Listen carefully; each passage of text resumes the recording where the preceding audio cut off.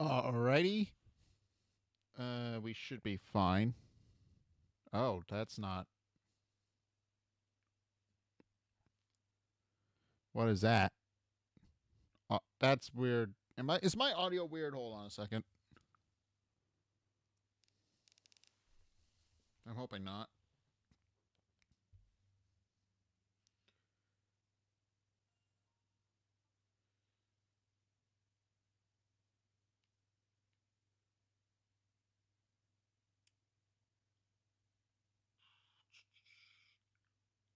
Alrighty. Okay, it might just be weird on my end. Never mind. Okay. Well, in case, I'm gonna take this off because it's distracting me. Okay. In any case, because I don't need to hear it. You guys can hear it fine. I've already confirmed that. You're good. But in case, welcome to what is it? Adventure Time Card Wars 2025. This was supposed to come out last year. No, I double checked. It's just it sounds weird on my end. It should sound fine on your end, but just in case it doesn't. But in case, yeah, welcome to what is it? Card Wars 2025. This was supposed to come out last year, but obviously with all the global nonsense that's been happening, it got delayed till this year. But in any case, that's things that don't really need to be brought up now. If you live in the U.S., you know exactly what I'm talking about. But essentially, I got a big old box here full of stuff. Um, so Card Wars. If you guys recall, a couple of years, I don't know how long ago this was. I think a while back, I did an unboxing of the original Card Wars. It is essentially a long time ago, back when the original episode aired. They made the card game real, and you could play it. There was an app. There were a couple of different iterations of the app. But you could play the game. You could play the game on what is it? You could play the game on mobile. It was also a physical card game that you could play and buy, and it was basically a very simplified version of Yu-Gi-Oh. So it was very fun. It had kingdoms and all those things. I showed all of that off to you guys. But new stuff. Essentially, there is a new kingdom, a new game mode, bunch of new cards to work with all of that, and also, yeah, that's generally what's going on. But in case, I gotta open this now because in case.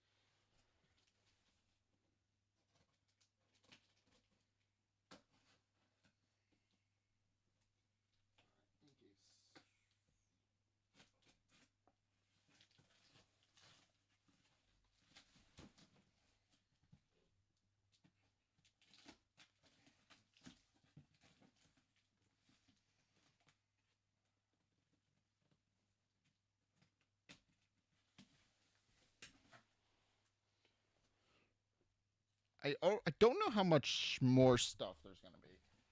it's a decent sized box, but there's also a lot of bubble wrap on it.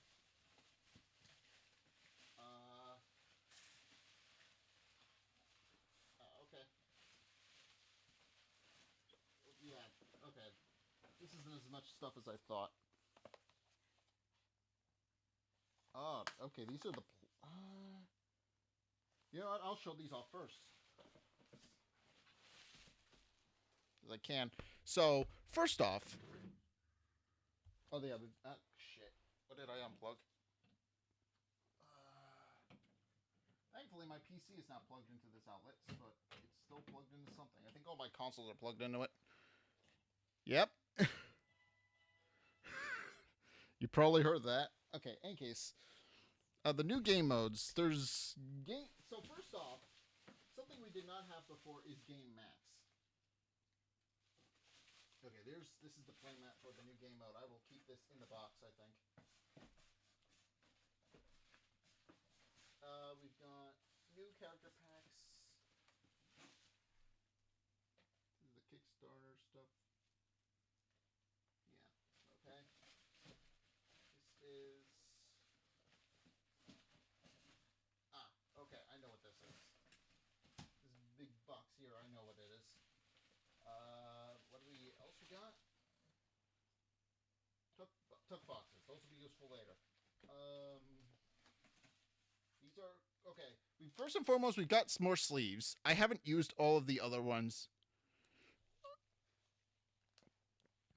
Oh yeah, yeah. That's part of it. This is more of a. I probably should have done something else, but I probably should. Okay, but in any case, we got sleeves. Essentially, is what we have. I don't usually.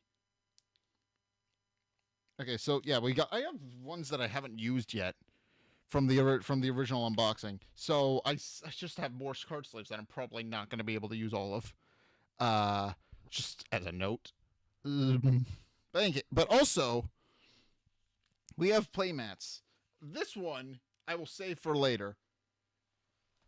That's going to go off to the side a little bit, but the other four I can show off. So first and foremost, we got playmats for all the different kingdoms and stuff like that. So, starting with this one, we've got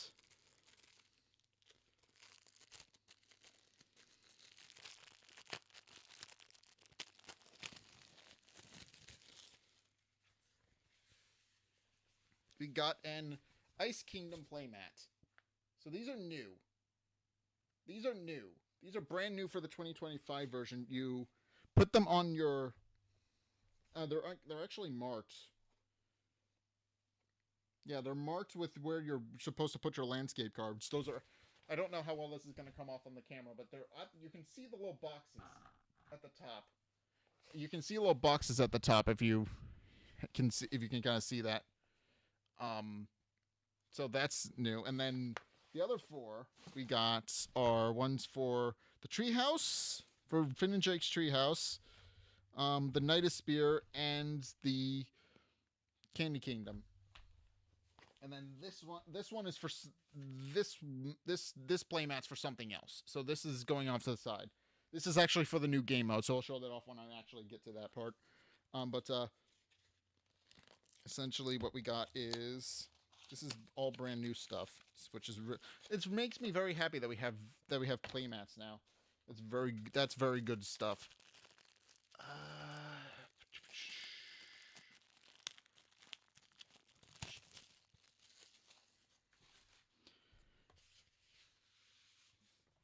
But yeah, we've got Finn and Jake's treehouse, which has all the Finn and Jake stuff on it.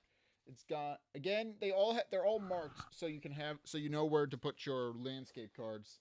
So those are very helpful.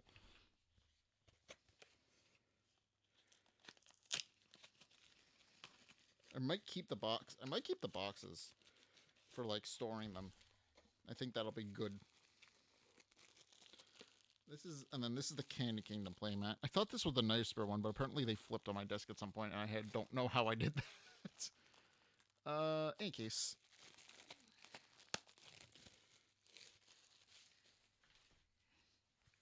Yeah, here's the Candy Kingdom one.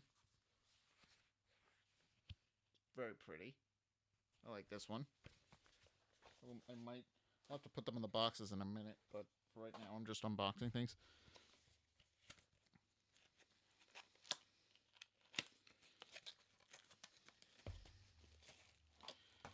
And then we've got the Nightosphere one,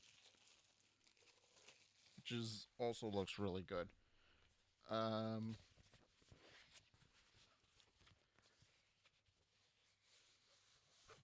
oh, I'm glad you're getting into the game. Very good. But like this game's fun. Like I will admit that this game is fun. Like there's a lot of interesting mechanics. Essentially every kingdom has its own mechanic. I didn't actually understand that. Like what I understood is that each game had its own mechanic. For example, our what is it? Like the nice lands cards focus on healing and keeping them within their optimal range is how they do it.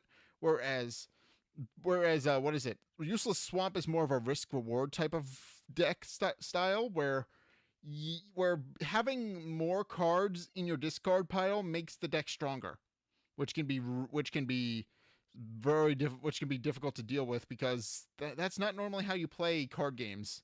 So that was very interesting to me. But yeah, also got Nightosphere. We've got the Nightosphere, which of course has Marceline on it, which is really cute. But in any case, I should probably put these all back in their boxes. That would be smart, just to store them.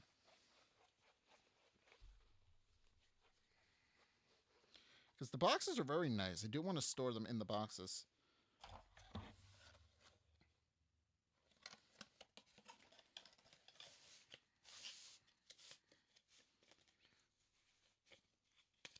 The box, if it'll fit in the box, because it did come out a little bit different from how I put it back in. This is the Candy Kingdom one. Okay.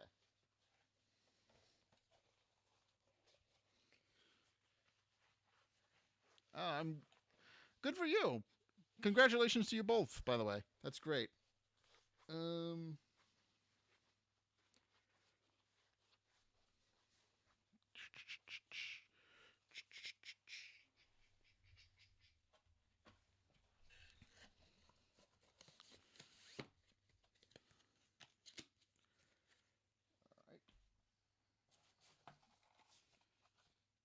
Treehouse. Just just gonna put them back in the box and store them. I probably should have done that before now, but too late. Now I'm doing it now.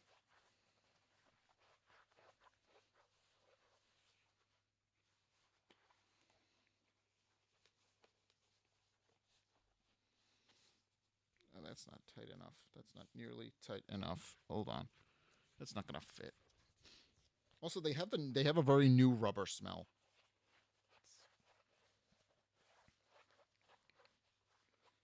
Like they smell like quality playmats. Is I guess the best way to describe it. Chip chip chip chip chip chip chip chip chip.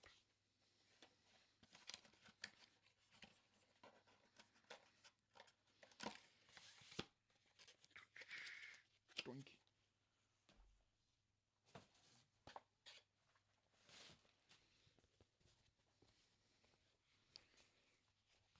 And here's the Adventure Time, the Ice Kingdom one, the first one I did. Kind of doing them in reverse order of how I opened them.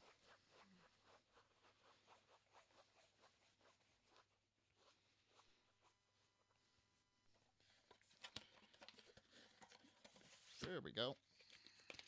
Okay.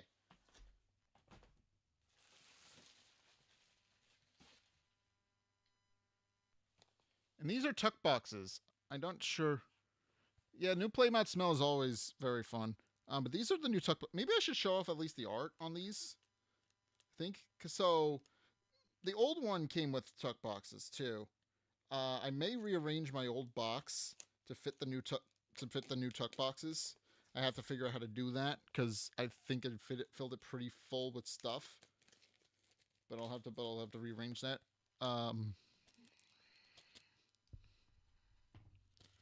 They should have plenty of room for the new tuck boxes, but it's going to be very interesting.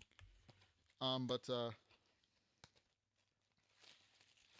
yeah, these are the tuck boxes for the new character. No, never mind. These may not fit. There's a lot of these. 1, 2, 3, 4. Yeah, there's more than I thought there were gonna be in here. I'm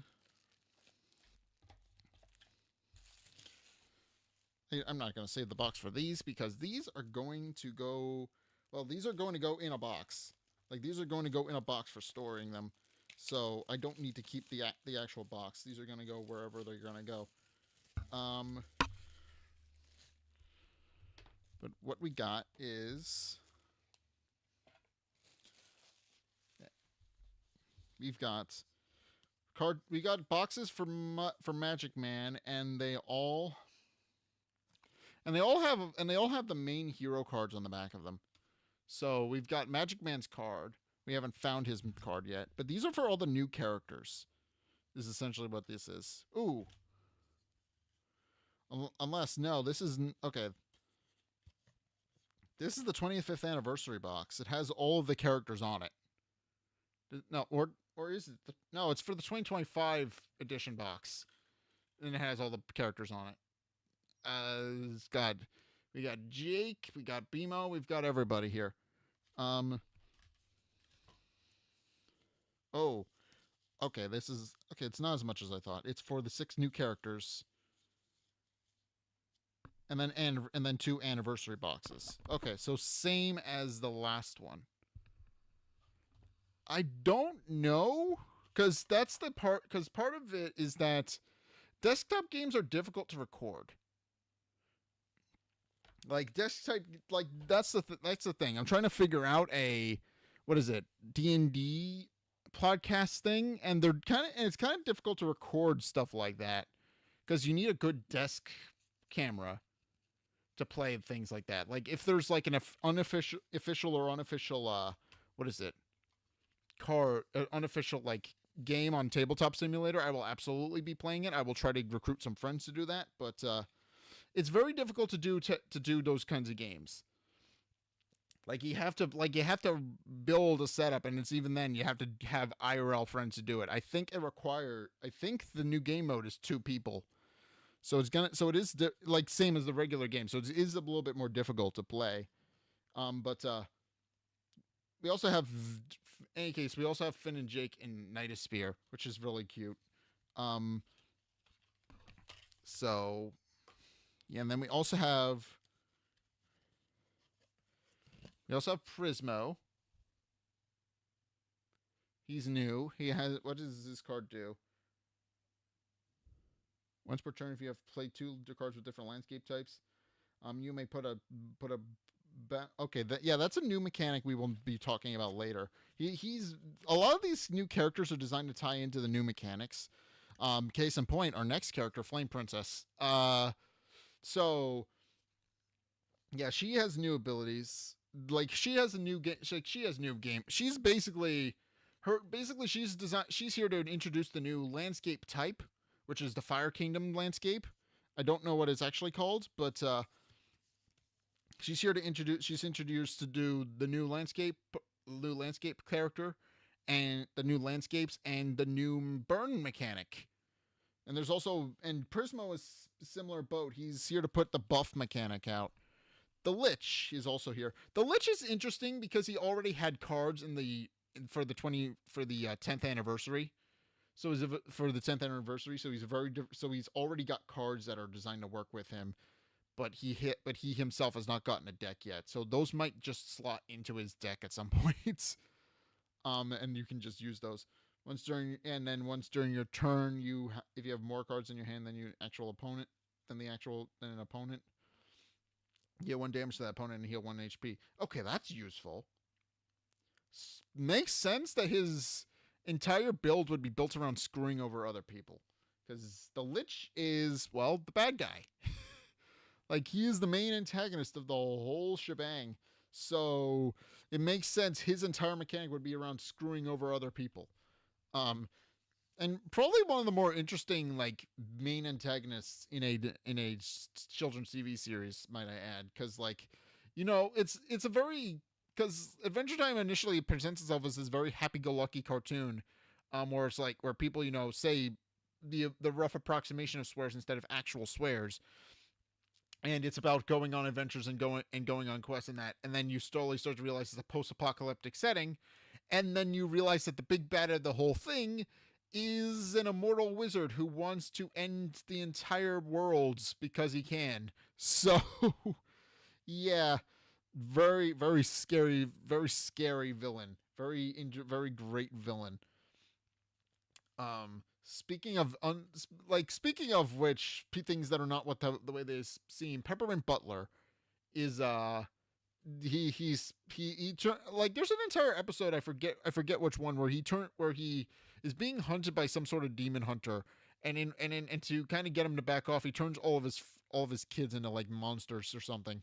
Like, it's a very dark episode, but it's an episode that suits Peppermint Butler very well as a solo story.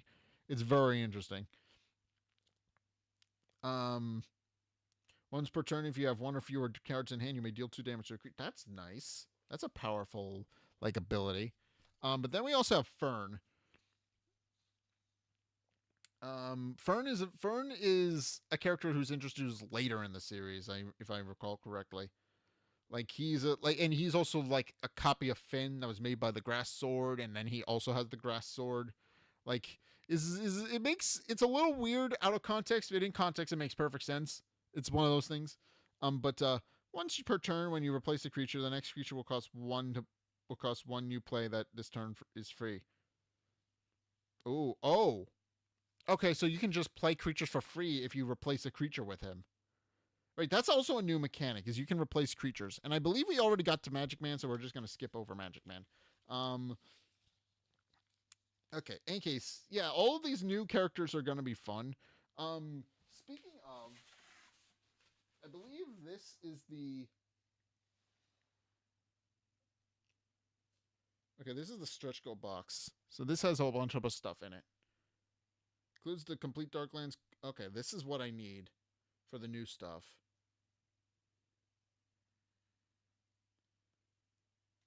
Okay, this is all of the Kickstarter. This is all the Kickstarter boxes. This is the Kickstarter box with all the stuff, with all the new stuff in it. I'm not quite there yet. Actually, I have a lot of sleeves in here.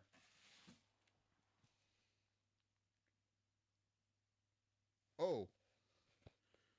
Okay, this is the bag with all the new tiles in it. I should probably... I'm gonna set this off to the side. I'm gonna save that for later. But yeah, I've got a lot of sleeves. I got a lot of sleeves in here. We'll get to those. Booster collection. I'm not there yet. I got 3 of... Ooh. Okay. I'm gonna be... Well, guess we're gonna address the elephant in the room and know what I'm doing, because I know what I'm doing next.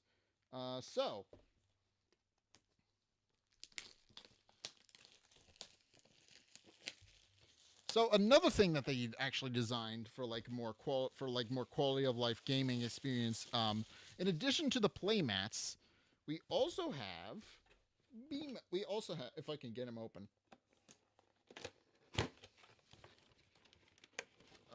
This is not as big as I thought it was. Okay, well, maybe a little bit. Oh, I gotta put some of them together. Okay, we'll figure that out. There you go. Oh. Oh, shit. I'm losing parts of him. Hold on.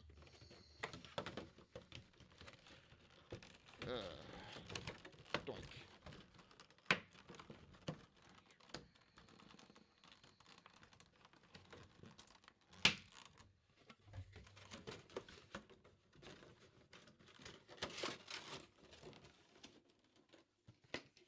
Going off to the side.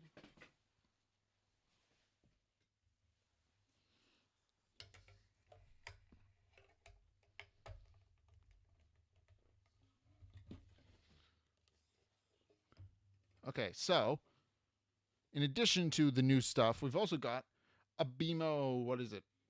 I think this is a Kickstarter exclusive one, but we've got a BMO um, chip bowl for all of the different playing chips and all those other things. So you can store them in BMO's little bowl here. Like you can store them in BMO's little bowl here, and he will keep them for you until you need them when you're playing. So in addition to playmats, we've also got a place to store all of our tokens when we're playing the game, which is really nice. And then in here, I'm not entirely sure how this works, but how do I? He apparently has like faceplates I can swap off, and I don't know how to pop those out. That's not how I do her. It's in fact not how I pop them out at all. How do I?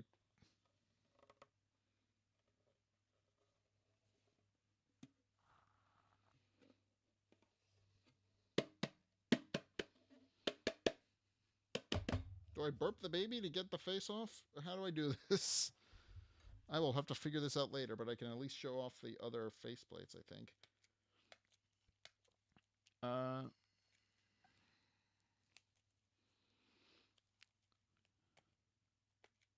Yes, the BMO is very adorable.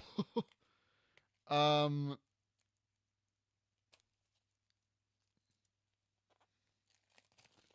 in any case, BMO.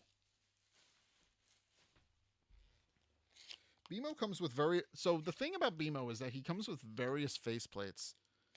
And if I can show those off, yes, he has a whole sandwich baggie full of faceplates here. So, oh, wait, I have a pen. I don't know if that'll work, but I have a pen. I don't know if it'll work, but I have a pen. Hold on. Yeah, I see the hole where I pop them off now.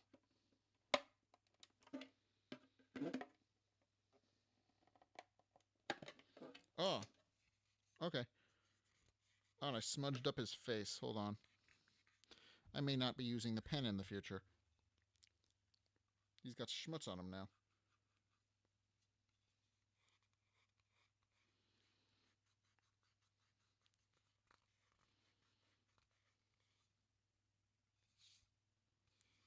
Okay. Well, in any case, the faceplates are reversible. So there's one for here for angry BMO and one here for his default happy BMO.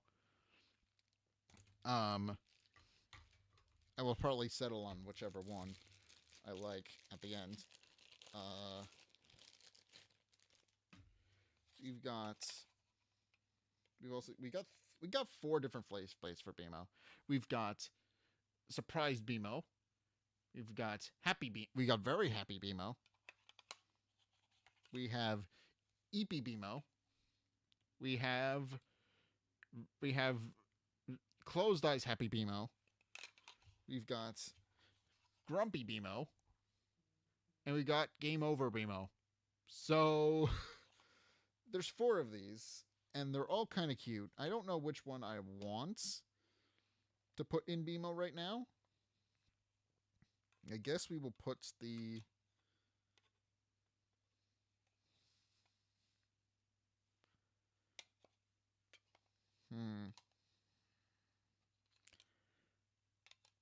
You know what? I like this BMO. This BMO's cute. I'm gonna put this BMO in. So how do I? I'm going to need to find a pencil to pop them out though. So I don't think we have any currently, but that's because I can't use my pen again. My pen scuffed them all the way up. But yeah, that's BMO. That's BMO. The BMO is very adorable, and he will be keeping our coins safe, our stuff safe. So that's pretty helpful. The rest are going back in the bag. I don't need the box if I have the bag.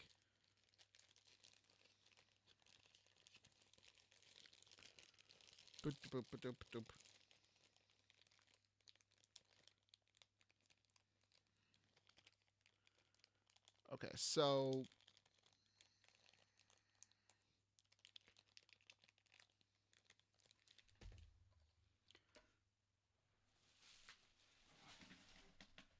the next thing we have here,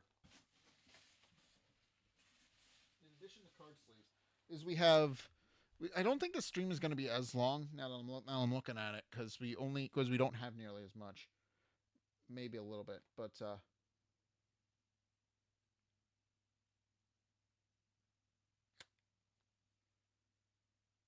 okay. So we have six different games. We have six different like cards. I should probably start with the Flame Princess versus Fern one because I believe the Flame Princess pack has new mechanics in it. So I should probably start with that one. That's going. Those two are going over there until I need them. Um, BMO, you're taking up space on my desk, so I'm gonna have you. I'm gonna have to move you. Down here. That's where you're gonna go. I'm gonna have to figure out what to do with him. Okay. I'm gonna have to open this up and see what the new mechanics are, because pretty sure all three of these come with instructions to explain how to play the game, which may or may not replace the current instructions I have.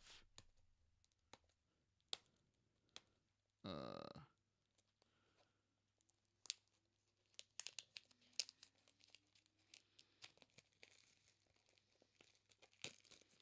yeah, there we go.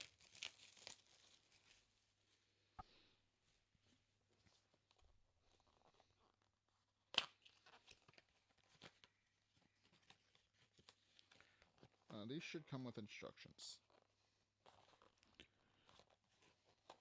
Pop it out. Yes. There's a rule book to teach me what the new mechanics are. And ooh.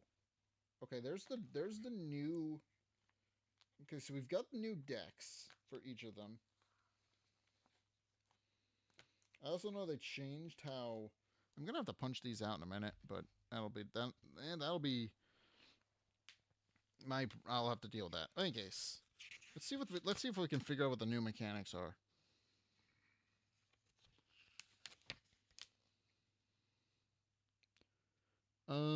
Okay, so everything about this so far just tells me everything else that I already know.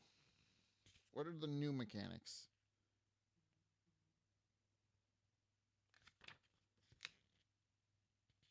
Ah, okay, attack tokens.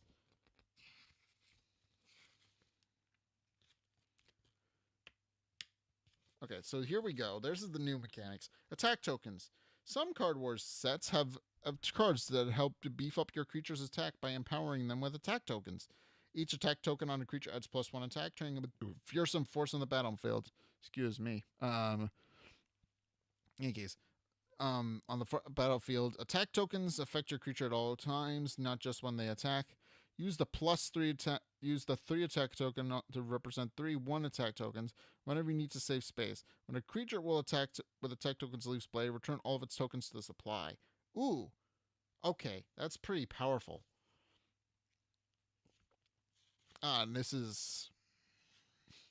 And it also tells me how frozen tokens work, even though it's not part of this mechanic. Yes. All right, burn tokens. Certain cards and abilities, such as in some Card War sets, can be burned creatures and players. When you burn a target, put a burn token on it. That it is now considered burning. Note that the burning a creature does not change its landscape type. For example, a Nice Lands creature with a burn token is now a burning Nice Lands creature. Okay. When a burn token is placed on a target player or creature, it takes 1 damage. At the start of their controller's turn, any burning creatures take an additional 1 damage per burn token currently on them. A burned player also takes 1 damage at the start of their turn for each burn token on them. There is no limit to the number of burn tokens that be placed on a single target. Use the 3 burned side of a token to represent the one burn token, whichever you need to save.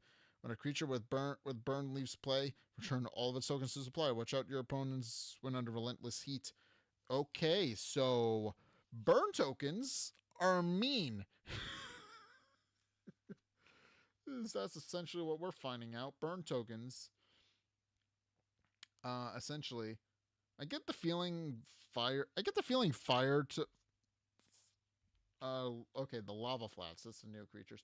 I get the feeling the lava flats creatures are immune to their own bullshit. But we'll get to that because that's the thing. Ice creatures we're semi immune to the effects of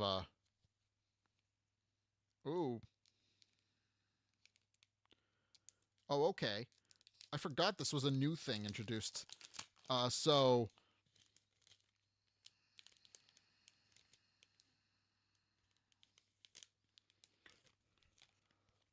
okay.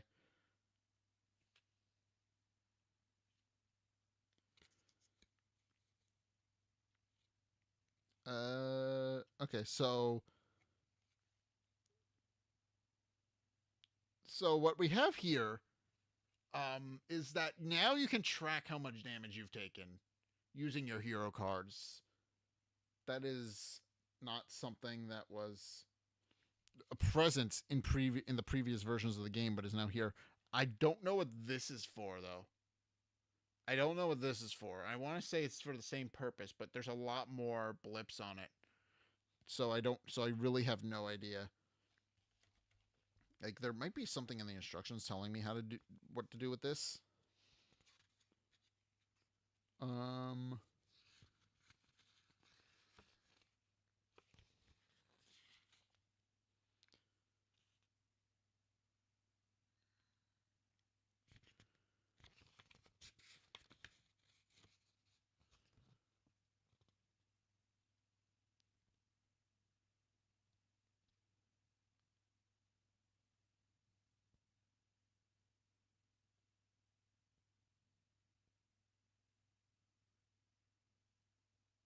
Okay.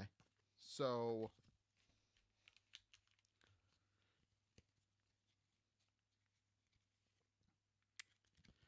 wait, hold on.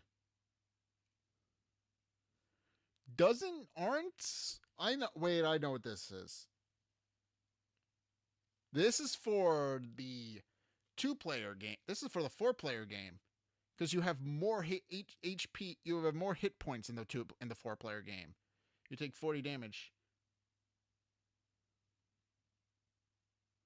Ah, okay. That is in fact what it is. Okay, so I was right. It is. This is indeed for.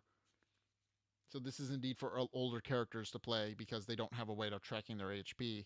And then you have the two, and then it's for the two-player game on the reverse side. Okay, so that's what this is for.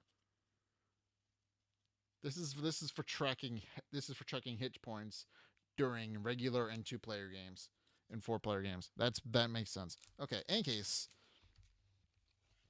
we've also got new landscapes. I gotta pop these out. Uh, okay, this is what the new the Gant landscape looks like. Okay, so here's the flatlands, or lava flats. I should. I'm not sure because I'm also because I will pop these out later. But okay, so these are all flame princesses because she has all cards. She's all Flamelands cards if I remember correctly. And then we also have the Nice Lands cards. So it seems Fern runs a Nice Lands cornfield deck, which is really interesting. Ooh. Ah, okay. So this is how you track it. There's these little tokens in the bottom here on the on the right hand side that's flipped, but it's on the right hand side in the camera, but it's on the right hand side down here. Um, that are used to track HP. But we also have the fire tokens and the battle tokens, which are also reversible. So there are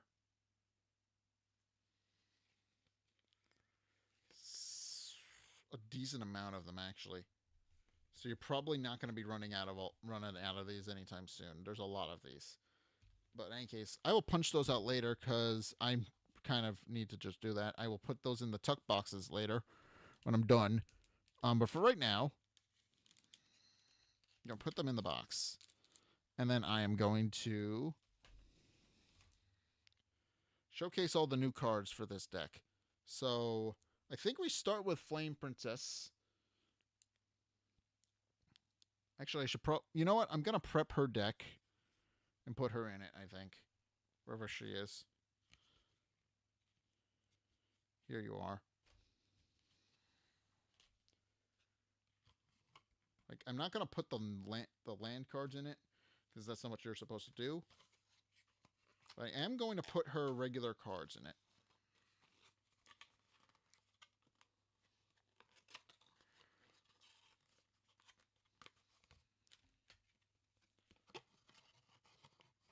All right. In any case, that's going in there. You're going off to the side for now. I'm going to showcase what all of your cards do. Okay, but in any case, we've got the flame cards. If I can figure out how to open this plastic, that'd be nice. But I can't do that yet. This is going away because it's in my way again.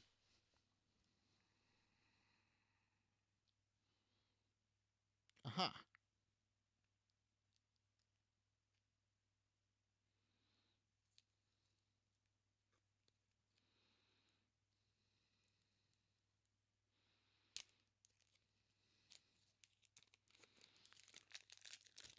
Okay. Oh, shit. Okay. So here we have. This should be all of them. I don't want. We're just making sure I didn't throw anything out. Nope, I'm good. Okay. Oh, so we've got these are all flame cards. So these are all new things, and I do like when the card like already I'm telling all the art is really good, but I do like when the art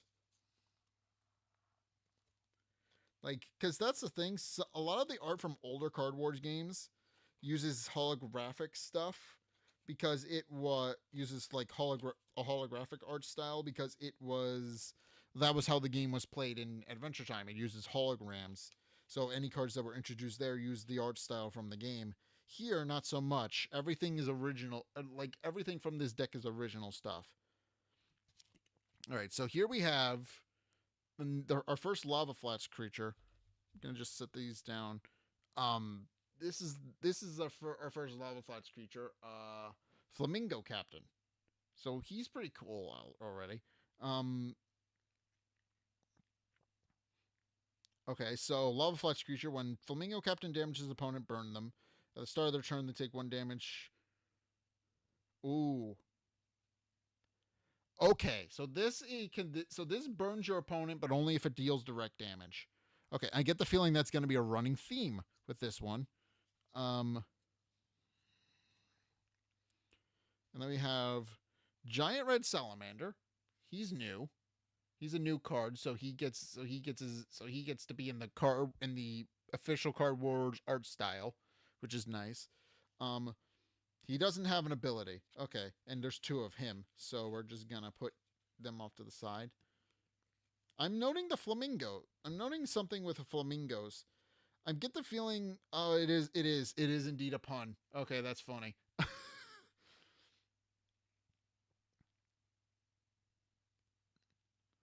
Okay, and then we've got Flamingo Heat Eater. So this guy's new. I haven't seen any abilities that are designed to replace anybody else yet, but I do know there are some that are designed to replace them. The first time you burn a creature each turn, draw a card. Okay, so this works really well for burning opponents and then drawing a whole bunch. So draw decks can be really fun with this deck, is what I'm noting. And then there's 2 of these, so we're gonna set off to the side. Flamingo Hotshot. He's also new. I'm noting a pattern with all of these being flamingos. I get the feeling that's going to be a theme. In any case, Flamingo Hotshot. When Flamingo Hotshot attacks a burning creature, you may deal 2 damage to another creature. If that other creature is not burning, burn it. Ooh. So this punishes people. You use this deck to burn somebody, and then Flamingo Hotshot is just here to punish people if they aren't burned yet. If you get them burned, this punishes them. That's mean. Okay, I'm getting the feeling this deck is going to be very mean.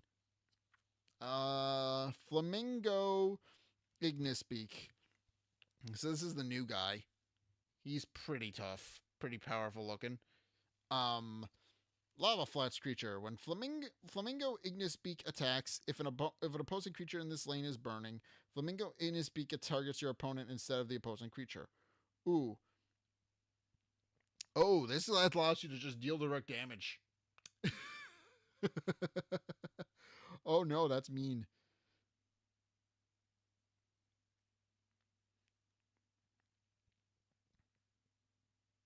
Okay, so this just deals direct damage, but and it's got decent it's got decent defense, so I don't think anything's gonna be killing it if it does that.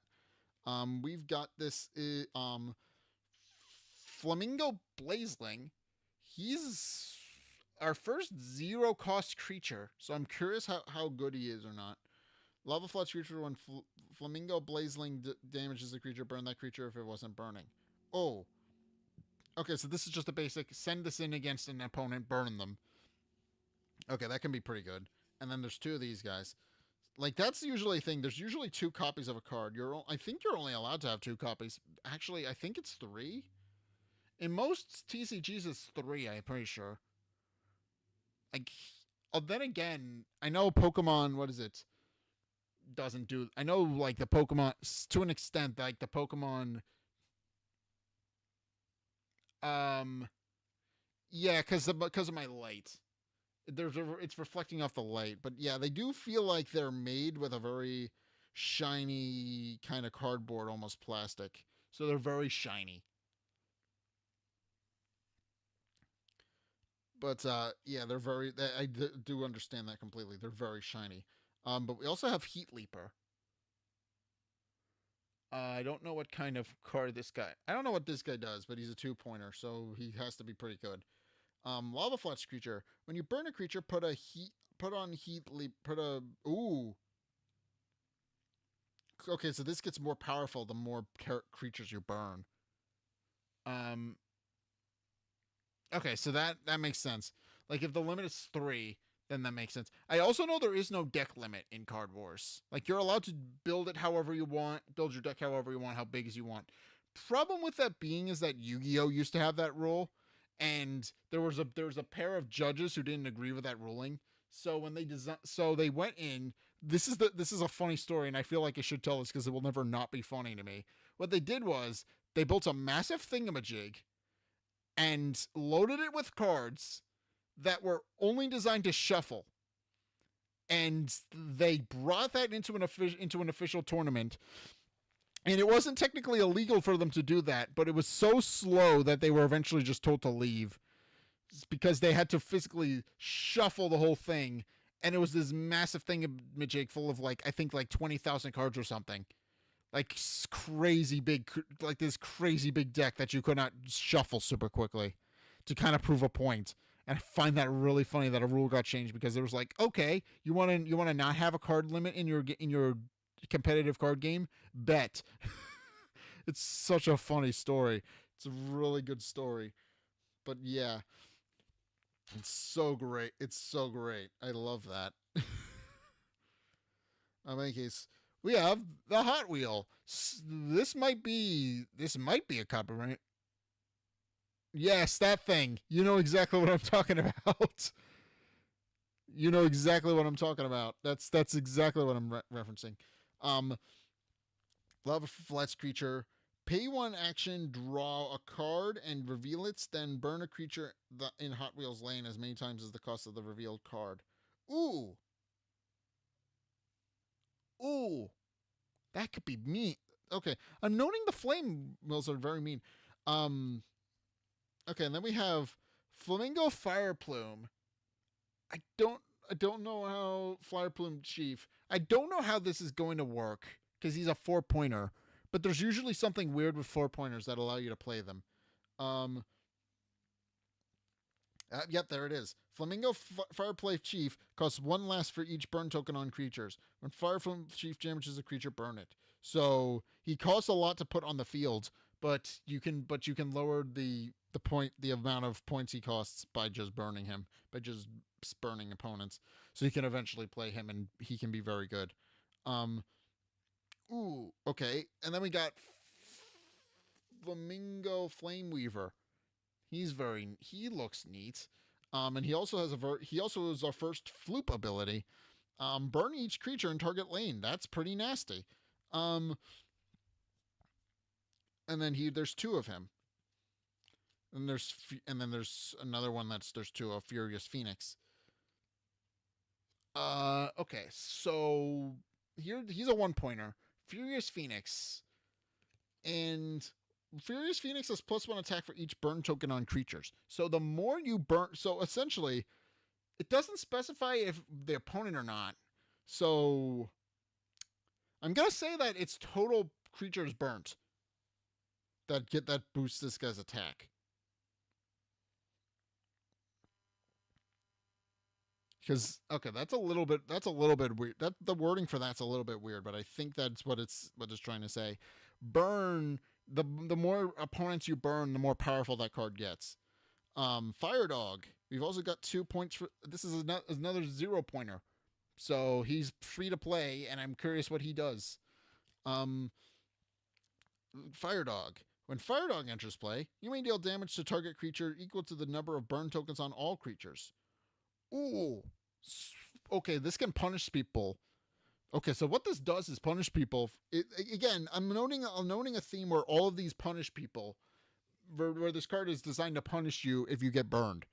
So Fire Dog, if you have a lot of creatures burnt, this will probably insta kill a creature that is directly in front of it.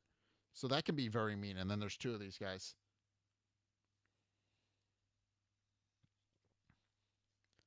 Yeah, that, I mean, it would make sense if if all creatures contributed to the total, because it doesn't specify. It just says total. It just says creatures. It doesn't say all opponents' creatures or anything like that. It just says creatures, which makes you think that's how that works. Um, and we have Flamingo Bird Warden. And we have two of these guys. Um,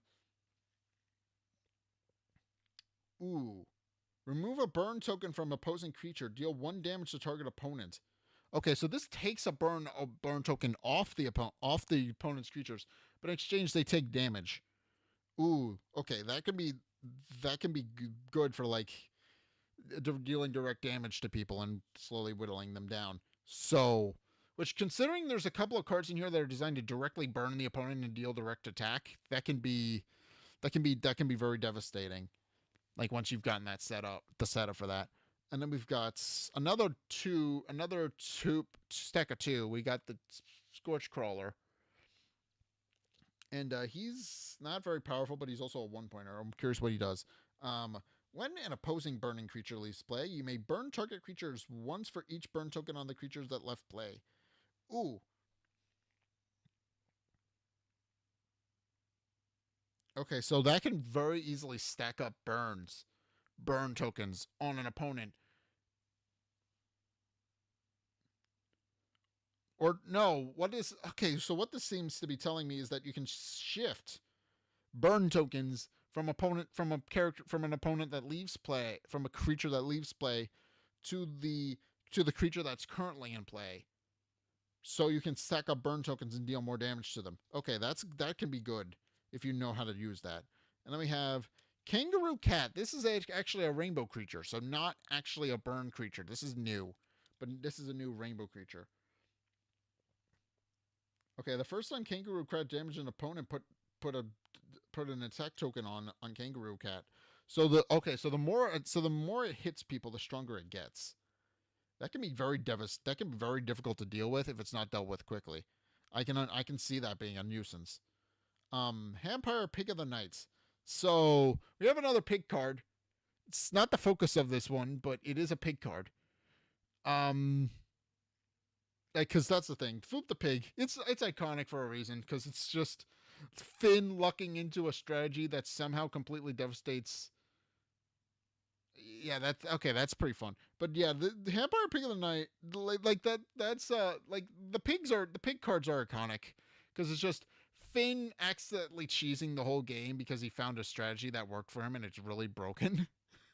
That sometimes happens in Yu-Gi-Oh. Like you can absolutely find like if you like in Yu-Gi-Oh specifically, if you build a like for example, since I'm trying to figure out the deck for this, I'm trying to figure out a deck for what is it, the Mimigul line of cards, and what they do is they lock the opponent in place with their field card. Then you play them on the opposite on the opponent's side of the field, and then they put a bunch of disruption effects that keep the opponent from actually doing something that they're able to do. It can be really fun, but it is a difficult deck to set up. But in any case, Vampire Pig of the Night, Rainbow Creature. When Vampire attacks, you heal HP equal to its attack. Oh, so this just heals 3 HP per turn, and then you have attack tokens which boost the attack stat. So this could potentially be a really good healer. That could be mean. And then we have a spell, Molten Potion. This is our first Fire Lava Flat spell. Burn target creature, deal 2 damage to each opponent's burning creature. Ooh. Okay, so this can very easy. Okay, so this can disrupt. Yes, it is. You don't have to build the right deck around it, because I flooping the pig. You need to build around, like, disrupting. Landscape cards, but generally it is pretty fun to just scream I flip the pig at people. It's great. Then we have Broyle's Coils. Not sure what this card does, but I'm feeling it's about to tell me. Deal 3 damage to target creature. If a creature is destroyed this way, gain 1 action. Ooh. Okay, so you can potentially get its points back. You can potentially play this card for free if it kills something. That could be cool. That's actually pretty fun. That's actually a pretty fun spell. I like that. That's fun. Ooh. And then we've got Volcanic Vitality. I have no idea what it does, but it looks cool. Volcanic Vitality, Lava Flat spell. Burn each opposing creature once for each burn token they have on them. Ooh. Okay, so this just piles on burn tokens. Essentially what it does. If you've already burned the opponent, Volcanic Vitality is just like, okay, we're gonna burn you all of your creatures again and deal more damage. That's pretty devastating. Okay. And then we have, what is it, Hot Shot. And Hot Shot, what it does is burn target creature to deal 1 additional damage to it. I'm getting the feeling this is supposed to target another creature that isn't your own, because that would be very difficult to use, like, on your own creature. Ooh, we've got Titanbane Amulet. This one looks cool. Kind of reminds me of the Demonic Wishing Eye, but it looks kind of funny. Destroy target creature and lose HP equal to its attack. Ooh. Ooh, okay, that can be. So you can use it you can use this to banish one, to defeat one creature of your choice, but you take damage if you do so, and you have to take it's like declaring direct attack on yourself. That can be potentially devastating. Then we have Scorchstone Gateway, not Getaway, Gateway. Okay, so this lets you burn a creature in his lane. This is a Lava Flats building. Our first building, actually. So that can be mean. That can be very mean. And then we have... Okay, we've got a couple of different... Okay, the rest of these are all buildings. Okay, and then this is... Hot Huts. I think that's what it's called. Yeah, Hot Huts. When you burn an opposing creature, deal 1 additional damage to it. Ooh, that could be mean. And then we have I'm pretty sure it's called Pyrovent Fortress, yes. And then you flip and remove a burn token from a creature, deal 3 damage to that creature. Ooh. Okay, so that can potentially kill something, because they're already going to be low on health because of the building, because of the burn. So this could potentially kill them outright in exchange for healing one of their burns. That could be devastating. And then we have the Cozy Kiln, which is a rainbow, or last rainbow card from this deck. Rainbow Building. When opposing burning creature in this lane leaves play, burn that creature's owner. At the start of this turn, they take 1 damage for each burn token. Ooh, okay, so that's devastating and mean, but I understand completely why that is. So that punishes both players if there's happens to be a creature in that lane and it goes down.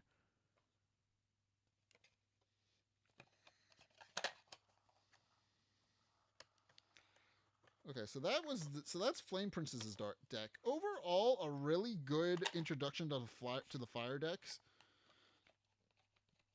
Like that's a decent deck. That is a decently devastating deck. Like that can like because the entire Lava Flats' build is just built around punishing people for that. That can be mean. That can be really mean. Okay, in case that's our first Lava Flat creature. The next one is Fern, and he has a combination of cards. Um, I actually don't know what Fern's abilities are, so he's probably designed to work with it.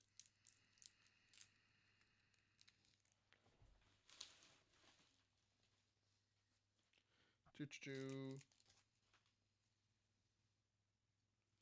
I get the feeling we're gonna have a double. I get the feeling I'm gonna go through this a lot faster. I started earlier because the last one was like 5 hours, but I don't have nearly as much to show off. I think in this one,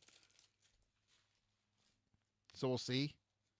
But I did start a little bit earlier because I had a feeling I was gonna need like the extra hours, the next extra couple of hours or so. But we have Fern, and what does Fern do? What do you do, Fern? Once per turn, when you replace a creature, the next creature would cost you to play. This turn is free. Okay. This is to teach the replacing mechanic, because that is something that's new for this. You can replace a creature and it becomes stronger, I think. That's new. So this is to teach the new mechanic. That can be potentially fun. All right, Fern, you are going in your box. Because I figured if I'm here, I might as well just put everything away. Right? I figured I might as well.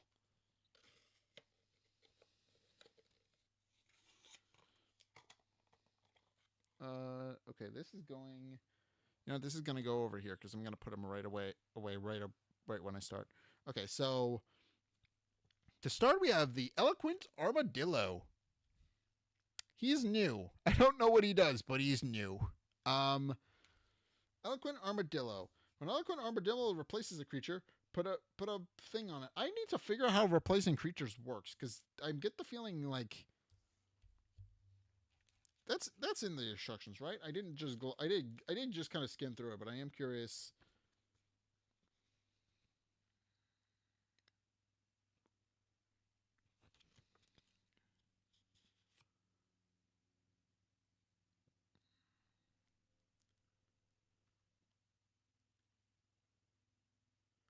Oh, that's okay. There is a new mechanic in here. Apparently, you can spend an action to draw an additional card on your turn. So if you don't have a good hand, you can potentially draw something else into it and play it. That can be helpful. Um,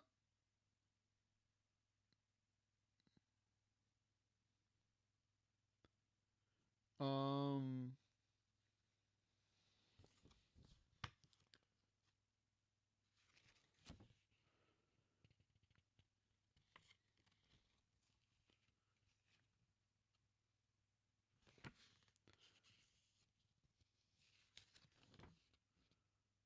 how do I replace? How does it say replace a creature? Because I know there's a mechanic you can do, but I don't see it in here anywhere.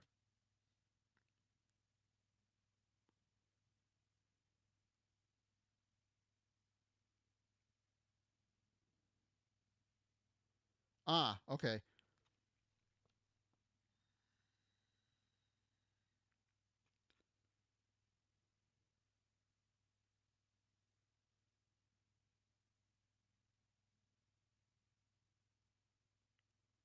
Okay, so the replacing a creature is just if it you present it to the discard, but the trade off is that it doesn't kill you, is that you don't die from losing a creature.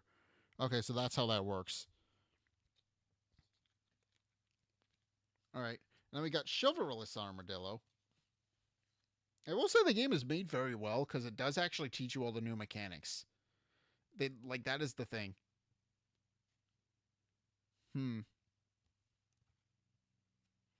And I know there is a way to place carrot creatures over top other creatures. I know some did that. I know, like for example, I think Pie Guardian or whatever it was called did that from the 10th anniversary, where you could place it over top and it would buff it. I don't remember what that card is called, but but it's. I remember that's how it works. You place some creatures over top of other creatures.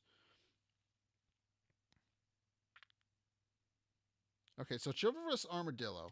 I don't think I showed him off yet, just in case I didn't. Um, Chivalrous Armadillo. When Chivalrous Armadillo enters play, you may heal 3 damage from another creature. If that creature still has damage on it, draw a card. Okay, so that allows you to. So again, nice land cards are built around healing, so it makes sense that they would use the new effects to kind of do that by removing a character from play. And then we have Gallant Armadillo. He's new too. Gallant Armadillo. When Gallant Armadillo replaces a creature, play the top card of your deck for free. Ooh. Okay, so that could be kind of nice. Yeah, I get the feeling that Fern's entire thing is built around.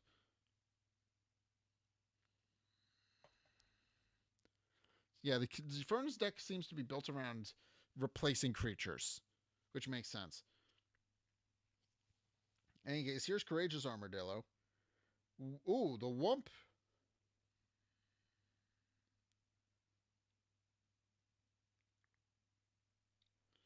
Okay, so this is the Wump effect that you were talking about. Wump. When a courageous armadillo defeats an opposing creature, you heal 2 HP and deal 2 damage to the target opponent. Ooh, okay. And then this is a nice lands creature. Wump. Your other creatures with Wump cost 1 less to play. I don't know how to play this though. There's probably an ability that. Wait, Fern has an ability that lets you play a card.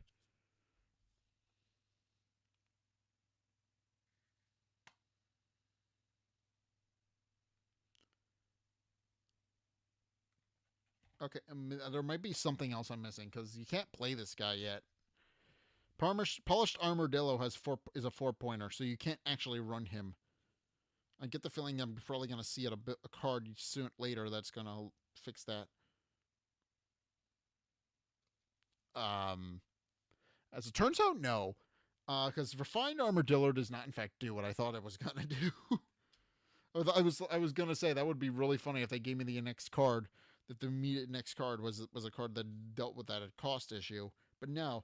Refined Armadillo. If you played a creature with cost 2 or greater this turn, you may play Refined Armadillo for free. So the reverse is true for this guy. If you already have a 4-pointer on your field, then you can play him.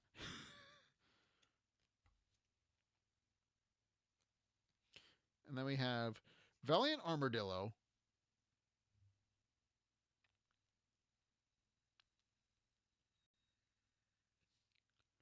Ah, okay, so that's what the Wump effect does. Okay, so that's pretty useful. That is pretty useful.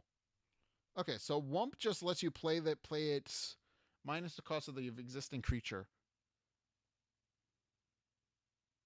I didn't see it in the real book, but it might be. Hold on a second.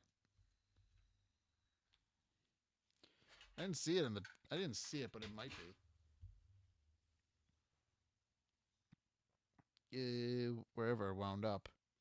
Yes.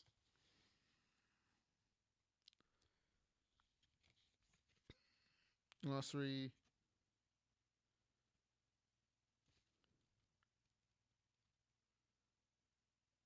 Yeah, there it is. When you play a creature with Wump, it cost is temporarily reduced by the cost of the creature it replaces. You cannot play the adjust. If you cannot play the adjusted cost of a creature with Wump, you may not play it. Once a creature with Wump is played, its cost reverts to its original value. Okay. All right. So that's how Wump works.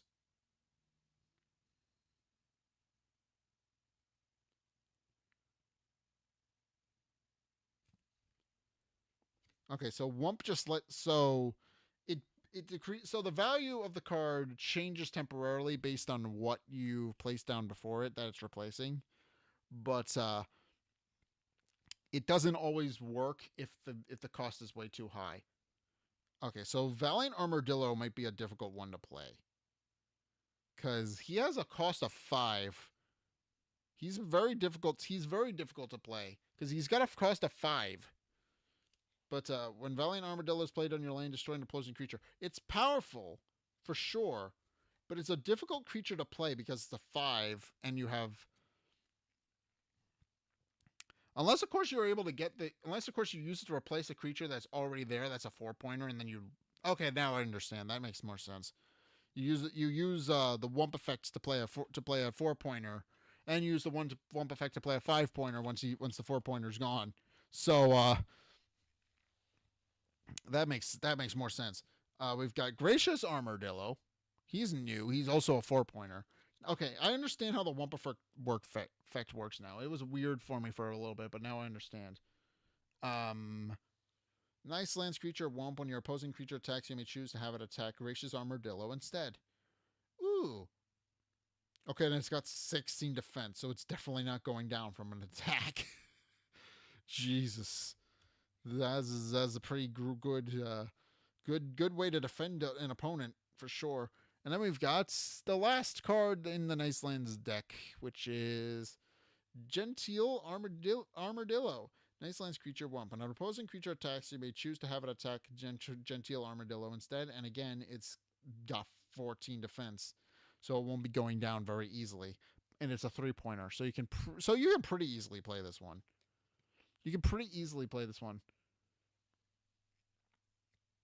No, it's fine. And also, thank you for making my stream your first live stream. I appreciate that.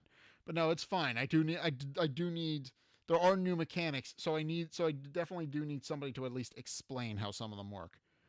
Oh, and we've got goblin creatures now. That's pretty cool. They're all the same creature. um, they're all the same arts. That's interesting. All of the goblins have the same exact art. That's unusual. Okay. Yes, I'm going to play that. Cherish Cobnoblin. That sounds like it should be something that I shouldn't be saying out loud, but it's a card creature name. Cornfield creature. Ooh. Oh wait, this is the other mechanic I heard about, isn't it? Gobble. This is the one that allows you to play over a creature, isn't it? This should be in the.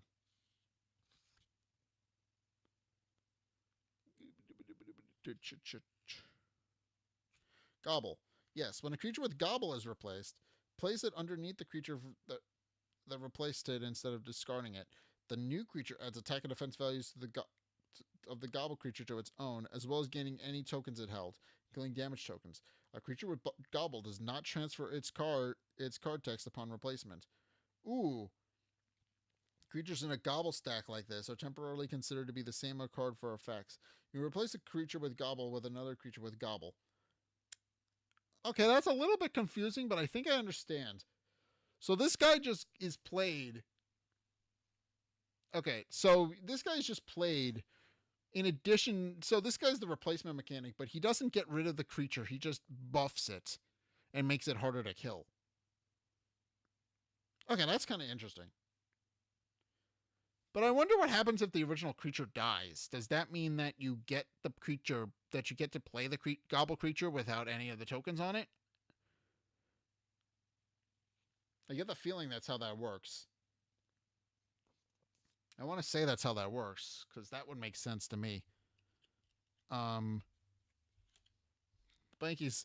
You're going to notice a pattern with all these goblin creatures.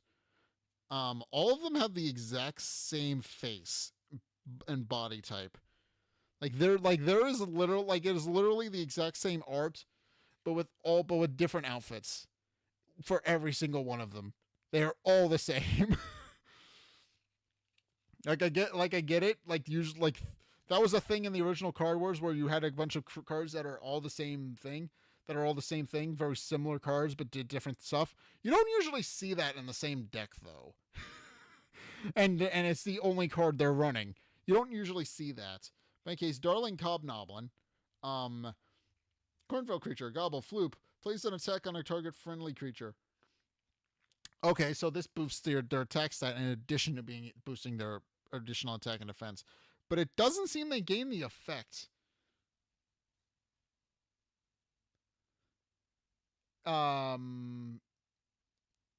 Okay, that makes a bit more sense. Okay, so it's built around. Ooh. Okay, so the creature gets well. Okay, I guess that makes sense because you're combining their attack and defense. That makes sense. If you're combining their attack and defense, it makes sense that once you run out of their combined attack and defense, they both go down. That makes a bit more sense. So you don't gain any effects from them though, which is interesting. Or at least from what I can tell, the gobble creatures, they just seem like they buff the creature and then they become stronger. In any case, we got the adored Cobnoblin. This feels like it's a very inappropriate name to be saying, a very inappropriate thing to be saying out loud. But in any case, it has a Floop effect where you reduce the cost of the next creature you play by 1. Ooh, so all right. So in addition to Fern's entire deck seems to be based around replacing, not only reducing the cost of the creatures he's replacing. Actually, that seems to be exactly what he does. He reduces the cost of the cards that he's replacing, and in addition, he also makes them stronger using the gobble effect. So he is able to play very high level cards for basically nothing, and then also make them stronger by placing cards under them. Okay, that's actually a really powerful deck. He buffs everything. Okay, and then we got the Precious Cobnoblin. Again, they're all the same card, but with different outfits and effects, which is really funny. Gobble, Floop, either heal 2 damage or remove 1 non-damage token from target friendly creature. Nice. So this can be okay. So we've also got the treasured Gobnoblin, and he just draws a card if you Floop him. So that's a pretty good effect to have. And that's all the goblin creatures. Again, they're all the same creature, with different outfits, but they do different things, so they are helpful. I just find it funny that they are basically just, what if we just take the same creature and just redraw them a whole bunch of times, and then have that be an entire archetype of creature? I find that very funny. Okay, but in any case, we have the Rhinoceros. I don't know what he does, but he's a rainbow creature. A rainbow creature. Rhinoceros is the first card you played this turn. Put an attack card on it. Okay, so if you play him, he gets strong. If you play him first, he gets stronger. Okay, that's pretty good. Kangaroo Bats. Kangaroo Bat is also new. When Kangaroo Bat enters the potion, put an attack on Kangaroo Bat. Ooh, okay, powerful stuff. Powerful stuff. We've got Champion's Album. There's 2 of this. It's an Iceland spell. Heal 3 damage from a target creature if that creature still has damage on it. Gain 1 action. So you can potentially play this for 3 if you have too much damage on a creature. That could be helpful. And then we've got Herbal Hurlers. When friendly creatures deal damage this turn, heal that much damage from them. Ooh. Okay, so these are both healings. So everything has been healing spells for Fern so far. And then we have Rage Pop Totem, which is also new. Rage Pop Totem. Target friendly creature has +2 attack this turn. If that creature defeats another creature this turn, draw a card. Ooh, and it's a 0 pointer, so it can potentially replenish itself, but only if you kill a creature while it's in play. That can potentially be good. That's the thing. Like there are like draw spells are very difficult in TCGs to do. Like Pot of Greed is probably the most infamous example because it got banned for being too good. The irony, of course, being is that there's a couple of different cards that are designed to work with Pot of Greed. For example, Avatar of the Pot, you can only play it if you have Pot of Greed in your hand, and that's how it gets put into play. You need Pot of Greed to play it, but not necessarily use Pot of Greed. You use Pot of Greed to summon the creature instead of playing it to draw cards. So, and there's a couple of cards like that are in the Pot of Greed archetype, but none of them can be played anymore because the card that they require, Pot of Greed, got banned or semi-banned. I think there's actually a new format that a recent-ish format that allows you to play it again. I'm not entirely sure what that format is called or how it works, but that's what I've heard. In any case, Kernel Renewal is yet another card. Cornfield Spell. Deal damage to the target creature equal to the damage of one of your creatures. Ooh. Okay, so the more damage you have on a creature, the more devastating this spell is. So, if you put this on a tanky creature, which some of the armadillos are, you can potentially use this to kill an opponent outright. Like that can be devastating. Just hold on to this card. Just hold on to this card, and then just play it when you know you're low on HP for one of your creatures. That can be devastating. Sacred Scythe. Ooh. Okay, this destroys a creature, but it heals HP to whoever takes damage. That's pretty. That can be pretty situational. If you have a creature that's low on HP, you can use that to heal yourself, so you don't take direct damage, and potentially lose the game. That can be useful. Then you have Moss Glen Retreat. It's a 1 pointer. At the start of your turn, you may remove one non-damage token from a friendly creature or a landscape you control. That is why he's paired with Flame Princess. He has a building that makes him immune to our nonsense. Okay. Or at least resistant to it. That could be pretty mean. Life Ward Tower, we've got 2 of this. At the start of your turn, heal 1 damage from a friendly creature this lane. Ooh. Okay. That's pretty good. So that can potentially negate if you have a lot of creatures that are getting burned, that can potentially negate some of that. And then we have this new card, Ascension Silo. Once per turn, when your creature in this lane leaves play, draw a card. So yet again, you have another draw spell, but it's built around whether or not your creature leaves play. So that can be pretty good.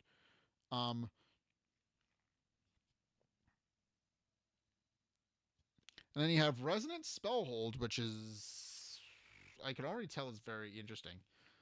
Resonant Spellhold, when you play a creature in this lane, you may return a spell of lesser cost to your hand, discard a pile to your hand. Ooh. Okay, so this can allow you to replenish spells. Okay, that's pretty good. That's pretty good overall. I like that. I like that ability. So overall, Fern's deck is very interesting as well. He's built around playing high-level cards, putting them and then supporting. So essentially, what it seems like he does is he plays nice land cards.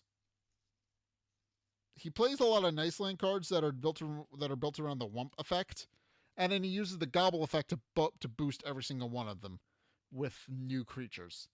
Which I don't know if they get the abilities. I don't think they get the abilities, but that could be potentially very devastating. You don't know what you're doing. Okay, so that is Fern. So who's next on my list? This is going away, and I'm going to be keeping the.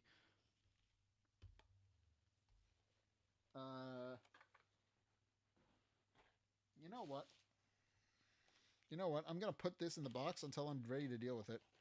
I think is the best way we're gonna do that.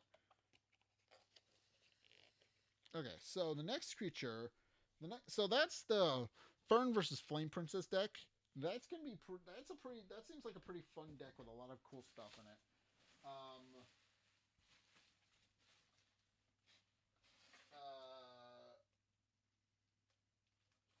we have the Lands of Legend. I'm probably not gonna open all of those. I'm gonna show off one because I get the feeling they all have the same cards in them.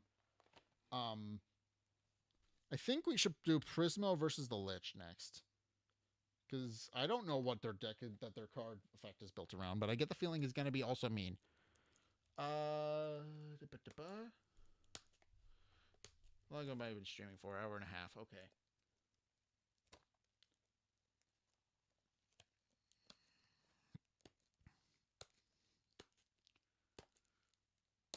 Uh,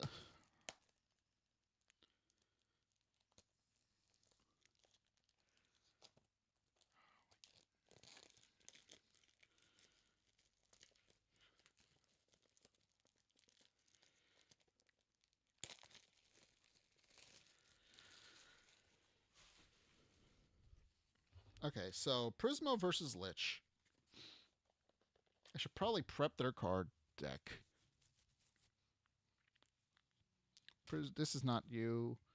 Prismo, there's Prismo, and there's Lich. Prismo actually uses his Fiona and Cake design for the outer box. So, but he uses his original Adventure Time design. Also, Prismo was very sad because I found out apparently his voice actor wanted to come back to voice Prismo for Fiona and Cake, and his agent apparently just screwed him over by that by not telling them there was going to be new Adventure Time stuff coming out, so they recast him or something along those lines. I don't remember exactly what happened, but I do know that that was part of it. Like he wanted to come back to voice Prismo for Adventure Time, but apparently his agents um that's funny. That is very funny. I like that. That's hilarious. That's hilarious. Oh no.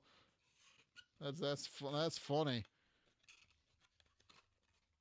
That's funny. I like that. That's funny. All right. Any case.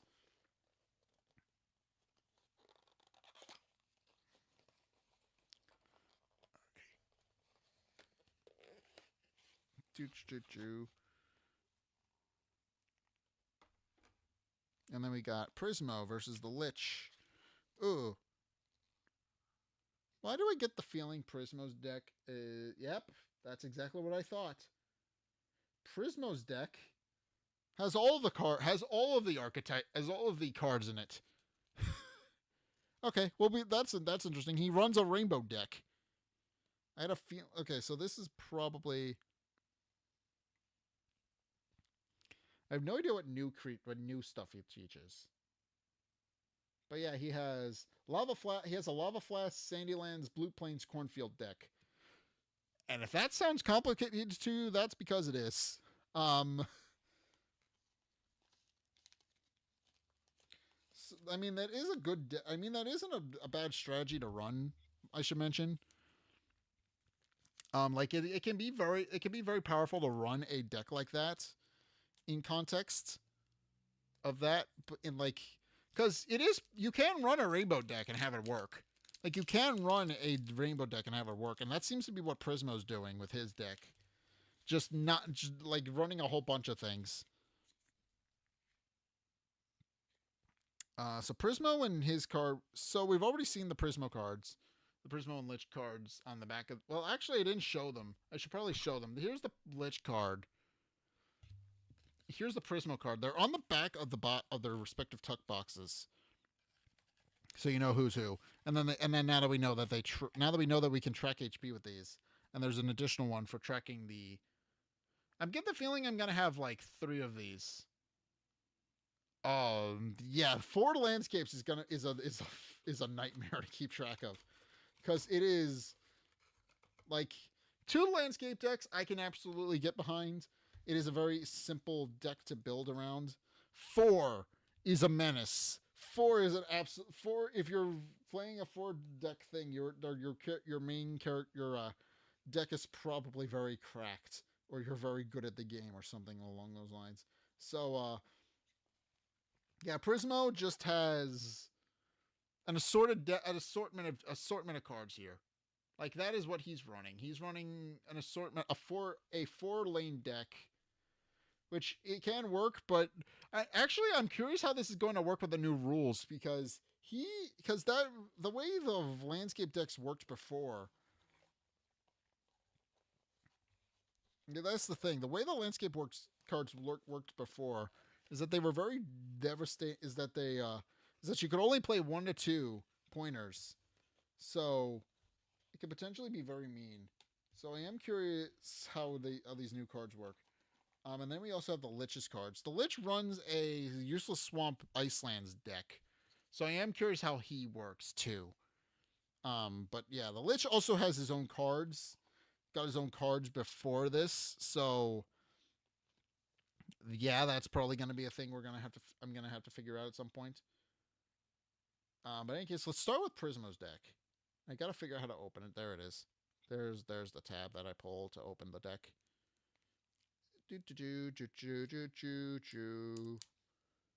And I broke the tab, so now I can't actually open the deck cards. Yay. Great. Okay. So, let's see how cracked Prismo's 4 lane deck is. Okay, we've got Prismatarchia. Or at least that's how I think it's pronounced. I might look at that. Yeah, Prismatarchia. Okay, the Prismatarchia, rainbow creature. Prismatarchia costs 1 less to play for each creature of a different landscape type you control. Oh, okay, that's how Prismo's deck works. That's why he's running it, because he can play something like this that has a lot of defense and a lot of attack for less, because he's running 4 different landscape types. And then we have Oasis Guardian. This is a new Sandylands creature. Oasis Guardian. For each non-Sandylands card you play, deal 1 damage to each opposing creature. Oh. Oh, is that all? Oh, this is correct. Okay, I'm understanding what this deck is now. It's just all of the rainbow. Yeah, I would recommend that one. That one's 6 hours. That is a long. That one was a long one. That's why part of why I started earlier. That is a long stream, but I'm glad I did it. But yeah, okay. So what I'm learning is that this Oasis Guardian is like what I'm learning is that Prismo's deck is full of bullshit. Um, yeah. Again, we have another card that buffs things. Non-sandy. Okay, here we go. Support Saguaro. Non-Sandylands creatures you control have +1 attack. So yeah, times +2 of those. So Prismo's deck is in fact running around all the decks that support other decks. Seems to be what he has. Dunebug Buggy. Any case, when Dunebug Buggy enters play, you may reveal the top card of your deck. If you reveal a non-Sandylands card, you may play it for free. Yeah, he has cards that support all the different deck types. So this is just he just has a rainbow effect of things that are designed to support other things. And then we have Prismatic War Beetle. So we got yet another card that I'm sure is going to buff something else. For each non-Sandylands card in play, Prismatic War Beetle has +1 attack this turn. Okay, yeah, he's running all the cards that are designed to buff other things. So that's mean. Why would you do this? Why have you done this? Why have you done this? All right, dual cast adept. This is another goblin. This is another blue. This is a blue plains creature.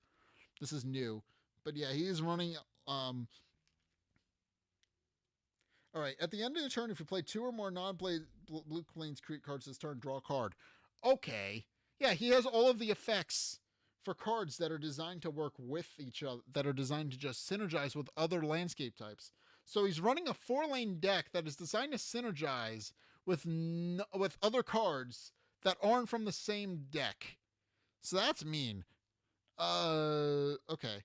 Duplicast Sorcerer is also new, and he's what does he do? If, okay, Floop. If you play two or more non-blue plains creatures this turn, deal 2 damage to each opposing creature. Okay, so yeah, his entire deck is built around running a 4-lane deck. That's pretty damn devastating.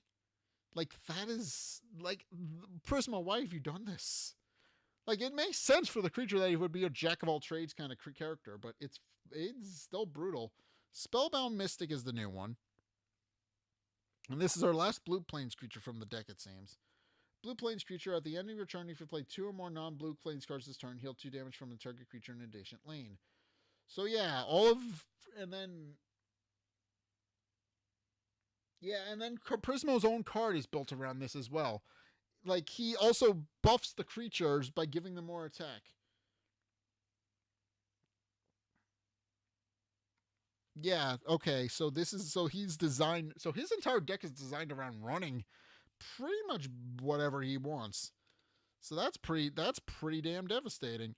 This can be a very difficult deck to deal with. I can already tell. That makes me want to think about how he would actually ultimately run a deck like this, because I kind of have wanted to run him like kind of a rainbow deck for a while, and Prismo is kind of demonstrating that as long as you build it right, it can be very devastating. In case we have a cornfield creature, we have Broog Rider. When Broog Rider leaves play, ooh put an attack card on put an attack token on a creature with 1 cost. Ooh. Okay, so this buffs other low level creatures, which Prismo is going to be running a lot of because it's a single lane. Because everything he's running is a single lane.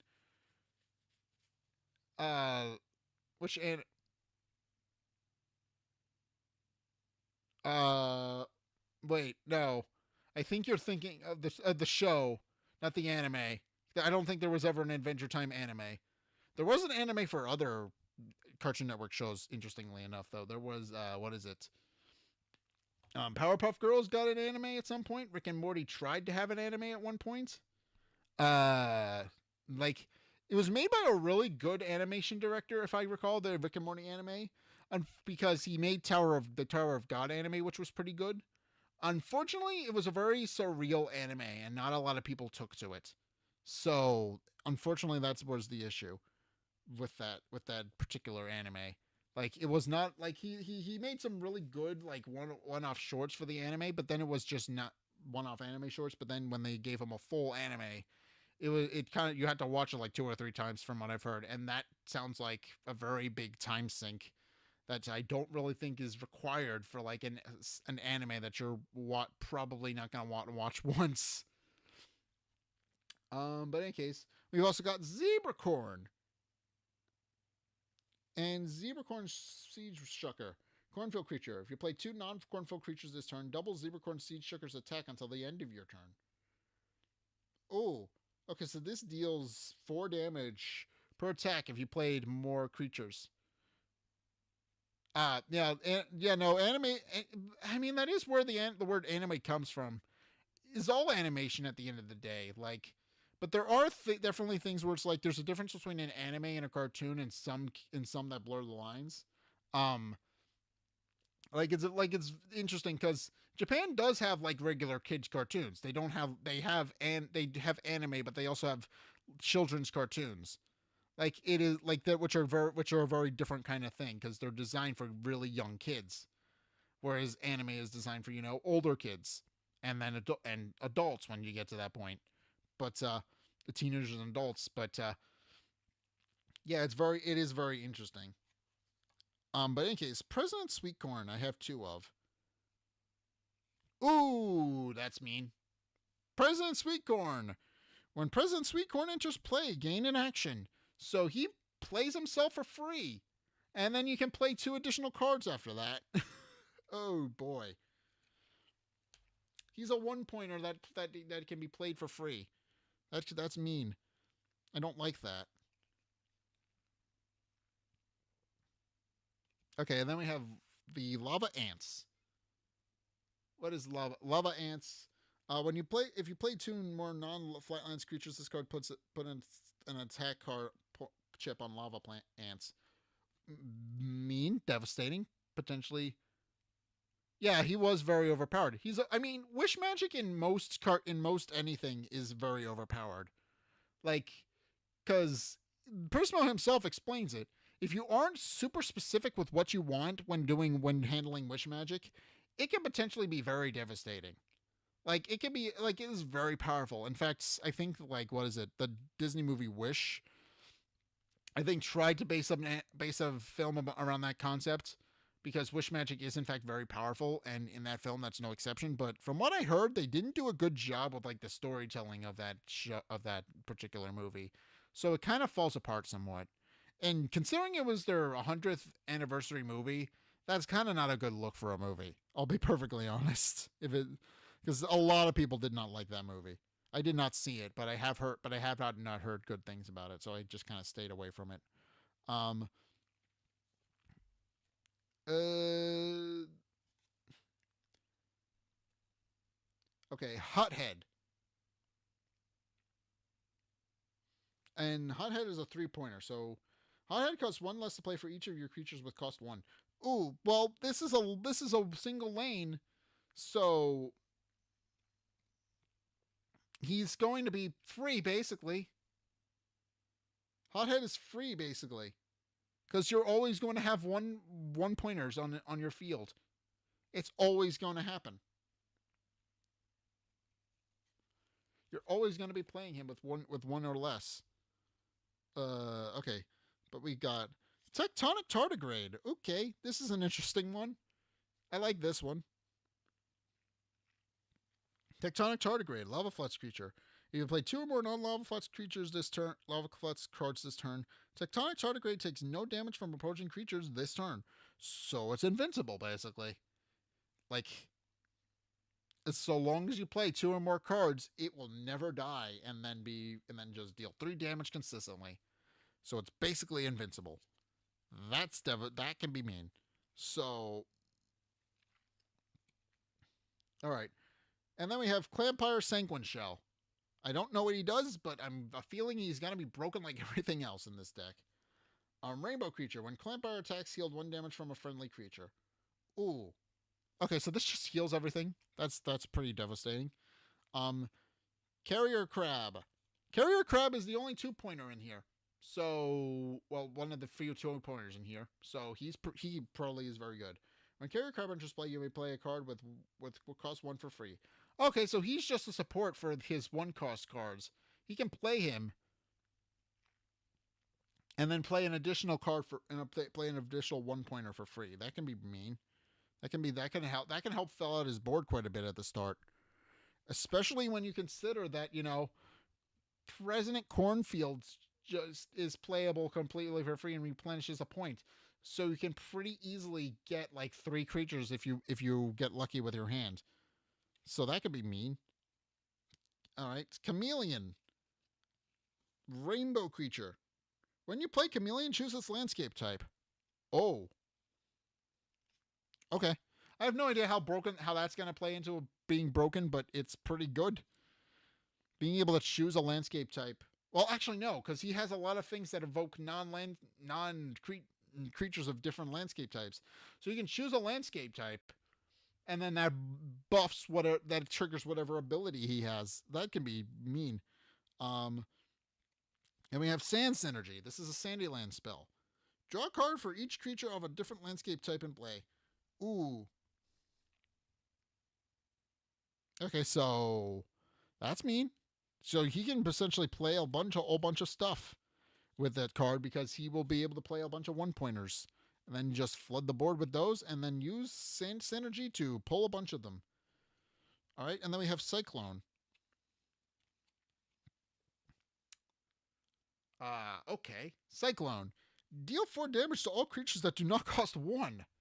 Jesus Christ.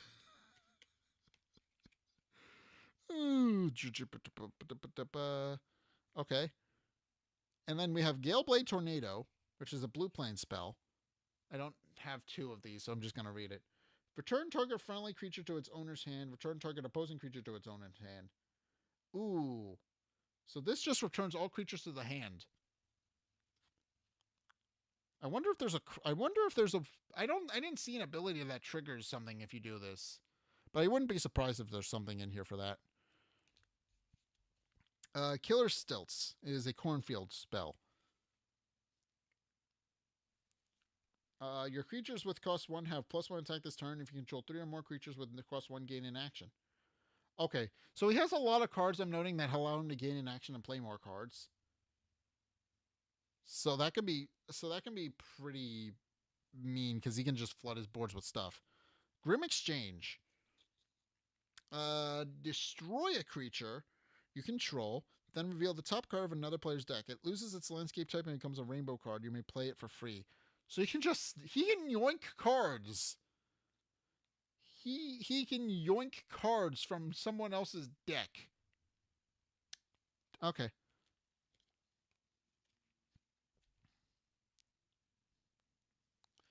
And then we have Wellspring Apartments. Wellspring Apartments is a Sandyland spell. Your creatures in this lane have it's a Sandyland's building.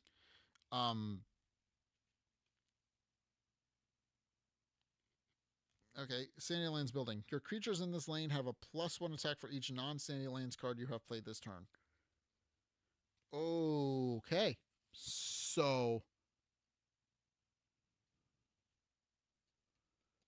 Okay, that's no problem. No problem. Charge your phone up. I currently have mine on the charger right now, so that's completely fine. I understand. I actually did not have it on the charger. Okay. It was not centered on the charger, so it didn't work. Okay, that's completely fine. Don't worry about it. Like if you need to charge your phone, you need to charge your phone.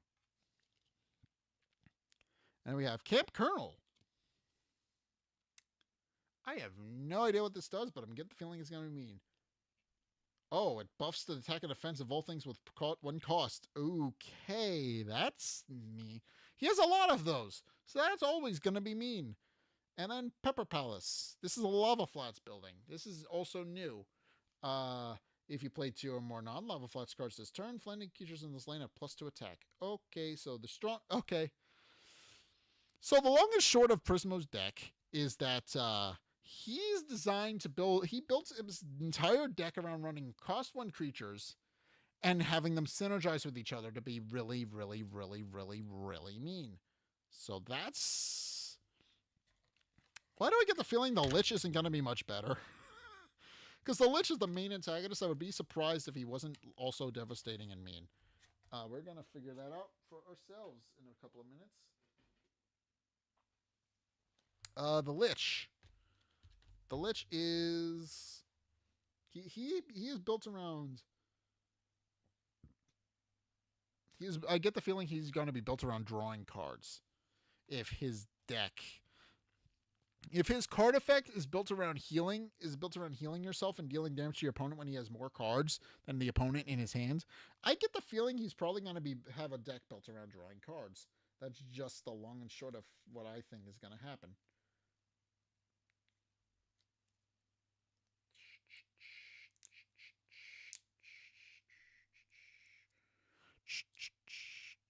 Okay.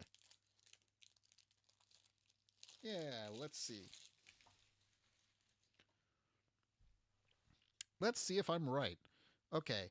Mud Pie Zombies. Useless swamp creature. When Mud Pie... Okay, I didn't show it, but there is 2 of these. When Mud Pie Zombie enters play, each player discards a card, then draws a card. Okay, so I was right. It does discard... His deck does discard cards. Tentacreeper. At the start of your turn, Tentacreeper has +3 attack this turn unless another player chooses to discard a card.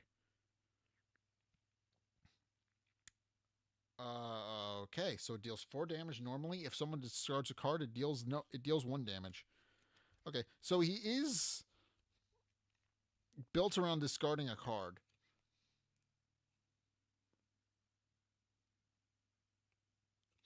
Then we have Night Owl. Night Owl has -1 attack for each card in other players' hands. Okay, so it gets stronger the less cards someone else is playing. That makes perfect sense to me. So yeah, I am right that the Lich's deck is built around, playing a lot of cards really quickly. That makes sense to me. Abomination. When Abomination leaves play, target player discards a card. Okay, so whoever's playing this is the opposite. That can be powerful. Pit Python. So he is built around just getting people to discard cards. Is what I'm noting. Pit Python.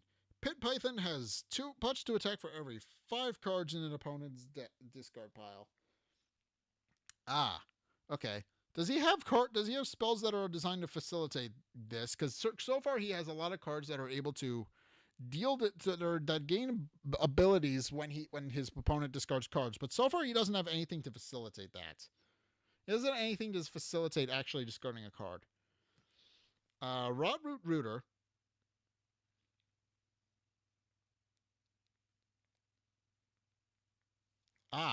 Rotroot Rooter.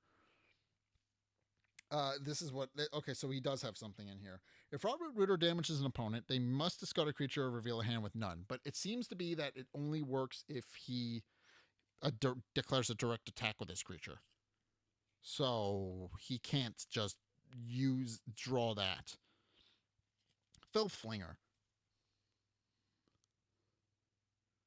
Oh, when another creature player discards a card from their hand, put a attack token on Filth Flinger. Okay, he has a lot of things designed to get people to discard their cards, but so far not a whole lot to get people to remove cards. If someone discards a card while they're playing against his deck, like it can has a lot of disruption effects that buff his monsters. But so far he doesn't have anything that allows him to actually do that. Force an opponent. Wait, no, that's probably what the Icelands creatures are for. Because doesn't Icelands force you to discard a creature if there's a frost token on it, which prevents you from actually playing them? I'm pretty sure that's how that works. In any case, this guy. Barrow Baron. Useless swamp creature. Barrow Baron costs 1 less to play for every 5 cards in the opponent's discard pile. Okay, this guy gets stronger the more cards you force into the discard pile. So all of his useless swamp cards are built around discarding, but so far he doesn't have anything to. The first half of his deck doesn't have anything to facilitate that. So I'm curious if any of his Icy Lands creatures are going to do that. I guess we'll find out.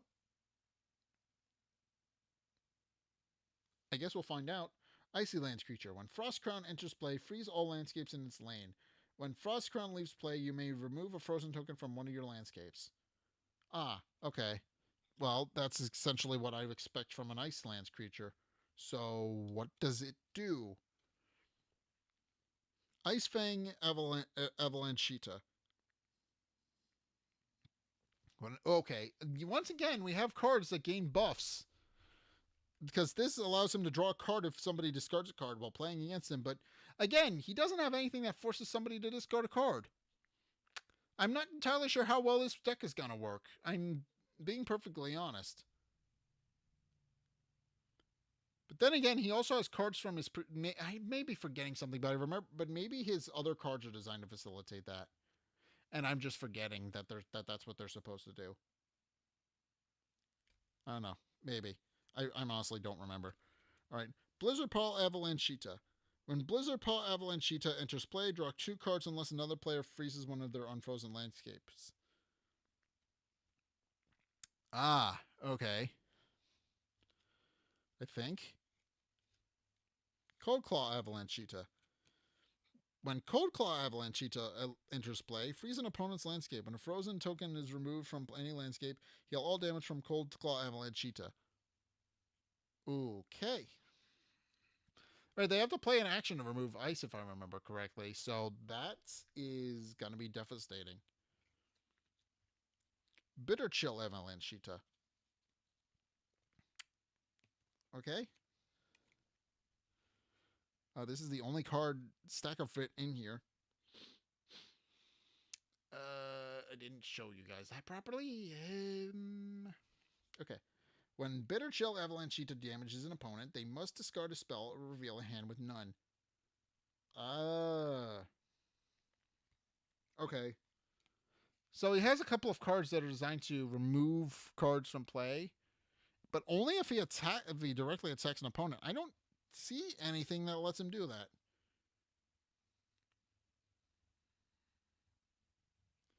Ah, hold on, this might do it. Winterhide. Winterhide Antivalanchita. Uh, each player draws and discards a card for each frozen landscape. Then freeze an opponent's landscape. Okay, that might do her. Lampire Fang's Fluff. When after combat, heal 1 damage from Lampire. Okay, so you can't kill Lampire unless you have really good damage. That's what it does. Kangaroo Pat.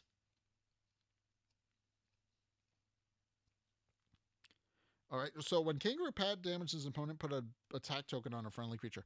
So far, I'm not seeing anything designed to facilitate, forcing someone to discard cards. Unless there's parts of this deck that I'm just not seeing yet. Ah, there it is. Gossamer Beam. There it is. He has a spell that lets him do it. Target opponent discards a card. You may return a creature from your discard pile to your hand. That's what it does. That's how he does it.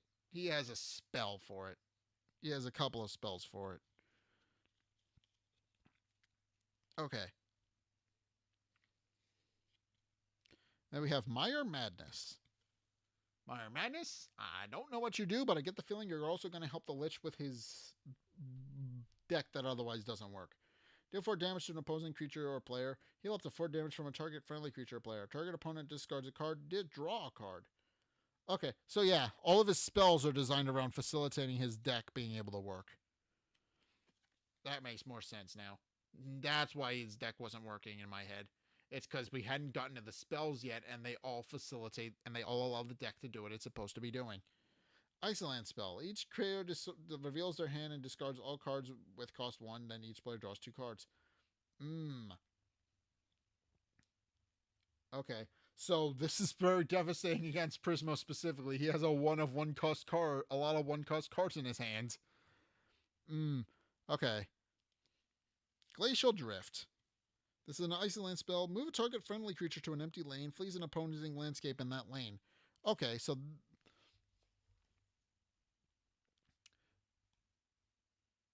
no, wait. I remember. I remember how ice works, doesn't it? Hold on. I remember how ice works. Hold on.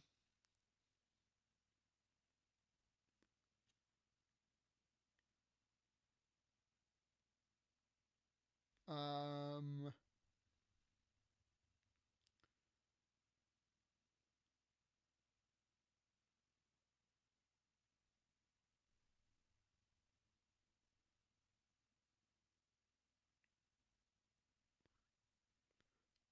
Yeah, I'm pretty sure.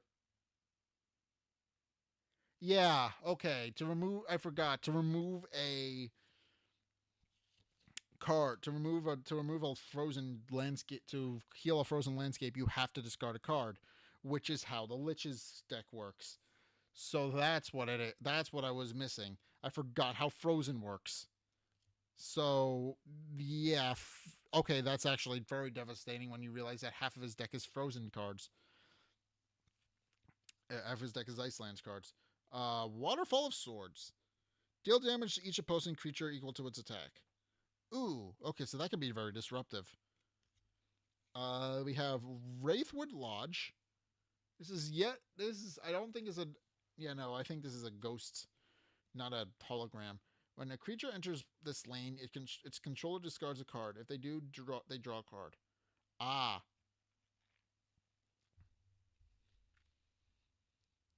Okay, so this can so if you have a powerful monster in that deck, it can be pretty devastating. It also is really good against decks that draw a lot of cards, like say Prismo.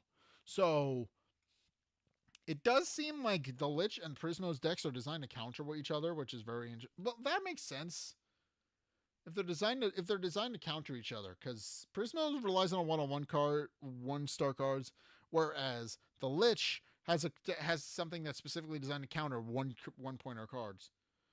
Scrappy Salvage Bag. I don't know why Scrappy Doo is here, but apparently he has a card named after him. Useless Swamp Building. The first time another player discards a card from their hand each turn, put a attack point on a friendly creature in this lane.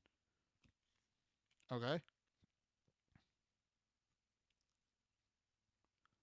Ooh, okay. Wait, hold on. That can be mean because. Oh, wait, yeah. Because that just buffs something.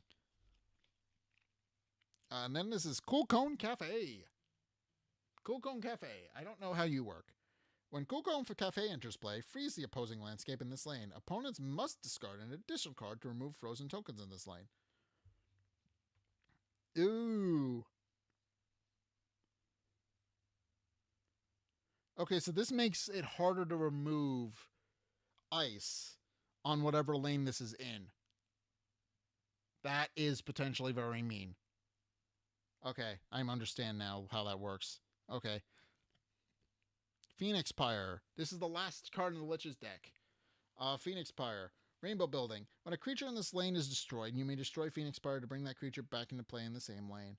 Okay, so this essentially is a get out of jail free card where you do not lose a card to your discard pile.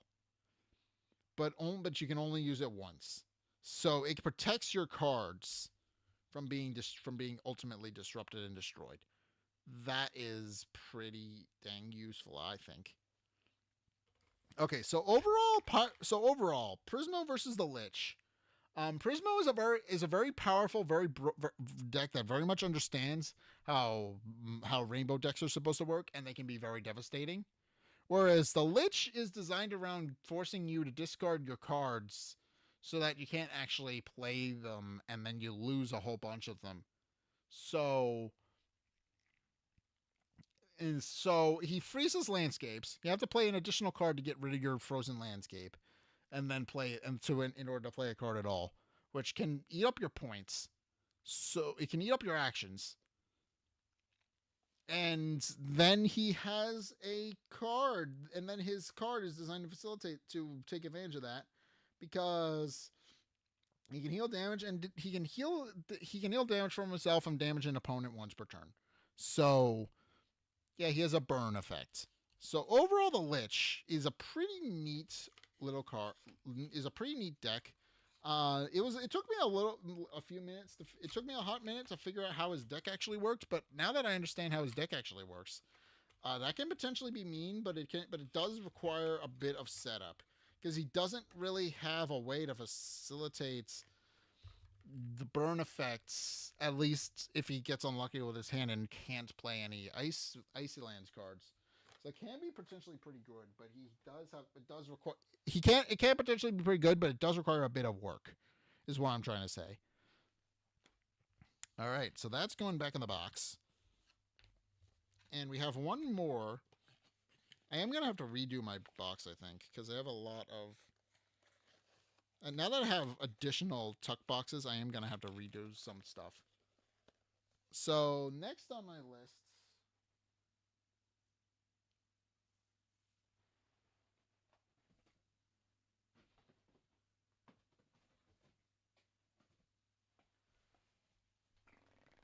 Next on my list is Peppermint Butler versus Magic Man. And I have no idea how these guys are supposed to work. I gotta say, very devastatingly is what I'm gonna say. Ooh, if I can get this open.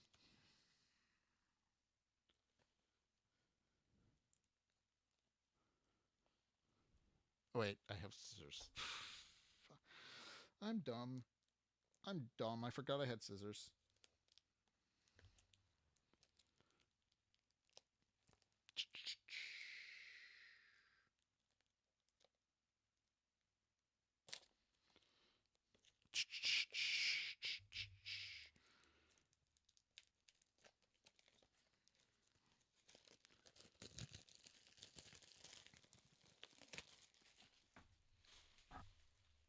Okay. And now Peppermint Butler, I don't know how you work, but ooh.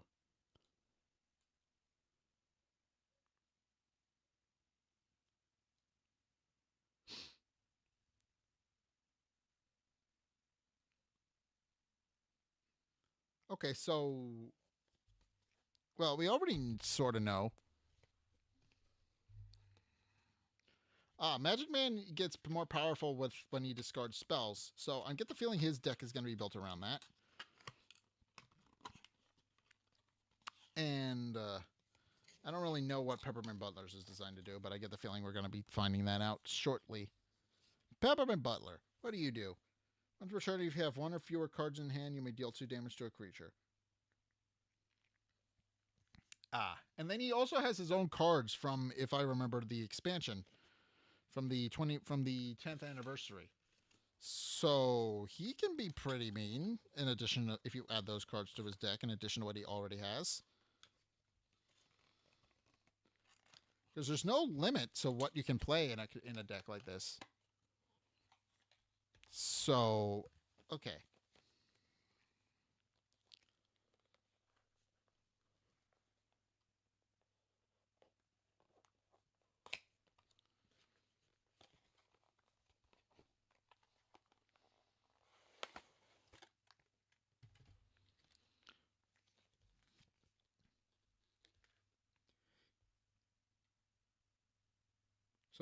So Magic Man has a nice land Sandylands deck. Peppermint Butler has a Lava Flats useless swamp deck. So let's and he does run a two landscape deck. So we're back to normal two landscape decks now. So that could be helpful. Choo choo choo choo choo choo choo choo.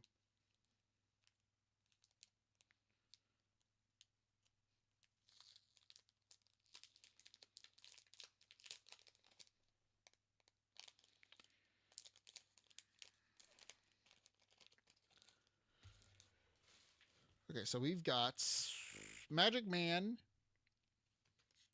and Peppermint Butler. And then we got our 40 tracker for cards that came out before this. So we already have seen their decks, so I'm not going to show it, but they do run a nice and Hotlands. They do run different combinations of decks, so it is going to be interesting seeing what they run.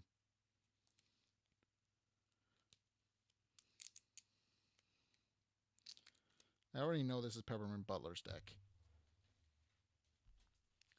So,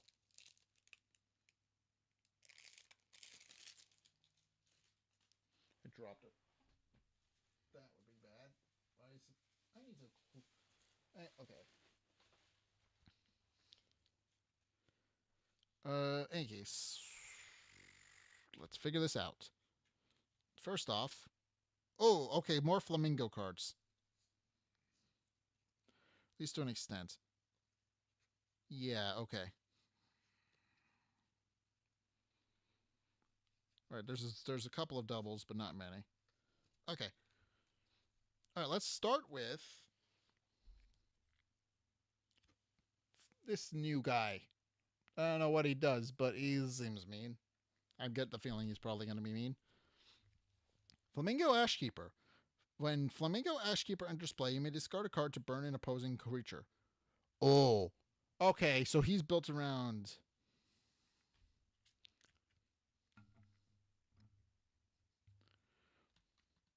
He's built around disrupting other creatures. Okay, so we have Molten Ritualist.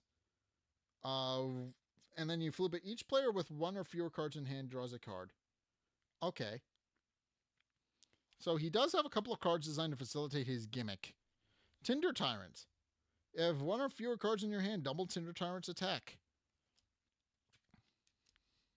All right. Then we have Lava Lamprey Eel. And then you burn a target creature in exchange for discarding a card. So the stronger the his deck is a lot better at facilitating. I'm just realizing he and the Lich might be a really interesting matchup because the Lich deck is built around having your opponent discard cards, but so is Peppermint Butler's. He's built around discarding his own cards to become more powerful and dealing damage. So that could be definitely difficult. Then we have Firefly Lamplighter. He's a 2-pointer. When you have one or fewer cards in hand, reveal the top card of your deck. You may play cards revealed in this way. These cards cost one additional action for each card that has been played. That has been played in this way this turn. Hmm.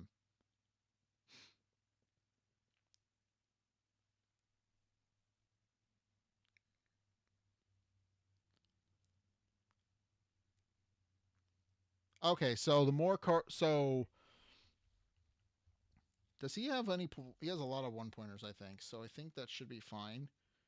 But it does require him to actually. Okay, so he can play a lot of it. So Firefly Lamplighter allows him to play a lot of cards that he otherwise wouldn't.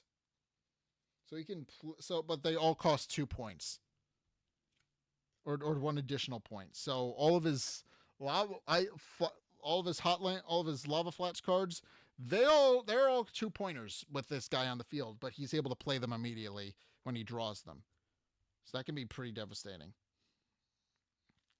And Wasteland Wizard. When Wasteland Wizard enters play, discard a card. Okay, so a lot of his deck is designed around discarding cards. That makes perfect sense to me. Timatron, Rainbow Creature. When Timatron enters play, you discard 2 cards. When Timatron leaves play, draw 2 cards. Ooh. Okay, so it's a low level card, so it probably will die a bunch. Okay, so Necromagus. This is a useful swamp creature. Necromagus. When Necromagus enters play, each player puts a creature from their discard pile into their hand. Ooh, that could be good. That could be very good. Surprise Shelt Shearer. This is yet another, I think, rainbow creature. Yes. Floop. Deal 2 damage to another creature. The controller of that creature draws a card. Okay, so this potentially can put a card back in opponent's hand or your own if you need one. But it does require you to sacrifice a card. And then you have Marshuka the Stalker. This is a useless swamp creature. When you discard Marshuka, when you discard Marshuka, you may play it for free. Huh?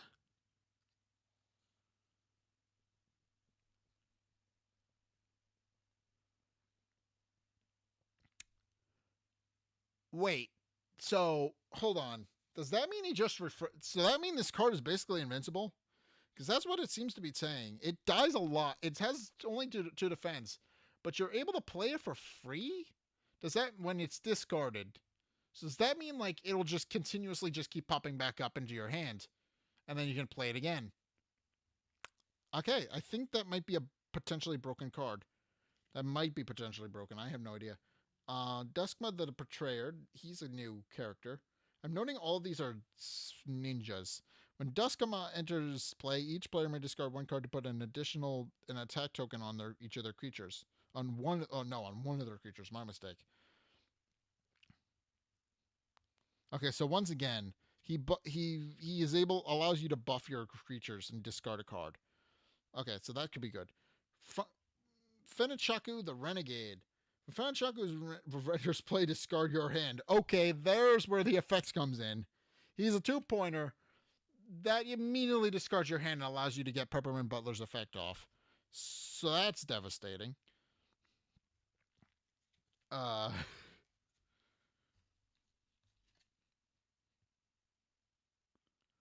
yeah, like that can be very very mean. And then you have Makatana the Exploiter.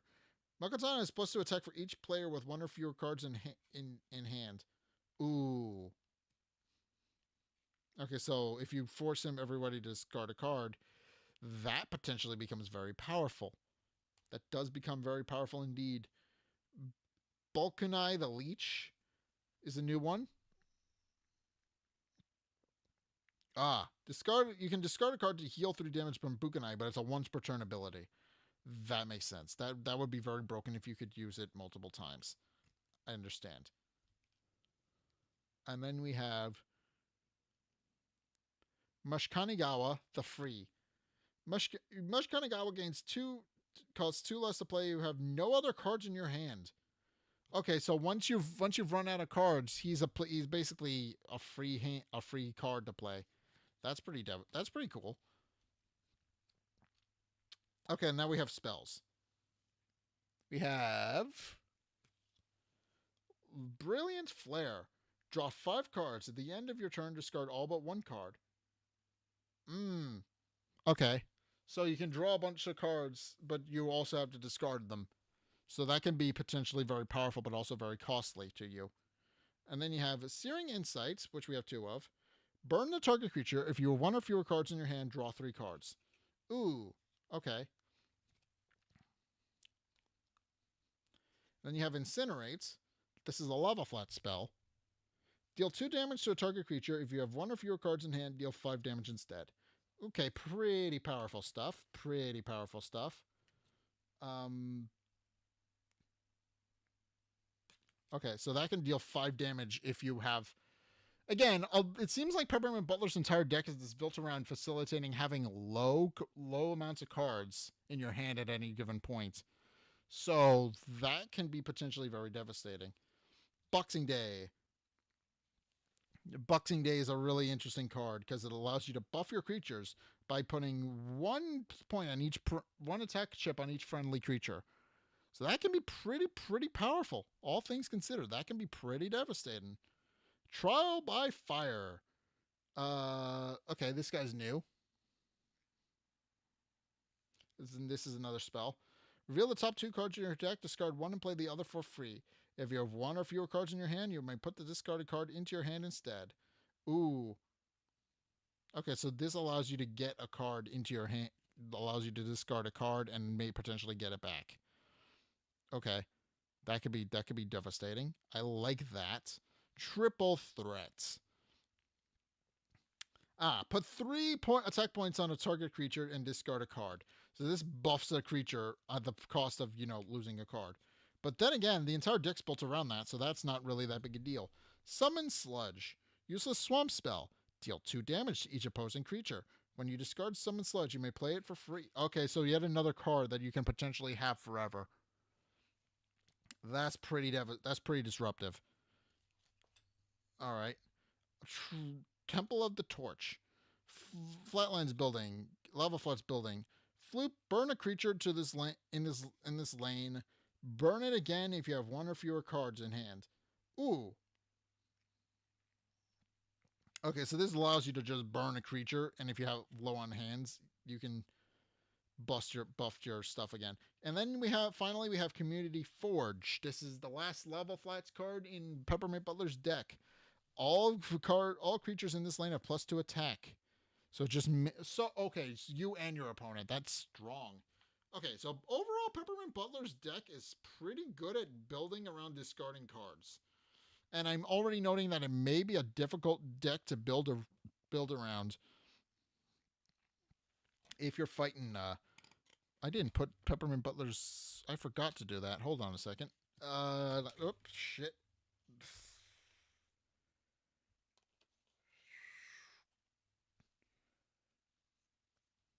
There we go. We're fine. I almost dropped the deck and had it go everywhere. We are fine now.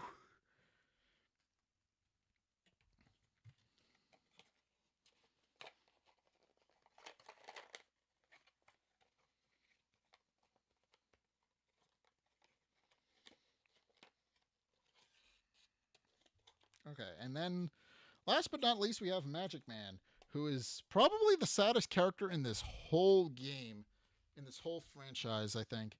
Discard a spell, draw a card. So his entire thing is apparently around spells. So we'll see how broken that is.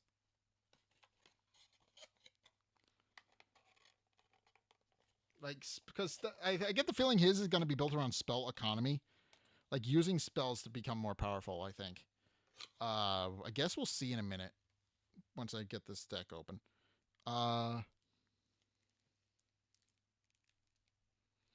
Next on my list of things...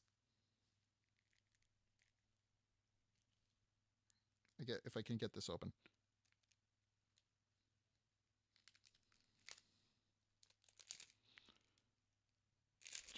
There we go. Ooh, Okay, right again. Again.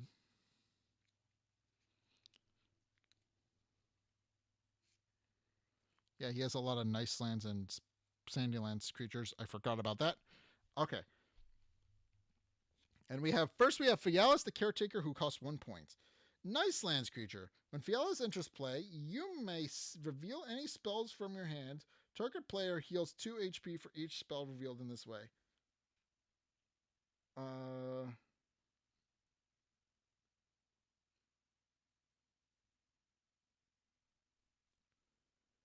uh, but okay, I that's a little weirdly worded. Target player heals 2 HP for each spell revealed this way. Does that mean? Hi, welcome back.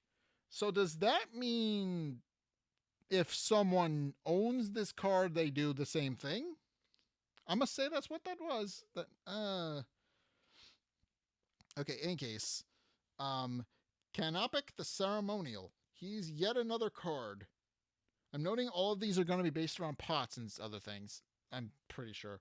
When Canopic enters play, put a spell from your discard pile to the top of your deck. Ooh. Okay, so yeah, once again, this is built. This is in fact built around spell economy, keeping your spells, allowing you to play your spells more regularly. Ah, I flooped the axolotl. Here he is. Floop. Target player heals 3 HP. Okay, not as yeah. I get okay. So that can be okay. So that's a 2v2 spell. Ooh. Okay, so that is pretty useful then if it's to target a player. The axolotl allows you to heal 3 HP though, which is kind of cool. Eye Viner.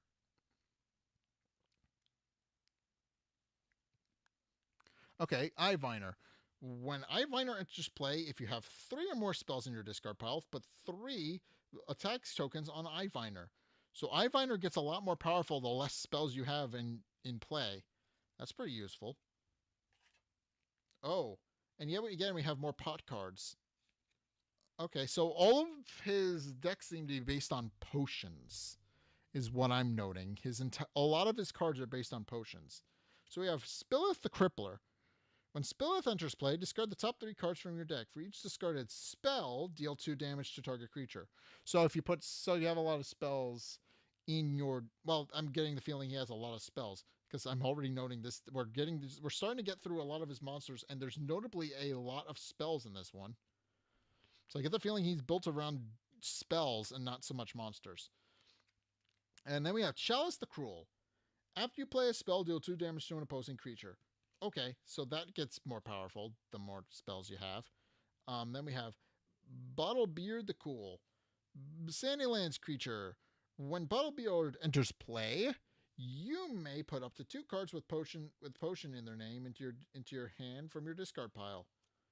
Ooh, I haven't seen any of that, but I get the feeling that's what a lot of his spells are going to be when I get to them.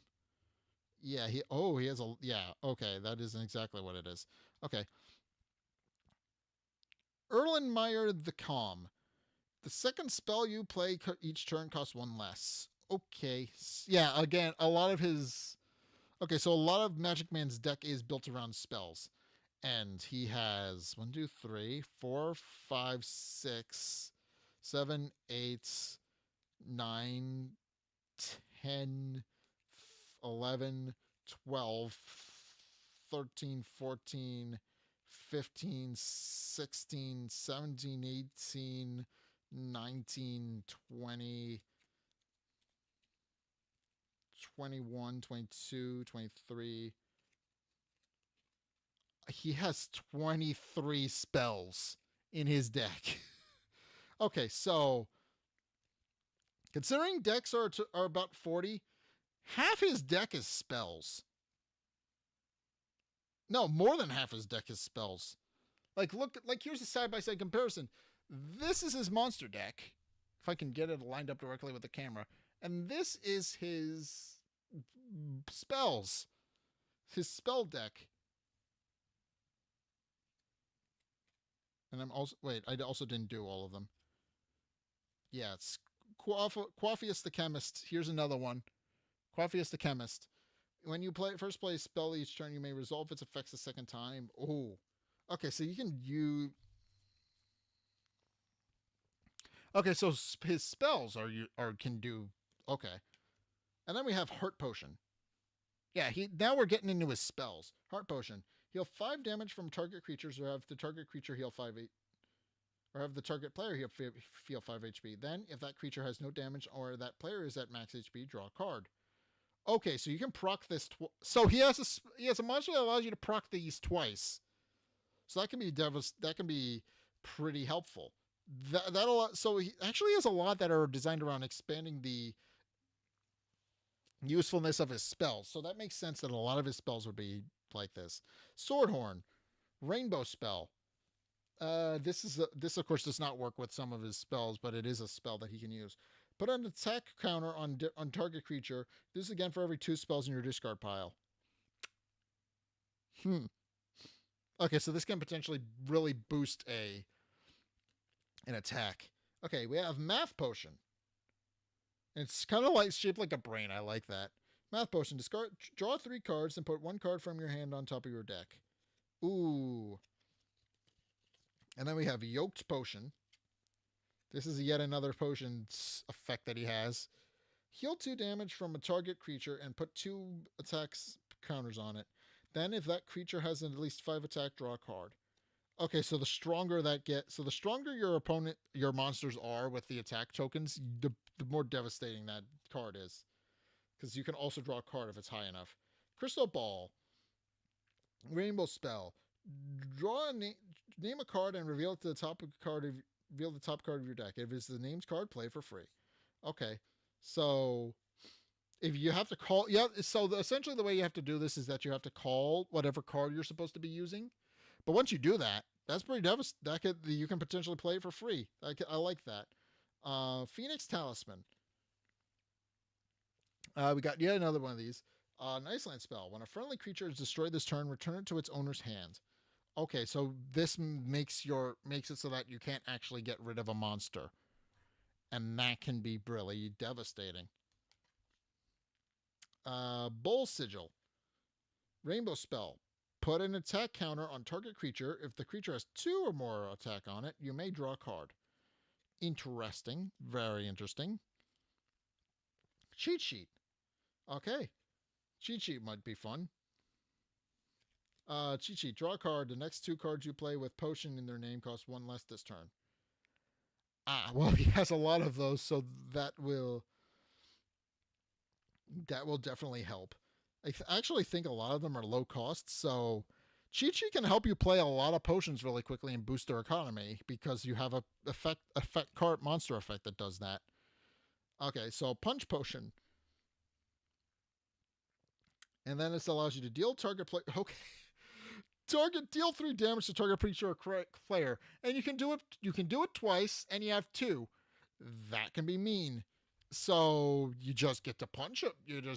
Actually, and you can play them for free as well because he has a spell for that. So you can potentially deal 12 damage to an opponent with a couple of different card effects, but nevertheless, that's very devastating. And then we have Vial of Vengeance. This is not, in fact, a potion spell, but it is similar to it. Move all damage from one of your creatures onto a target opposing creature. Then return your creature to your hand. Yay. Okay, so that can potentially kill a creature by just moving all of the damage to another creature. Infernal Spade. Okay, this deals 1 damage. Just deal damage to 1 to target creature for each spell in your discard pile. So the more spells you have in your discard pile, the more dangerous this spell is to a monster. That can potentially kill something. That's mean. Bladespire Maelstrom is also a new thing. He has a lot of spells. He really does. Remove all non-damage tokens from creatures, landscapes, and players. Then deal 2 damage to target creatures for each token removed. Ooh.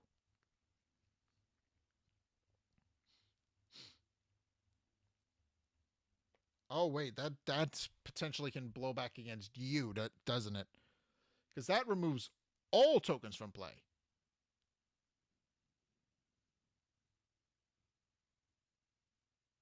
Ah,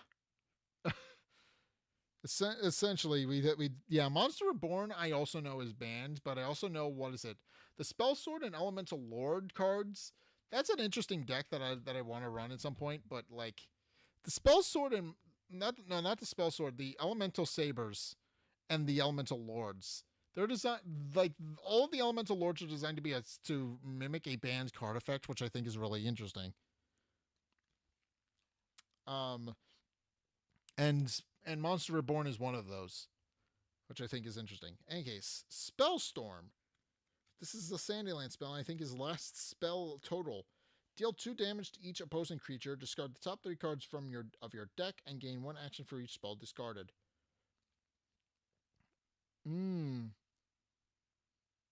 Okay, so this can potentially be very powerful too. Like, because that can potentially get you back your action points, and then you can play more monsters or spells or whatever. Spellfire Conduit. This is another. Actually, I think I flipped these. Sandylands Building. When you play a spell, deal 1 damage to each opposing creature in this lane. If there are no opposing creatures in this lane, deal 1 damage to target player instead. Okay, so if it kills something, if you've already killed the monster in this lane, that can potentially deal direct damage, which if you by playing spells, which can be powerful. And we have Brightheart Nexus. This is his only other building. He has 2 buildings, and this is the only other one he has. When you play a spell, heal 1 damage from friendly creatures in this lane. If you have no creatures in this lane, target player gains 1 HP instead. Ooh. Okay, so that could potentially heal something else something that's in a lane. Oh shit. This is exactly what I was worried about.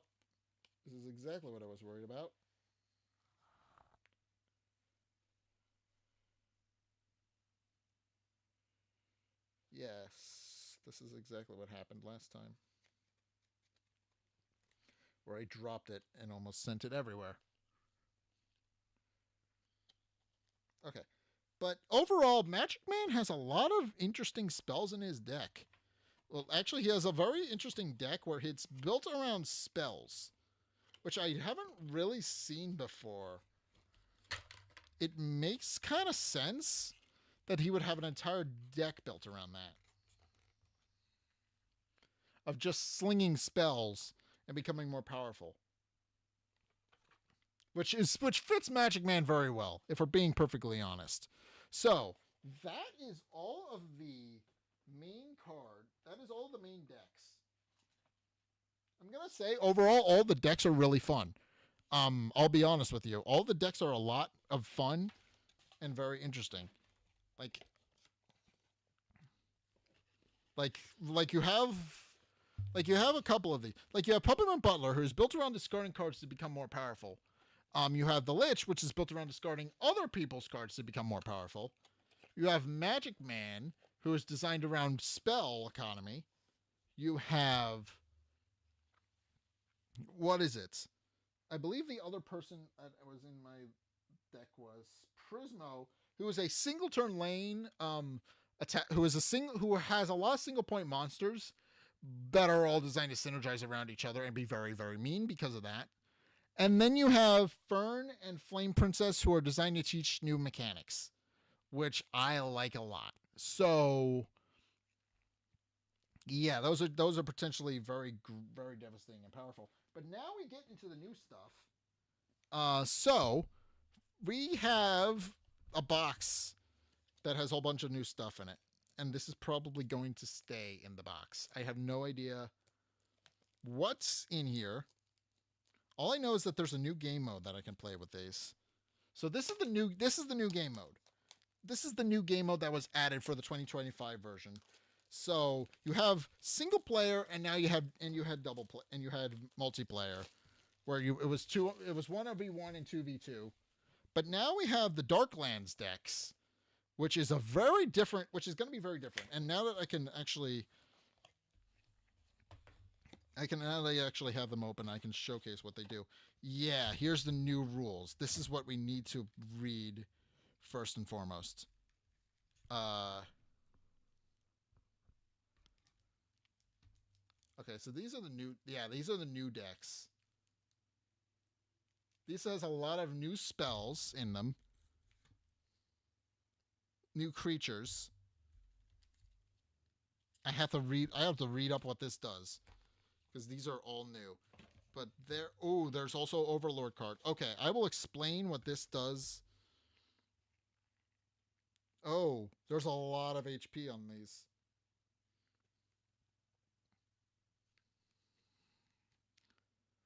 Ah, okay. So here's all of the.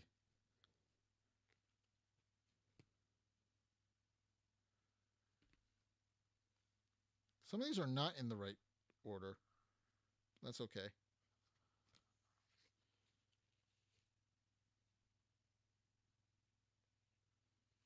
Okay, I have to read up on how this works. But essentially, this is the new game mode. I had to figure out how this new game mode works first and foremost. And fortunately enough, there's new decks as well, which I'll probably have to explain in a couple of minutes. But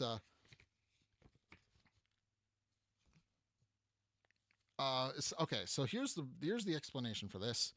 Components: 4 Overlord tiles, 4 Darklands landscape tiles, 44 Darklands creature cards, 4 decks of 10 cards for each faction, and 4 Darklings, 40 curse cards. Okay, 5 barrier cards, 2 difficulty cards, 12 HP tokens, 12 mega HP tokens, 12 attack tokens, 8 frozen tokens, 9 burn tokens, 3 Overlord tokens. Okay. I have no idea how this works, but we have a lot of new. This is a lot of new stuff. This is all of the new stuff. Okay, so the objective. To win, you'll need to bring the Darklands Overlord epic 99 hit points down to a radical 0. You lose if they reduce your HP or your teammates' HP to 0. A Darklands creature advances beyond the moat into your undefended castle. In or if a Darklands creature moves from the moat into your undefended castle. So rally your defenses, stack your decks, and show those Darklands blobs what it means to go on full-on righteous hero mode. Victory relies in teamwork, strategy, and a boatload of bazooka level bravery. Okay. Setup sequence. All right. So to start the Adventure Time Card Wars Darklands, each player picks a deck, its matching landscapes, and a hero card. Set each player's HP total to 25. Decide what difficulty you'd like to play at using the difficulty cards or the difficulty settings at the back of the rulebook. Okay. The chosen difficulty determines how soon the Overlord will reach threat and dire threat levels, which strengths the signature moves, and may add some nasty effects to curses and Darklands creatures. It also determines how many barriers you will have to defend against the onslaught. More on that in a few pages, though. Sit across from your teammate and set up your landscape as in standard Card Wars, but with Dark Twist. A path of 4 extra landscapes lies between you and your teammate, making the route invading Darklands creatures will take to your castle. The order of the Darklands landscapes is always the same: the portal, the forest, the road, and the moat. Okay, so they form a they form a they form a what is it? Combined picture. Yeah, it is a co-op format. I knew about that. That's gonna be fun, like playing that with somebody. But it is a co-op format. I will have to showcase the new Darklands. So, so it seems the only tiles that are in here are the landscapes for Darklands, as well as the Overlord cards. Next, choose one of the sinister overlords to challenge. Okay? Captain Ratbeard. The captain gives you a tough choice. Move your new crew make your new crew walk the plank by dealing damage to your creatures, or burn your own fuse a little bit lower by taking that damage yourself. Either way, Captain Ratbeard will get his pound of flesh. Ooh, Skylar the Ooze Mother. Watch your hand. This slimy bug, the queen, thrives on discards, slightly separating cards from players and sliding her way toward a slippery victory. Quark's experiment. A hulking ghost beast from beyond is here to clobber your creatures by lobbing its own army at them. Its seemingly endless lengths of spectral scientists will keep it healed and you hurting. Okay? The Crushosaurus.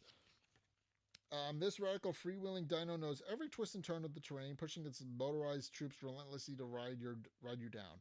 As they close in, they turn the landscapes into a treacherous trap and unleash challenges along every road. Okay. The backstory of the remaining Overlord tiles serve as HP trackers. Arrange two sequential Overlord tiles and place the Overlord token at 99. A brutal. Okay. Then set the two different threat levels by placing the threat and dire threat tokens according to your chosen difficulty.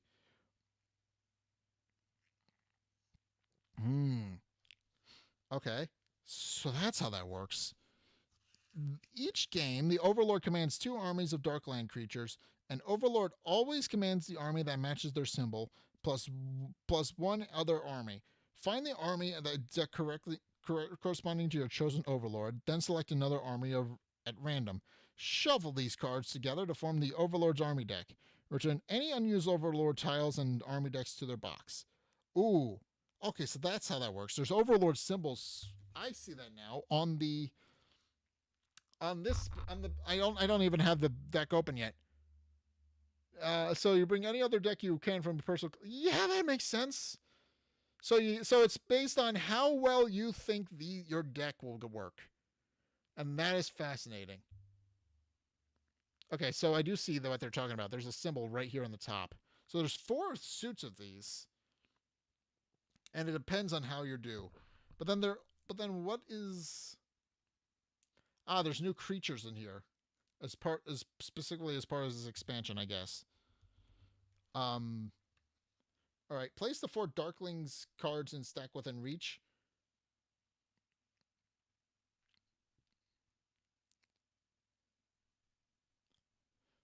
Place the 4 Darkling cards in stack within reach. Darklings are the only Darklands creatures without a dedicated Overlord. They're summoned into play through various effects, so it's good to have them handy. So Darklings are just randomly summoned. That's interesting. When a Darkling leaves play, return to its stack instead of putting in the Overlord's discard pile. Okay, so the Darklings operate by their own rules and not the rules of everything else. Next, shuffle all the curse cards together. This will form the curse deck. Ooh, put both the curse deck and the Overlord's army deck face down near the portal. Okay. Finally shuffle a number of barrier cards together according to your difficulty and set them face down near the moat.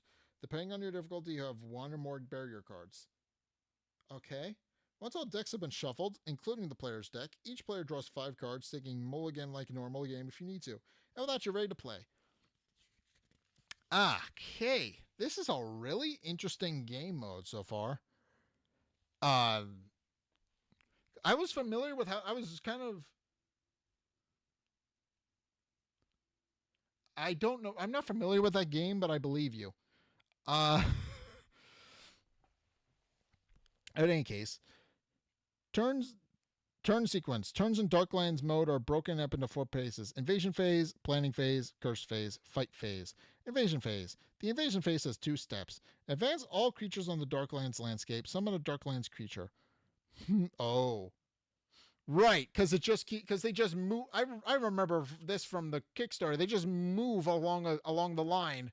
They don't operate the way normal cards do. They move along the line of landscape cards until they eventually reach the end, and that's how you lose. So you have to kill them before that point, and only if you put the monsters in the right place to kill them. All right. During the invasion phase, you'll advance each Darklands creature that is on a Darklands landscape tile. To advance a creature, simply move it from its current tile to the next adjacent tile toward the moat. Always start by advancing any creatures on the moat first, then proceed back toward the portal. Do this tile by tile, 1 creature at a time. Keep in mind that some Darklands creatures have special abilities when they enter specific landscapes. Be sure to check for these abilities and resolve them when advancing creatures. So depending on where they are, that can be very devastating as well. All right, creatures advancing beyond the moat have breached your castle, but fear not, your magical barriers are in place just for this moment. Barriers are their final line of defense, protecting the citizens of Cardboard's kingdoms and holding off the invading Darklands forces. When an advancing creature breaches your castle, reveal the top the barrier card. You and your teammate immediately gain the benefit of the barrier card. Then remove the advancing creature by placing in the Overlord's discard pile and return the revealed barrier card to the game box. Important. If a creature advances beyond the moat when you have no barriers left, the Darklands have overrun your kingdom and the game is lost. Okay, so you gain effects if the barrier card is in play, but don't make a habit of losing them. I get that. Okay, so after the Darklands creature has advanced, complete the invasion phase by drawing the top card of the Overlord army's deck and placing that creature on the portal, even if it has been turned face down. Ooh. Huh? Did I read that correctly? Some Darklands creatures have abilities that resolve as soon as they enter play, so read each card carefully before moving on to the planning phase. If the Overlord's army's deck is empty when you need to summon, shuffle all the Darklands creatures from the Overlord's discard pile and form a new army deck. Okay, so the monsters will just keep coming even if you discard them. Makes sense. Planning phase. The planning phase is your time to strategize with your teammate on setting up defenses to hold back the invading Darklands. Ready your creatures, cast spells, construct buildings, and activate powerful abilities to protect your kingdom. This phase is much like a normal game of Card Wars where you'll do the following. Ready all of your cards and perform any start of turn effects. Just draw one card at no cost, spend up to 2 actions, spend actions to draw cards, flip cards. The two major differences is that both players perform these steps simultaneously and can also flip and fight during the first round of the game. Ooh. Okay, so there is no turns regarding playing with another player. You just play at the same time and everything activates at the same time. Okay, that's kind of cool. Tip: communicate with your teammate about what and when and where to play cards. Teamwork is crucial to defeat the forces of the Darklands. Action rules: each player has 2 actions to spend during this phase. Actions cannot be pulled or shared. Okay, a player cannot spend an action to allow a teammate to draw a card. Players may only play creatures and buildings and landscapes they control unless otherwise stated. Okay. Card play and resolution. There are no specific order for playing cards or using abilities, but each card or ability has fully resolved before starting another. When both players are satisfied with their choices, proceed to the curse phase. Okay. So once you have everything in play, okay, so the playing phase plays similar to Card Wars. Basically, it's just Card Wars, but with some extra steps. That's fine. Magic in the Darklands is highly volatile, causing energy to spill out and as our world has destructive curses, unleashing all sorts of chaos. Each curse phase reveal the top card of a curse deck. Fully resolve the effect of the revealed curse, put them into an Overlord's discard pile. If there are no valid targets for the curse, simply put it into the Overlord's discard pile, unless otherwise stated. Curse effects only last until the end of the round. Once all curse effects or multiple curses are resolved, proceed to the fight phase. Okay, so the fight phase is probably going to be where I think is going to be the most difference. Fight phase, combat order. Instead of choosing the attack order, combat occurs in the set sequence: the moat, the road, the forest, the portal. Darklands creatures deal their full damage to both players' creatures at the same time, and that the players' creatures deal damage to the Darklands creatures in that lane. Ooh. Even if one player's creature is enough to defeat the Darklands creature, both players' creatures deal their full damage to the Darklands creature. Okay, so flip creatures cannot attack but will defend their controller from an opposing creature in their lane. Okay, so both monsters attack simultaneously against the Darklands creature, but the same is also true. All right, so that's how that works. You have to have the combined stat total for your attack to deal a lot of damage to the creature and kill it. Defeating Darklands creatures. Just like the pair-controlled creatures, a creature on a Darklands tile is defeated when it has damage on it equal to the greater than its defense value. Defeated Darklands creatures are put in the Overlord's discard pile. Unopposed Darklands creatures. If a player has no creature in a lane with a Darklands creature, that player takes damage equal to the Darkland creature's attack. If neither player has a creature in the lane, both players take damage from the Darklands creature. Okay. That makes sense. So basically, same monster rules again. In any case, if the player has creatures in the lane without a Darkland, If players have creatures in the lane without Darklands creatures, those creatures deal damage directly to the Overlord. Reduce the Overlord's HP by total damage dealt. Important, if you can reduce the Overlord's HP to 0, you win the game and claim the title of Cool Guys. But be careful, if either player drops to 0, the game is lost. So you have to win. So you have to kill the monster without the monster killing you. That is basically what it is. That's a little bit interesting. For example, Cannon Brawler deals 3 damage to both Robomination and Flamingo Flameweaver. At the same time, Robomination deals 3 damage to Cannon Brawler and Flamingo Flameweaver deals damage to Cannon Brawler. Tip, it's important to defeat the Overlord in the same turn they would defeat one of the players. Remember, it's possible to defeat the Overlord in the same. Okay. Remember, combat resolves in the moat first.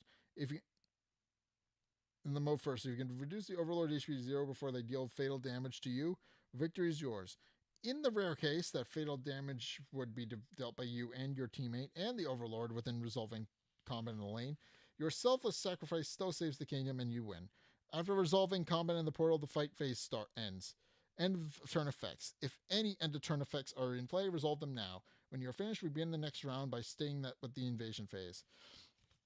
Ooh, okay, so there's new symbols, keywords, and other rules. While most Card Wars cards work in the Darklands, some may not. Check cards' interactions carefully. Ward, new keyword.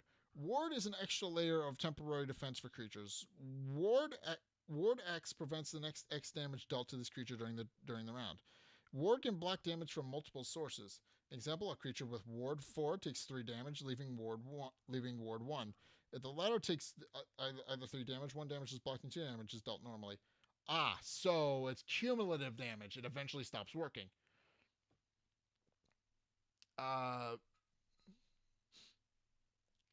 Okay. Okay. So it is basically just Card Wars, but the creatures move. Okay, so it works the same. So a lot of the rules are the same. You have to just be more proactive about where the monster is going. You can't just play it normally and fight it that way. Okay, so you got to be a bit more proactive, but it's otherwise the same.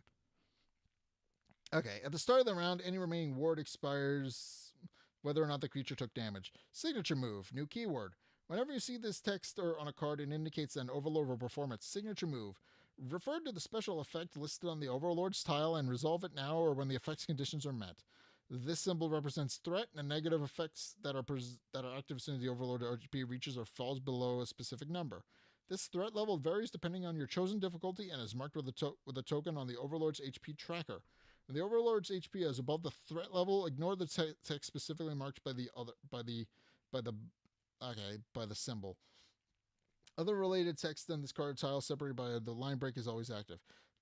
This symbol represents Dire Threat, a more dangerous version of threat. Dire Threat has its own level, marked with the Dire Threat token, and reduces devastating effects when the Overlords are below this HP number. While at the Dire Threat level, standard threat effects are still active as well. If a card at this tile has effects for both, check to see if the Dire Threat effects adds or replaces the threat effect as well. Threat effect. Okay. And okay, burn tokens. Burn tokens deal damage to Darklands creature and the Overlord at the start of the invasion phase. Burn tokens deal their damage to player-controlled creatures and creatures at the start of the playing phase. Okay. Okay, wait, no, I think I've understand what this is. Because I also have played another game, The Binding of Isaac 4 Souls. It works there's a similar thing where it's called challenge bosses, where you have to do challenges. And they have an idea and they have a unique monster called the final boss, which works a similar way. It, depending on the difficulty, it has different abilities. It gets stronger the more abilities you do, and you either fight it as a group or individually, and whoever beats it wins. It's a very similar concept, and it has minions as well. The main difference is that Card Wars plays like Yu-Gi-Oh, whereas what is it? Whereas The Binding of Isaac 4 Souls plays like Magic the Gathering. They're different games, but it is the same concept.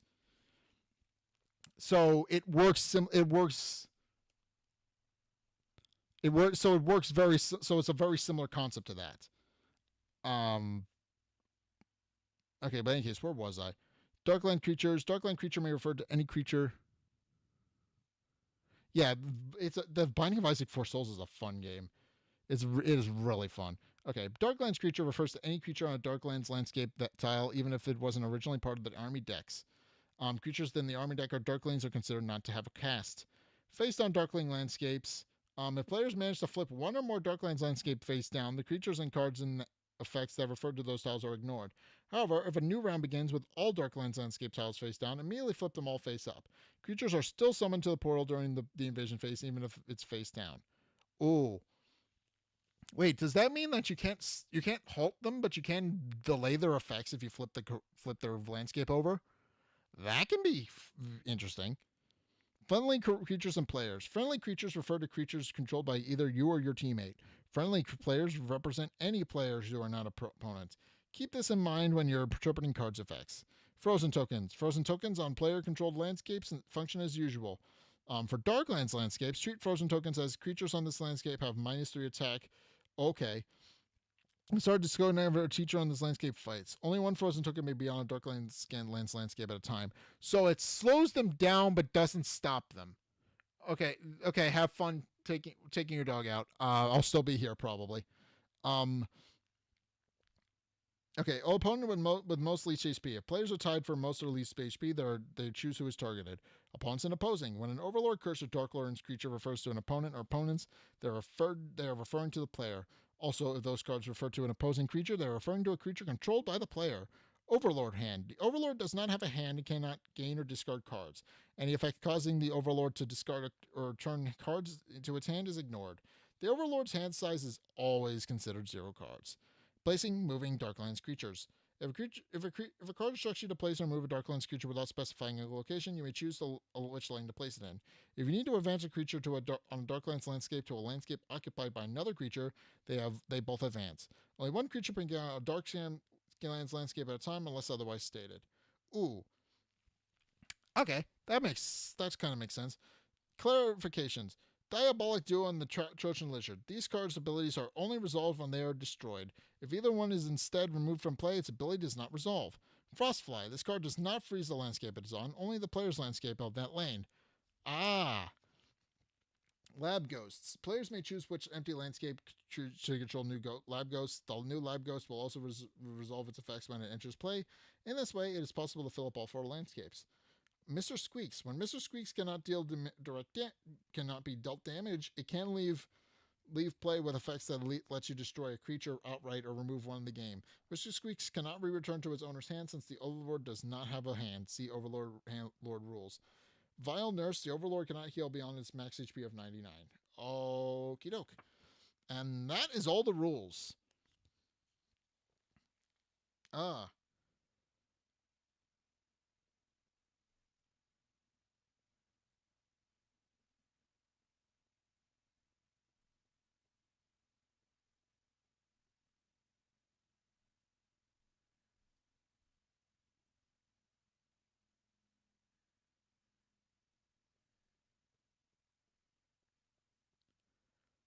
Okay. So threat level. I have to figure out how that works. But I also know there are new cards.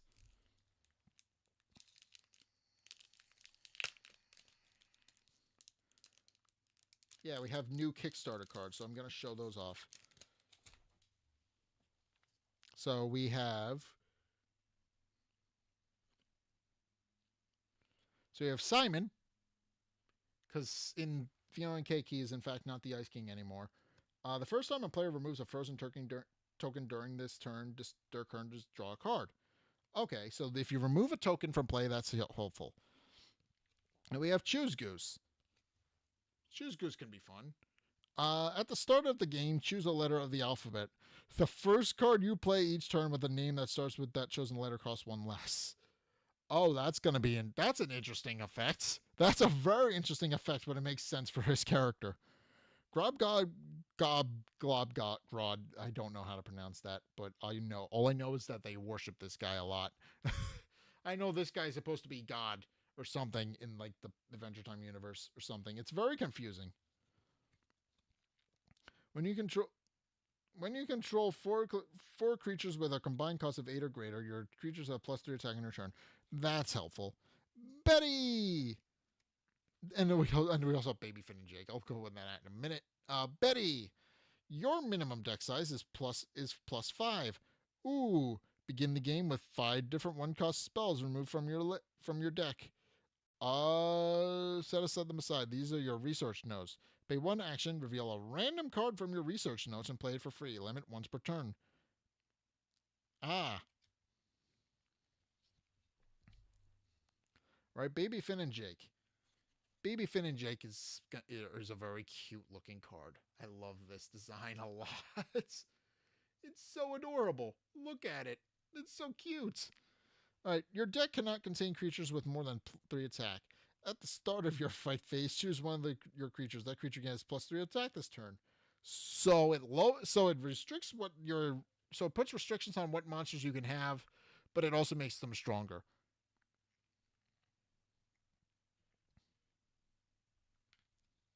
Okay, Mr. Fox. Uh, Mr. Fox is fun. Mr. Fox is one of the weirder characters because he's just a recurring character, and I don't know why. It's just funny. He's just there. Once during your turn, you may reveal the top card of your deck. If it costs 0, you may put it into your hand. Okay, so that's a good way of getting a card for free, basically. If it costs 0 though, only if it costs 0, not anything else. Banana Man, voiced by Weird Al Yankovic, because of course he is. Weird Al is just really funny because he's really good because he's always shows up in like really interesting cameos. Like he plays a wizard on Gravity Falls and it's really funny. Like, but he's also played himself in a couple of different things. Like he was on Back at the Barnyard and he fights Otis by throwing a bunch of things at him. It's funny. But in any case, once per turn, you may peek at the bottom card of your deck and either discard it or put it on the top of your deck. Okay, so depending on whether or not it's good or not, you can use that effect. Hot Dog Princess, you're new. But in any case, at the start of your turn, put a attack counter on each friendly creature with 5 or more damage. So the more damage you take, so if you're not doing well at the game, this effect is helpful. Okay. Ghost Princess. She was only in like 2 episodes and then never again. Like legitimately, she was only ever in like 2 episodes and then disappeared. Like she was in an episode where she got her own focus and then she resolved her unfinished business and then she was gone. We never saw her again after that. In any case, choose any number of players to put 3 random cards from their discard pile into your hand, revealing any creatures. For each one, they heal 2 HP. Finally, they shuffle their discard piles into their decks. Limit once per game. Ooh, okay. So this allows you to recycle cards from your discard. That's pretty good. Muscle Princess. Muscle Princess. Pay 1 action, place an attack on a friendly creature and or move an opposing creature to an opponent's empty landscape. Ooh. Limit once per. Okay, so this could potentially delay the Darklands monsters attacking you because you can just shove them to the side. You can just shove them back a row or something, and then just never have to deal with them. Or at least I think that's how that works. It may not work as I'm thinking, but I want to say it works as I'm thinking. Turtle Princess. Move any number of attack tokens from friendly creatures to prevent that amount of damage dealt to them. Ooh, okay. So you sacrifice damage for a buff. For just you. You are an abomination. Why are you here? Discard 3 cards. Remove target opposing creature from the game if you control a creature in the same lane with a higher defense than it. Huh?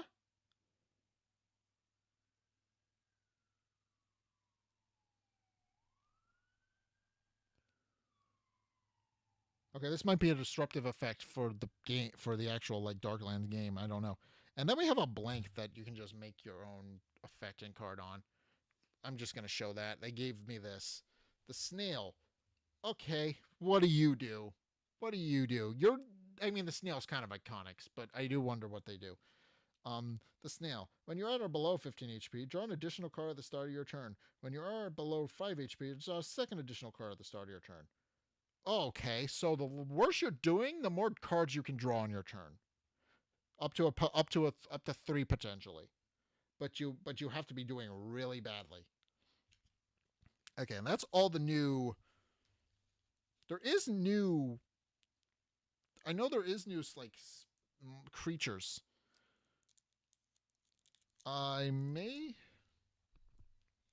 Okay.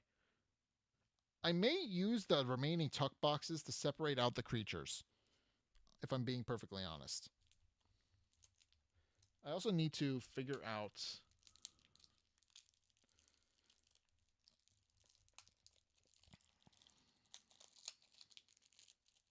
Right, but these are new creatures specifically for the new game mode. Hi, welcome back. Okay, so these are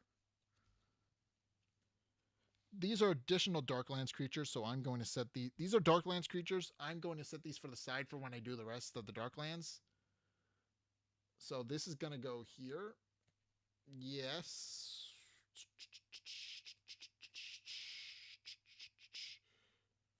The real question is this going to fit in a tuck box?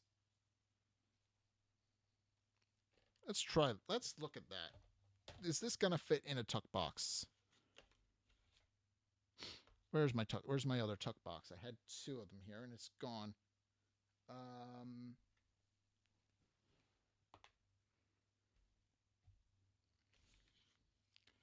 I have a. Hold on. I have a.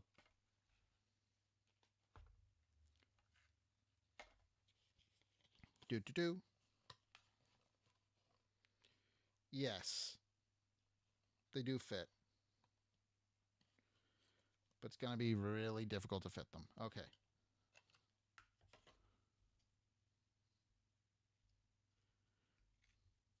And then we have a bunch of new cards. First and foremost, we have a bunch of new cards. I'm going to set these off to the side. We have a bunch of new cards that are designed to be, that I think are supposed to be played with the new Darklands sets. So we're going to go through all of those.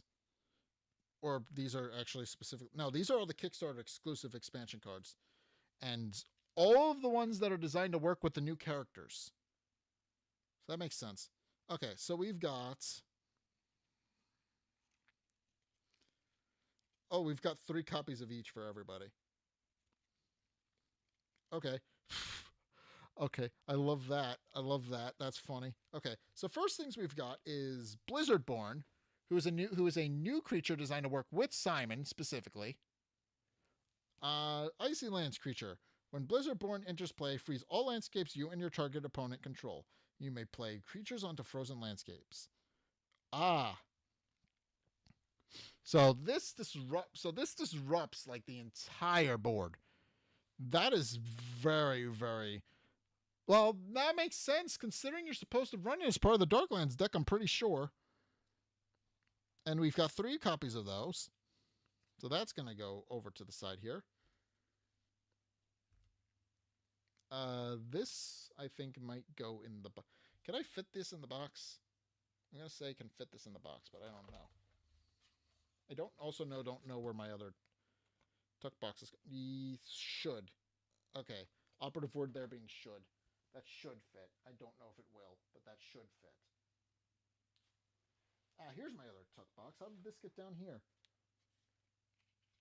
I think I'm going to use this tuck box for the Darklands creatures. I think that's what I'm going to use it for. So I should probably get ready to. Should probably set this one up. Do.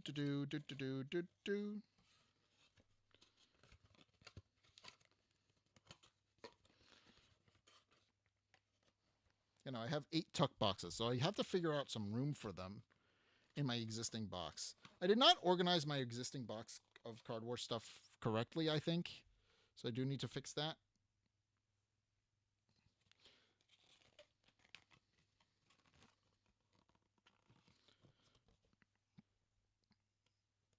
Okay, and we're going to put the.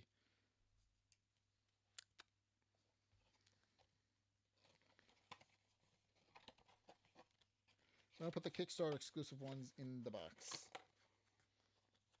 Okay, and the next spell we've got for this guy is Ice Warden. And what it does is opposing creatures on frozen landscapes take double damage. So what I'm gathering is that all of these are going to work with the Darklands set, because that seems to be what it's building to. And then we have the ice box. So here's the ice box, and we got 3 stacks of this. The ice box, Iceland's building. When an opponent discards a card to remove a frozen token, deal 1 damage to them and heal 1 HP. So that can be good. And then we have Choose Goose is really funny one, which is curse words. He's allowed to swear, which is funny because he's a goose. Choose a letter of the alphabet field. Deal 4 damage to the creatures whose names do not begin with the chosen letter. Ooh. Okay, I see why they call it curse words. That could be mean. And we have Careful Shuffle, which is another Choose Goose spell. Choose a letter of the alphabet, then reveal the top 3 cards of your deck. Put all cards with names that begin with the chosen letter into your hand and discard the rest. Okie doke. And then Chancellor's Commanded.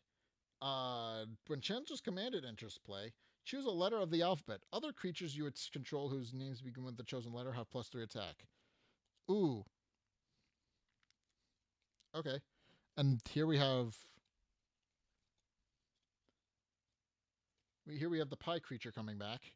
So we have Bayou Surge. And Bayou Surge. Destroy all creatures in the lane. Starting with you, each player may put a creature from their hand into play on a landscape they control in that lane. And we have 3 of these. Okay, I am noting they are like referencing the ones that were in the original Kickstarter. I am noting that because we have monsters that are from the original Kickstarter that are making cameo appearances on these cards. And then we have Delta Domination. Deal damage to the target to a target creature equal to the combined cost of cards you control. So the more creatures you control, the more devastating that effect is. Okay, well, considering you're going to have 8 of them, that can be really devastating in the Darklands mode. And then you have Earthworm. Okay, Earthworm. We have 3 of these. When Earthworm is defeated, you may immediately play a creature which costs 1 from this landscape from your hand for free. Ooh. Okay, so if he goes down, he immediately fills it. He immediately fills the void with a creature of equal value. So that's pretty good. That makes it a lot more difficult to get rid of. And that's the last Grob card. We have Brilliant Discovery. We have 3 of these. And Brilliant Discovery. Draw 2 cards. You may shuffle up to 2 spells from your discard pile into your research notes. Ooh. Right, because she has a research notes effect. That's useful. I get the feeling a lot of hers are going to be research notes related. Rainbow Creature. Lab Assistant. And it's a pun because it's a lab. It's a Labrador. It's a Labrador Retriever. That's funny. When you play a spell from anywhere other than your hand, you may resolve its effects a second time. You may choose different targets. Okay, so that works well with her research notes thing. So that's pretty powerful. And then we have Quality Controller. So this is a rainbow. Oh wait, no, this is a creature. That's not a spell. This is a creature. I didn't even notice that. Okay, Quality Controller, Rainbow Creature. And there's 3 of these. When Quality Controller leaves you play, shuffle it into your research notes. And Toddler Scholar. Okay, so here we have Baby Finn and Jake's effects. So we have Toddler Scholar, which is a nice lands creature. Toddler Scholar. When Toddler Scholar enters, deals damage to a player, draw that many cards. Well, they do have an ability that buffs it, so they essentially get a 4-card draw with this guy.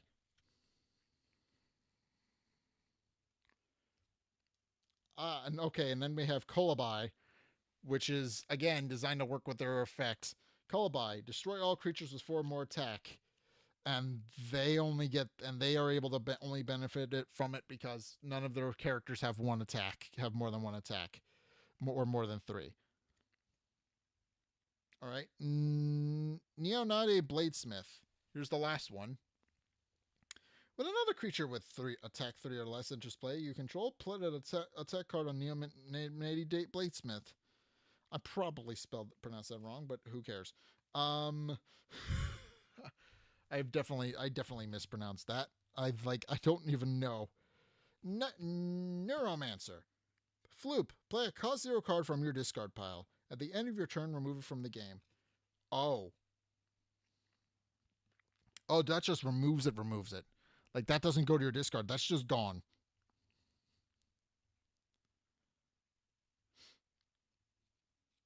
Okay, so that would work well with spells specifically, and what she has a couple of. Okay.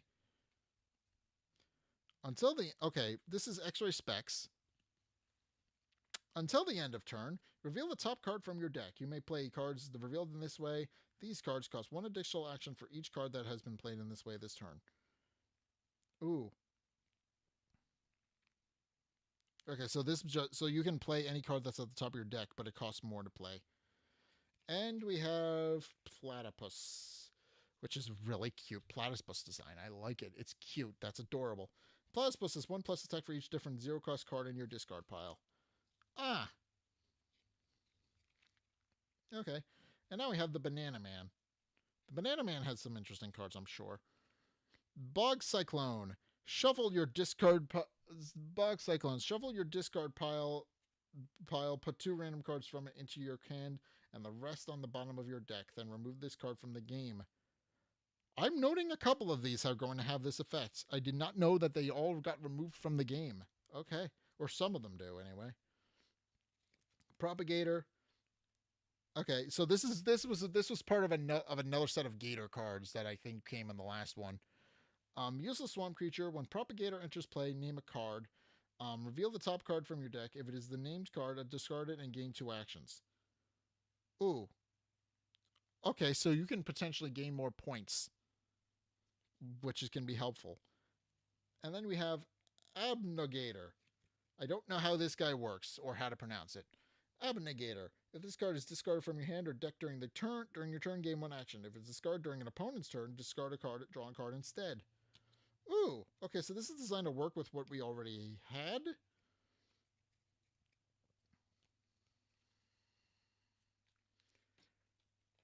These are all princess cards. Doesn't seem like... Yeah, these might just be designed to work with all the princesses. And not specifically with any of them specifically. Okay. Royal Prosperity. Each player draws 2 cards. So this is essentially Pot of Greed, but your opponent also gets the benefit from it. That's essentially what that is. That's pretty good, I think. Dynastic Defector. Rainbow creature. When Dynastic Defector or leaves play, or if you own it, you may play it on another player's empty landscape. Okay. It makes sense. That's a very interesting card. I'm not sure how you're going to play around that, but you just play Old Maid with it. That's interesting. And then we have Sovereign Sanctuary. I'm not sure how Sovereign Sanctuary works. Heal 3 damage from each creature in this lane. It's a rainbow building. Ah. So it just heals them. Divine Right. Ooh. Yeah, these are literally all the princess cards, I think. Each player heals 15 HP. That's Divine Right. That's all it does. Okay, but it's good. Considering it's supposed to work with multiple characters, that makes sense that it would just heal them all. Protector of the Realm. Destroy Protector of the Realm, cancel the effects of a curse. So these are specifically designed to work with the new Darklands mode. Okay, that makes sense.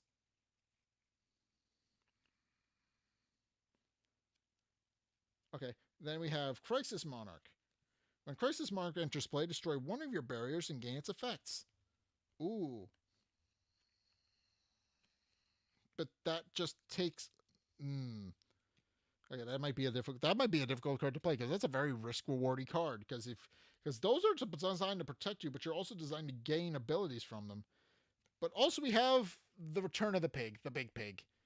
At At the start of your turn, you may put a card with pig in its name from your hand into play, or return it from play to your hand.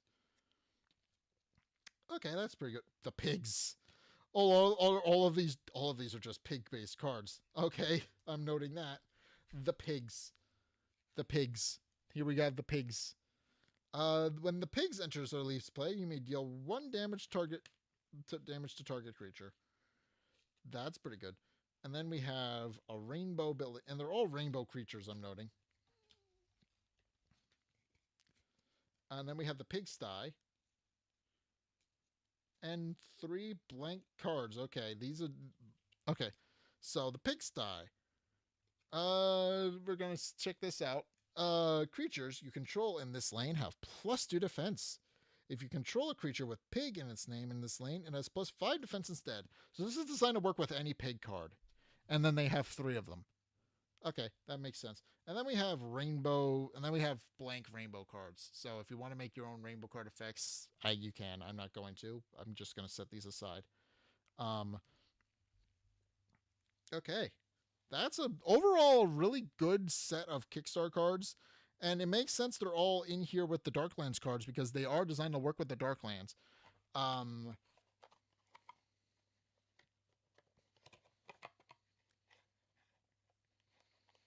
If I could get it in the box, that would be useful.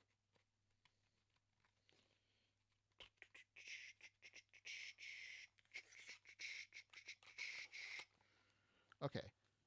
And now we have the Darklands, which I'm not sure.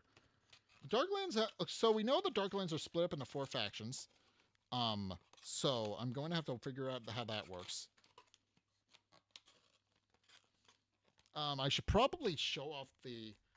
Actually, no. I set it aside for a reason. I'm going to show off the Darklands game board. Because that's a new thing.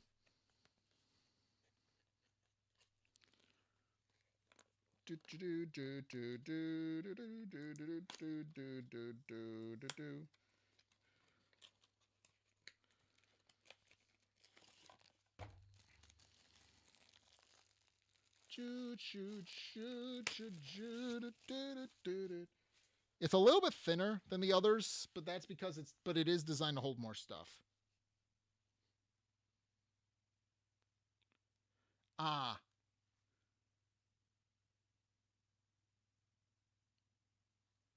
Okay, so it is thinner, but it does show you where to put everything. So you have the Overlord, which is over all the way on this side, on this far side here, in my right hand. The Curse deck and the Army deck are both next to each other. So the Curse deck goes here, the Army deck goes here.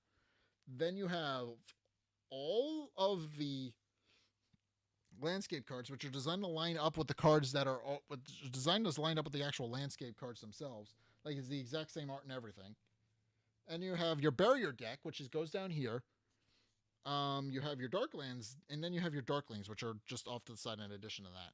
So it's a longer overall play. It's a longer overall mat, I'm noting, but it's a lot thinner. No, actually, maybe it's not as thin as long as I think it is. No, it's about the same size as a regular game mat. It's just thinner and with more stuff for it. So I'm gonna say it's about the same size. Okay. In any case,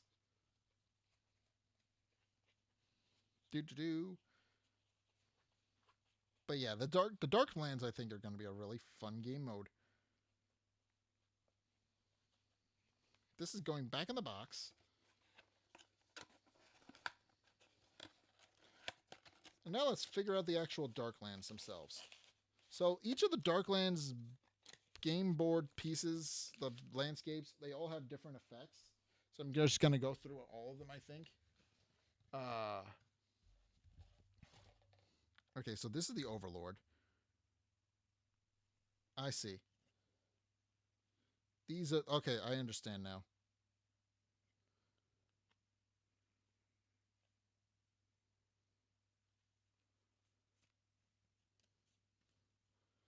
So there's an additional Overlord here, too. Yeah, there's a new Overlord. Okay.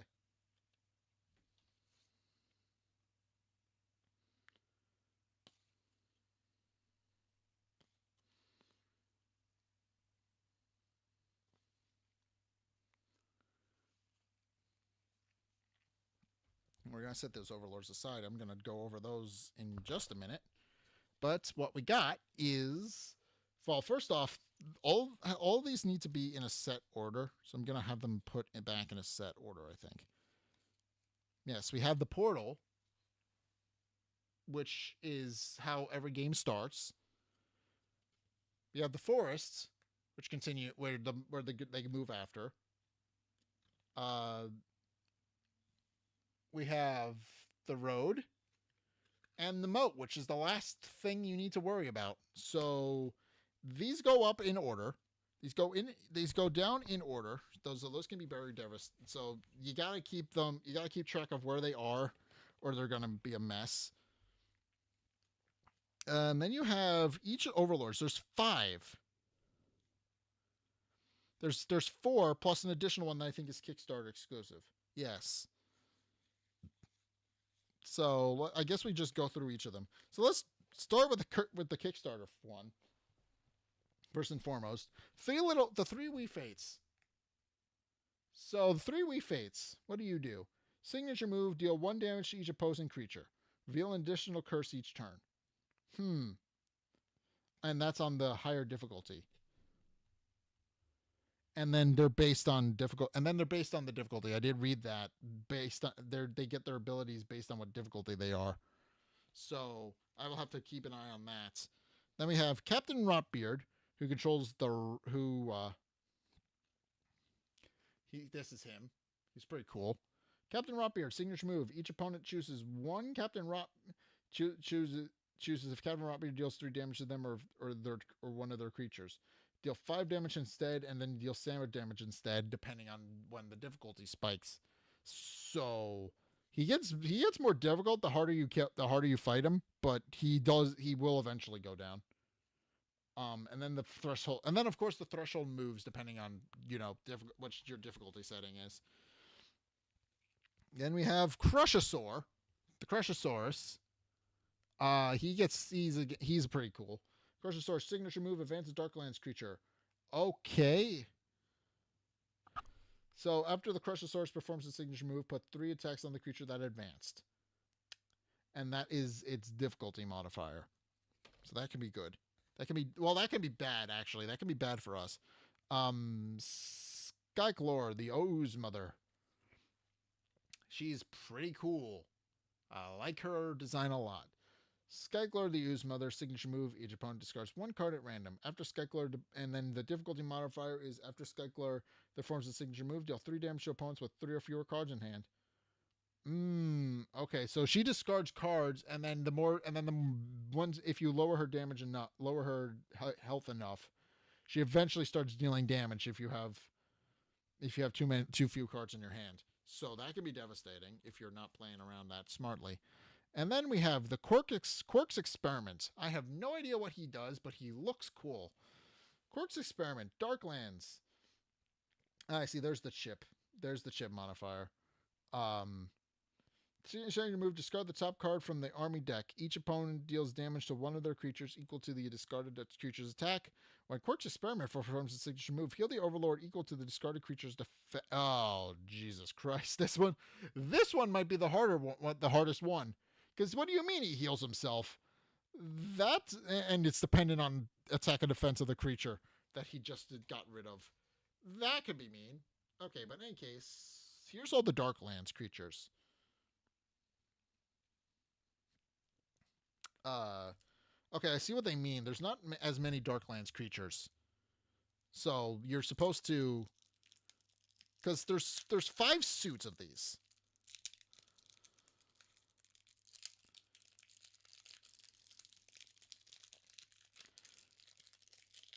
So that's what I'm gonna call them. I'm gonna call them suits. Like each Overlord gets 2 suits. And then they use those to attack with. So, do I have?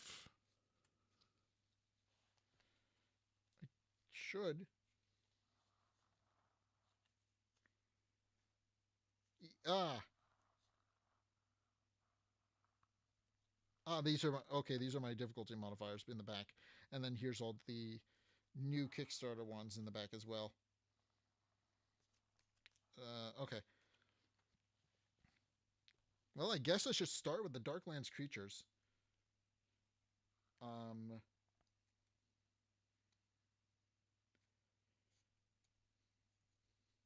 these are all the curses. So we are going to separate out the curses from the monsters and put those aside for now. There's actually not a lot of monsters in this deck, I'm noting.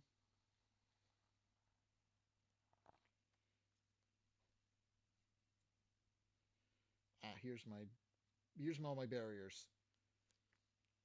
Alright, so there's different barriers. Darkling. Okay, here's the Darklings. These guys go out on their own.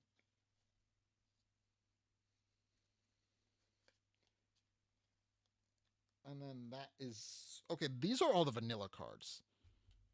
Well, not all of them. They're all actually separated into two different decks. But here's all the vanilla cards.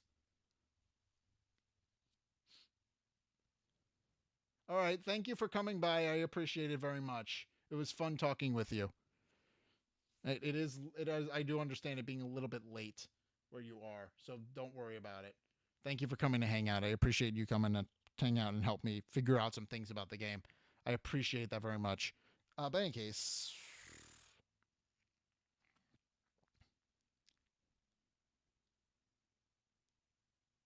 okay. So here's there's three. There's two of each. Okay, there's two of each monster. So this will go quick. Okay, Cannon Brawler. There's two of these guys. Cannon Brawler. Darklands creature. When Cannon Brawler enters the road, have each opponent's HP rounded up. And then if you on difficulty, it gains 2 attack. Okay. That can be a pretty mean effect, but not too terrible. Wait, what? Wait, I'm missing one. How did I miss you? Where did you fall out of?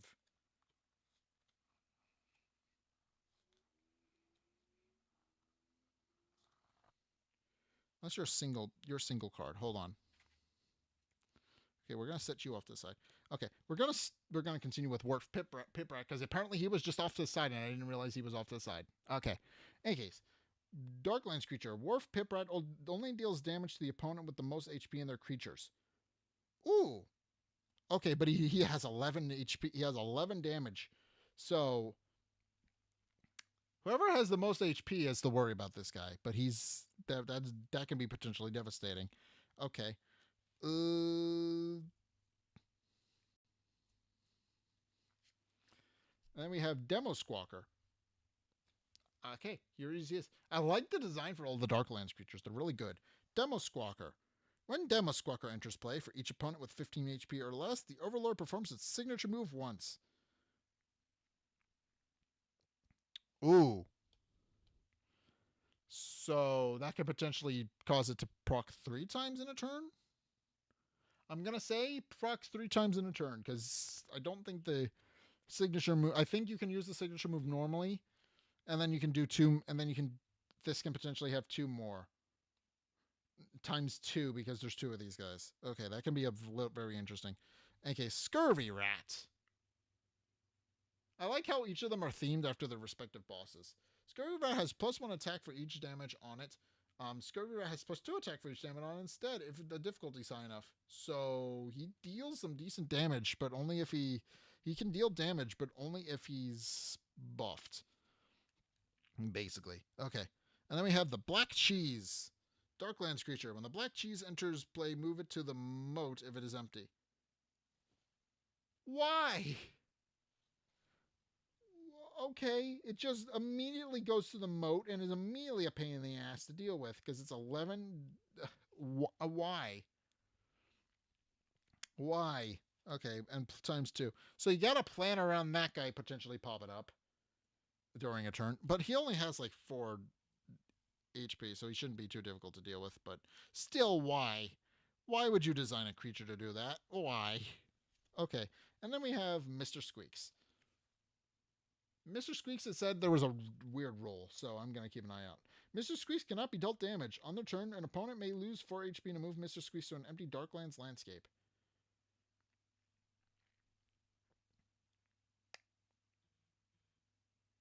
So you can't get rid of him, basically. He just moves. He just moves around. You just shuffle him around to an empty one until to keep him at bay. So you can't even kill him. That's interesting. All right, but that's all the rat card. That's all the cards from the rat suit. So overall, pretty good set of cards for that particular challenge. And then they get control of one other suit. So you have to deal with 2 different ones. We have Shellraiser. Okay, Shellraiser. He gains +8 attack, so he deal on higher difficulty. So he has 20 defense and he gains +8 attack. So that can be devastating.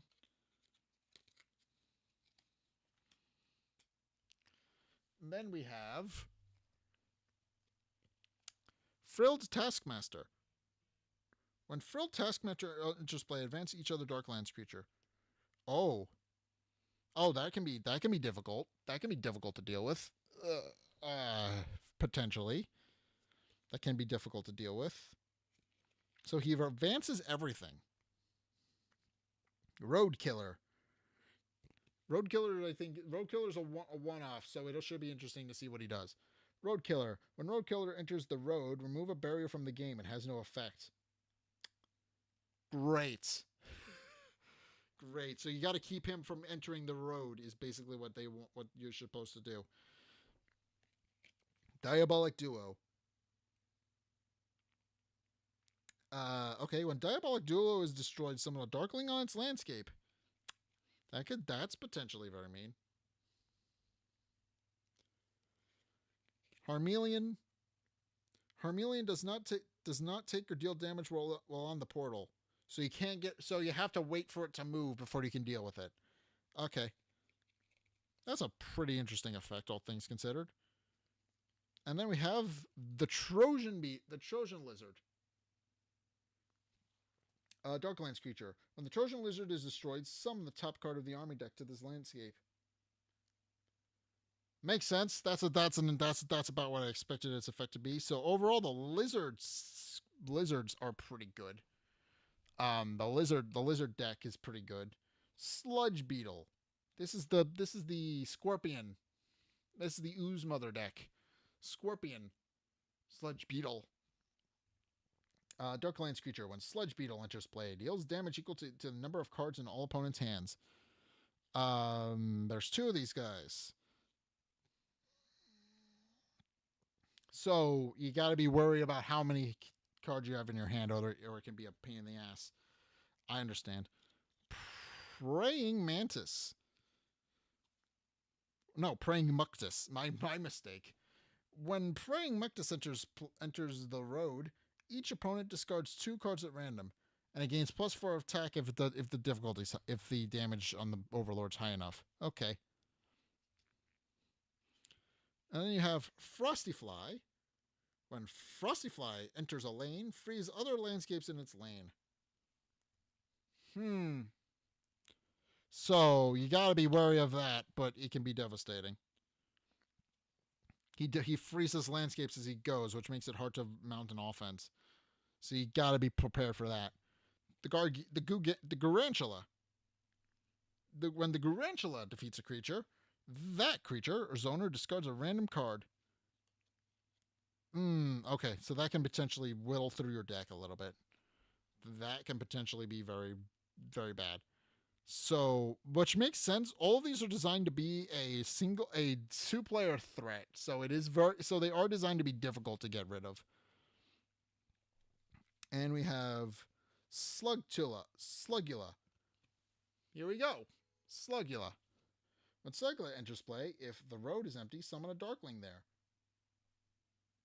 Okay. So he summons a Darkling, which can be Darklings, I think they just get pulled into whatever.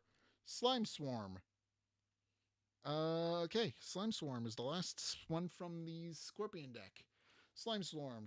Slime Swarm has +5 attack for each opponent with 3 or fewer cards in hand. Okay, so that can be devastating if you're losing cards. Okay, but that's a good set of cards, I think. Professor Evelyn Quark. So these are the ghost deck. Professor Evelyn Quark. Darklands creatures. When Professor Evelyn Quark enters the road, perform Overlord signature move twice. Okay, so at the top card of the army deck, each opponent deals damage to one of their creatures equal to discarded creatures. Okay, so this is designed to combine with Quark's experiment. So she is the main creature of the deck. Vile Nurse. It's a pun, but yeah, Vile Nurse. In any case, when Vile Nurse leaves play, the Overlord heals 5 HP. Oh, but if he deals enough damage to him, he instead restores 20 HP. So you gotta be aware of that, and you get 2 of them. So two of these guys can potentially be a really big problem. When Voltergeist enters play, put out a thing on it for put an attack chip on it for each curse the Overlord's discard pile. Pretty powerful stuff. He's a cool looking card. Hydratic Equation. It's a pun. It's another pun. It's fun. We like puns. We like puns here. When Hydratic Equation attacks, its first deals damage to its attack creature's opponent and all opposing creatures, +1 attack. Okay. And we got we got 3 Lab Ghosts. Ooh. Oh no, we've got 4 Lab Ghosts. Okay, this is the interesting 4 Lab Ghosts. When Lab Ghosts enters play, put another Lab Ghost from the Overlord's discard pile into play on an empty Darklands landscape. So they're designed to summon themselves. That makes more sense. Okay, so that's why there's 4 of them. So they just continuously summon themselves until the whole board is full. That's mean, but it's okay because it's a challenge mode. And then we have the Darklings. They're all the same. A terrible shadow made of beautiful rainbows. So there's 4 of these guys. They don't do anything unique. They are just here to fill out the roster. So, and if they're called by an effect, that's what they do. They come into play. And now we have all of the barriers, or rather some of the barriers. There's 5 of them. There's 5 of them plus some Kickstarter ones. So I guess we'll go through what they do. Brain Barrier. Each friendly player draws 2 cards. And they all have the same design. They're just a banner. But they have a cool back to them. They have a unique back. All of these cards have a unique back to them, I should mention. I didn't show any of the backs for these. They're very unique in how they're designed. And then we have Medical Barrier. Each friendly player heals 5 HP. Heal all damage from friendly creatures. Okay. So if these go Time Barrier. Each friendly player gets an extra action next turn. Deadly Barrier. Destroy a Darklands creature. And Chaotic Barrier. Each friendly player reveals the top card of their deck and may play it for free. So the barrier cards are designed to be your last line of defense. So you only get them once. And there's I think, depending on them, there's 3 in the game. So you have to pick and choose which 3 you want to run. That's pretty cool. Okay, but now we get the curses. There's a whole there's a whole deck of these. They all have the same design, so I'm just going to read them out and not really worry about showing them to you. If I can find them all. Okay. And here's the curses. They all have the same design. They have this piece of paper on them, and they all have this back on them. So curses. Polymorphin time. Destroy the Darklands creature with the most damage on it. Summon the top card of the army deck to that landscape. Okay, and then its effect is that it also does a signature move if the damage is high enough. Wreaking Fireball. Deal 5 damage to non-Darklands creatures in the same lane as a building. Destroy all buildings if the damage is high enough. Road Rage. If the road is empty, summon a Darkling there, otherwise reveal another curse. Instead of summoning a Darkling, summon the top card of the army deck to the road. Okay, so that can be more devastating if the damage is high enough. I'm noting that's going to be a thing for all of these. Each opponent may discard brain damage, each brain drain. Each opponent may discard 2 cards. Reload another curse for each opponent who does not discard 2 cards. Deal. Each may or you may get a curse. So you have to if you don't want to be cursed. Deal 5 damage to opponents with no cards in hand. If the okay. Okay, I'm noting this. The harder they fall. Destroy the opposing creature with the highest current defense. Opponents pick if it is a tie. Hail the overboard equal to destroy creature's current defense. That can be mean. Okay, but that's a good curse, I think. Lost in the Cave. Prevent all damage dealt to creatures in the same lane as the portal, but 3 damage on any Darklands creature on the portal if they're high enough. Dark Strength. Darklands creatures have +2 attack when 2 and +2 ward this round. But they also introduced that ward only protects from damage to an extent. So that's pretty good. And then we have Dark Strength. Darklands creatures of. Oh wait, is this another? This is some of these. Okay, some of these are doubled. Okay, that'll help. The bigger they are, destroy the opposing creature with the highest attack. Opponents pick if it's a tie. If deal damage to that creature's owner is equal to its. Okay, so again, this is similar to the harder they fall, but with attack instead of defense. All right, power word knives. Put an attack token on each Darklands creature signature move. Okay, put 2 additional attack tokens on each Darklands creature. Okay, so everything gets 3 attack if that curse is in play and the damage is high enough. Dead of Winter. Darklands creatures have +3 attack this round. Each opponent freezes 2 of their landscapes. Great. Shortcut. Move the Darkland creature to the portal to the road if it is empty, otherwise reveal another curse. Okay, so there's a couple of these I get the feeling are going to teleport you. Okay, so if you're on the road, that can be devastating as well. Forest Fire. Deal 6 extra damage to non-Darklands creatures in the same lane as the forest. Burn all non-Darklands creatures. So they have their own fire tokens as well. I didn't mention that. Fire and ice tokens. So some of these effects are designed to invoke those and make it a lot more difficult to play the game with. Devil's Deal. Each opponent chooses. Perform the Overlord signature move or reveal another curse. Summon a Darkling to an empty Darkling's landscape if the damage is high enough. Okay. Curse of the Urban Decay. Darklands creatures have +2 attack this round. Each opponent destroys one of their buildings. Okay. I'm starting to note a lot of these are pretty dang. Well, it is designed to be a boss fight of sorts, so it makes sense. Vow of Rebirth. When a creature is destroyed on the portal of the forest or the road this round, summon a Darkling to that landscape. And then you do the signature move if the damage is high enough. Portal Power. Put 3 attack tokens on any Darklands creature on the portal, but 6 on that creature instead. Dreams in Total Darkness. Put Darklands creatures on the portal and the forest have +5 ward this round. Those creatures have +10 ward instead, so they can absorb either 5 damage or 10 damage, and it depends on how well you're doing. Okay, Dark Shield. Darklands creatures have +3 ward this round. Darklands creatures have also.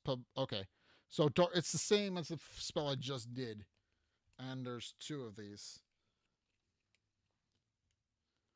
Rock of Rages. There's 2 of these. Darklands creatures have +3 attack this round, or 5 attack if the damage is high enough. Into the moat. Destroy each non-Darklands creature in the same lane as the moat. Also destroy each non-Darklands creature in the same lane as the road. Okay, so the road or the moat, they can potentially eliminate your creatures. So you got to be careful about that. Grave Decisions. Each opponent chooses, destroy creature you control, or reveal another curse. And then the boss just uses a signature move again. Okay. Call of the Wicked. Call the Weak. Darklands creatures only deal damage to the opponent with the least HP in their creatures this round. And then the boss does a signature move. Okay. I'm noting a pattern here. They like to do signature. They use this to do signature move. Pack Leader. Advance a Darklands creature. Heal 3 damage from that creature and put 3 attacks on it. Okay. Shadow Step. Advance a Darklands creature, then summon a Darkling to the landscape it left.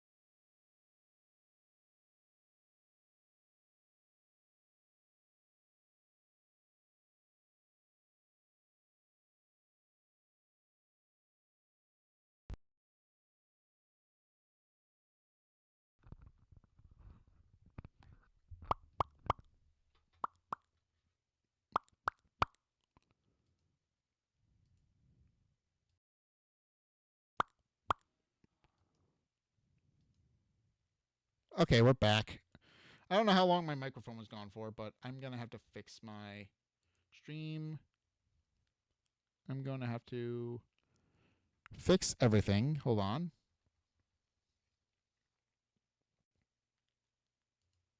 I have to change my Elgato properties back to what they were so I can actually use my camera.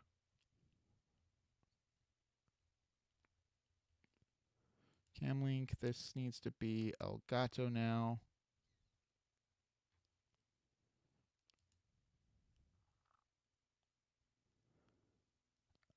Please. Or not. I lost my camera. Okay.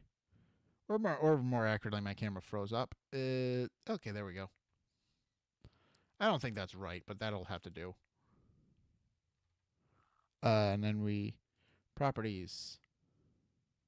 No, cancel. Cancel. I don't want you. I don't want you. Okay.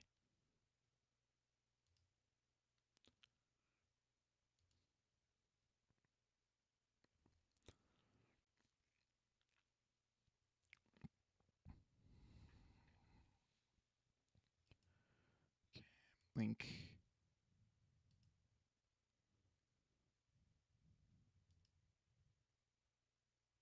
Does that work? No. No, it does not. That doesn't work at all. What did I do?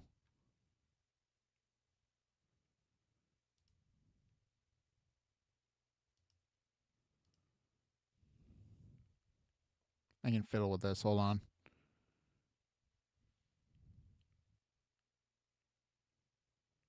I have to fiddle with this. Activate. Activate. That should fix her. There we go. Okay, we're gonna find someone to raid now. That took a lot. That took a lot out of me, but that was nowhere near as long as the last one. So I'm happy, I guess. Um. So overall, the Card Wars 2025 re-release has a lot of cool stuff in it. There's a new game mode. There's a new landscape type that I'm gonna to fiddle around with. So that's really cool.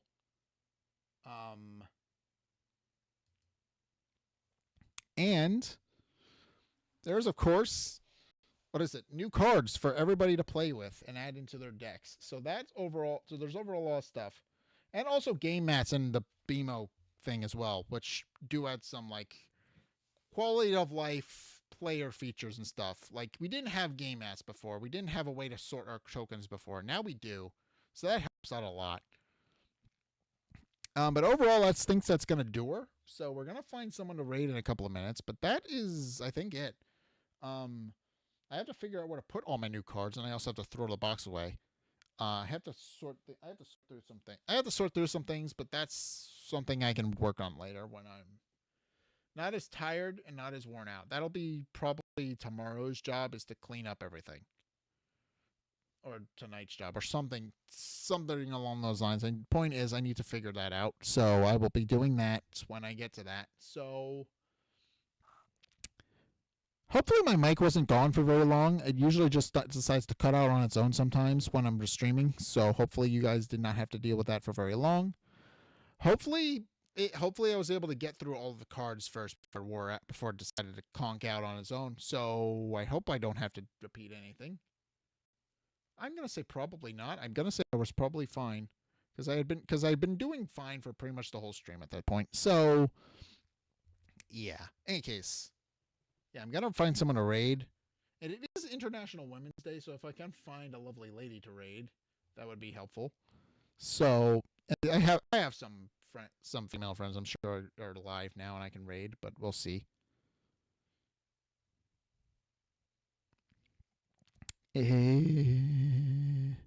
That just also took a lot out of my throat, so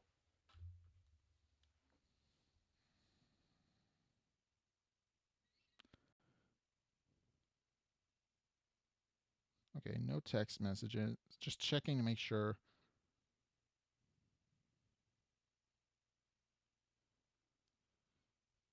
Mm, I suppose we'll see.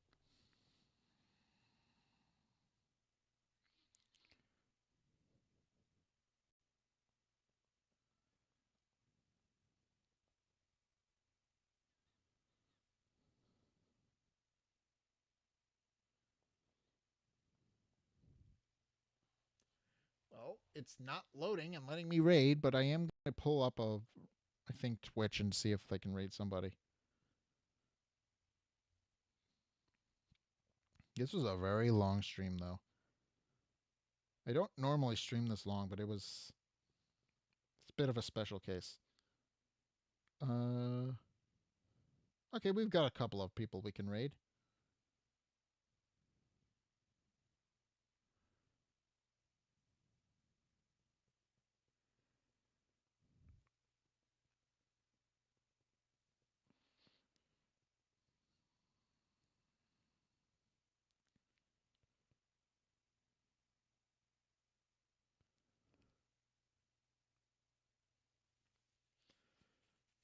Oh, I have lost my chat on one end. That is not good. Why did I lose my chat? I don't know why I lost my chat. Please come back.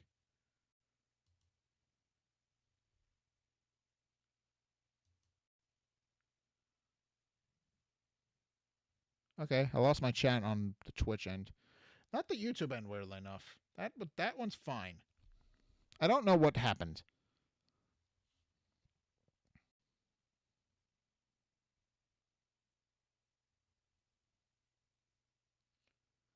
That was weird. I don't really know what happened there, but that was weird.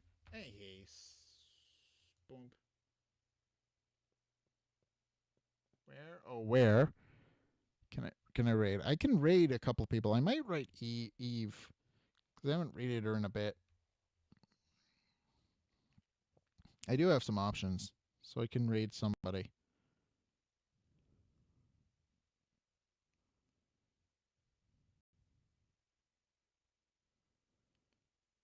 I think I might raid Eve. That could be fun. I'm sorry, I'm just tired. I've been doing this for almost 5 hours now, but I'm almost done. I'm almost done with my streaming duties, and then I can move on with my day. I wanted to start earlier in the day, honestly, being perfectly honest with you, but unfortunately, daylight savings time messed up some stuff.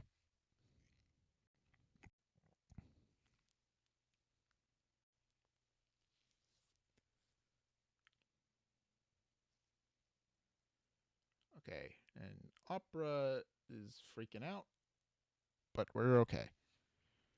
We're okay now. Yeah, I think I'm gonna read Eve. Also, she recently changed her username because she had a placeholder name for the longest time. She has an actual, like, proper VTuber name. She had been using like Evelyn Demon Elf, and then she didn't have an actual like full proper name for her VTuber model. So now she has one. Um, but yeah, this was a fun stream. I enjoyed this. It was of course a very long stream, and I do not recommend doing that. It's very devastating. It's very hard on the body. Don't recommend it. Um, but it was worth it because this was fun. I enjoyed this quite a bit. Um,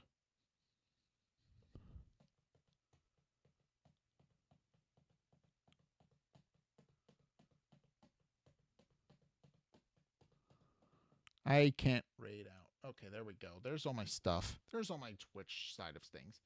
Okay, we're gonna raid Eve. I'm already committing to that, so I don't need to know anything else about who's alive and who isn't.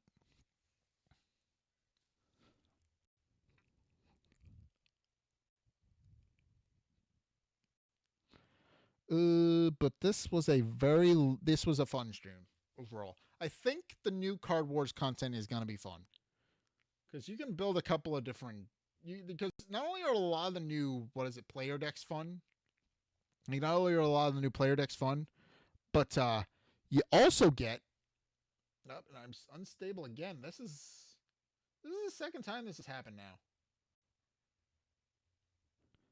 Is it because I'm running something?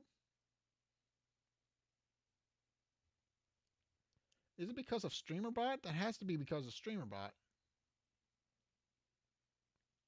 Hasn't really affected my stream on the stream end, I don't think, but it has to be because of StreamerBot. There's nothing else it could be. Because I have StreamerBot open so I can do my chat widget.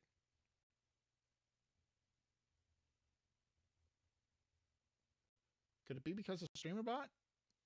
It might be because of StreamerBot. I don't know.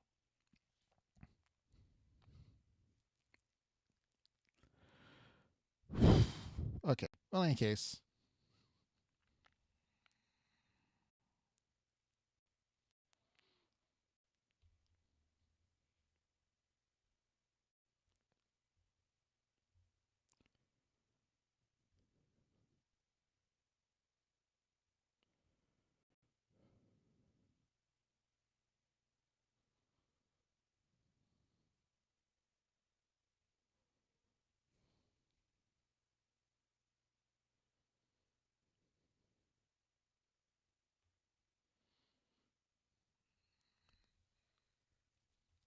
All right.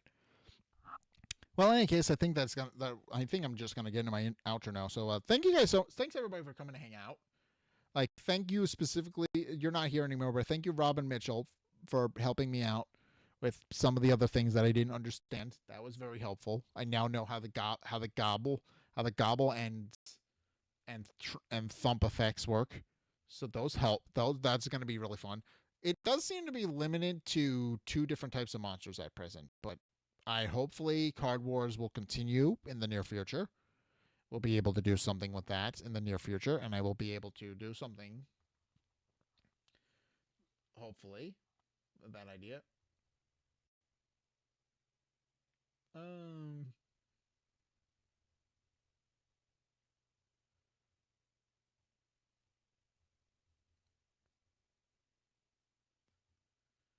um, following. I'm trying to find people I follow. Thank you. But yeah, thanks everybody for coming to hang out. I would really appreciate that. Um, of course, be sure to follow me on all the other things that I normally have. If you're watching this on the YouTube end, be sure to follow us on the Twitch end. If you follow this on the Twitch end, be sure to subscribe to my YouTube.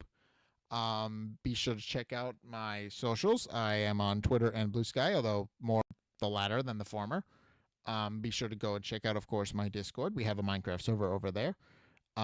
Be sure to check out my Patreon. It helps support me and helps fund future projects, so I'd appreciate that. We, of course, have a throne. If you want to support, if you want to buy me things, that's a good way to do that.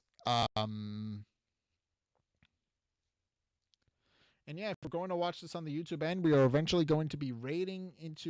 We're eventually going to be raiding this into our friend Eve in a couple of minutes when the Twitch decides it doesn't want to be a suck. Please. No. Okay, you're just gonna be a suck, and I'm probably not gonna raid someone today. Then, if it's gonna be a suck, but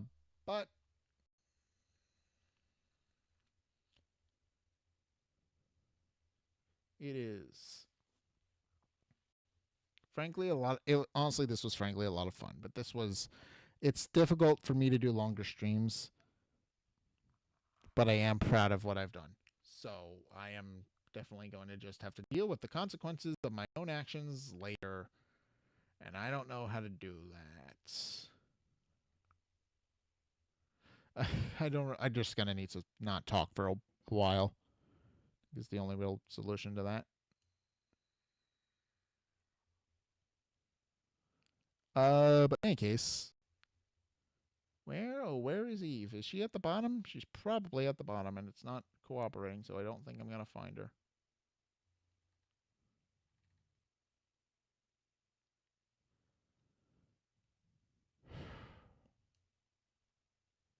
Come on, come on. There you go.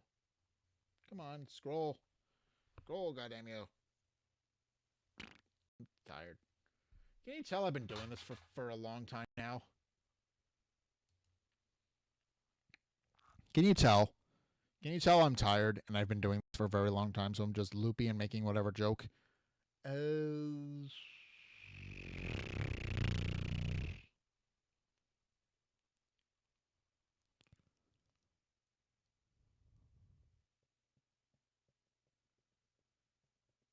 in any case, we're gonna raid Eve now. So thanks everybody for coming and hang out.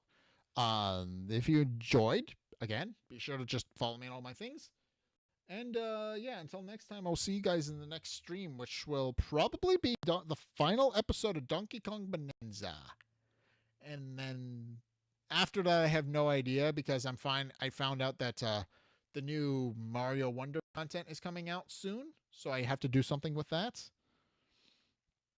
I'm going to be streaming that, which should be fun because there is new stuff, and from what I see, it's a lot of cool stuff. So I am looking forward to it. In any case, I'm gonna get the raid going now. So yeah, this was a fun stream. Very much enjoyed talking with what my favorite card games with you all. Showcasing a lot of the new cool stuff. Hopefully, we'll be getting new cool stuff in the future because I feel like there's more potential for this game going forward. I'm not entirely sure how that's going to work because I believe that who was in charge? Cryptozoic Entertainment, if I remember correctly. Can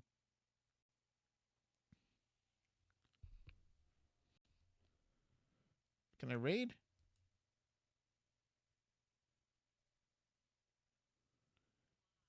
Can I raid?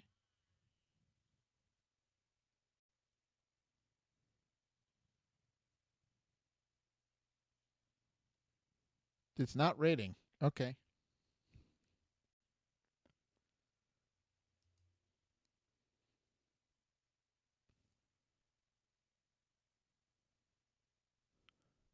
Please let me raid. I would like to support my friend. Please let me raid. Oh, there it is. Okay.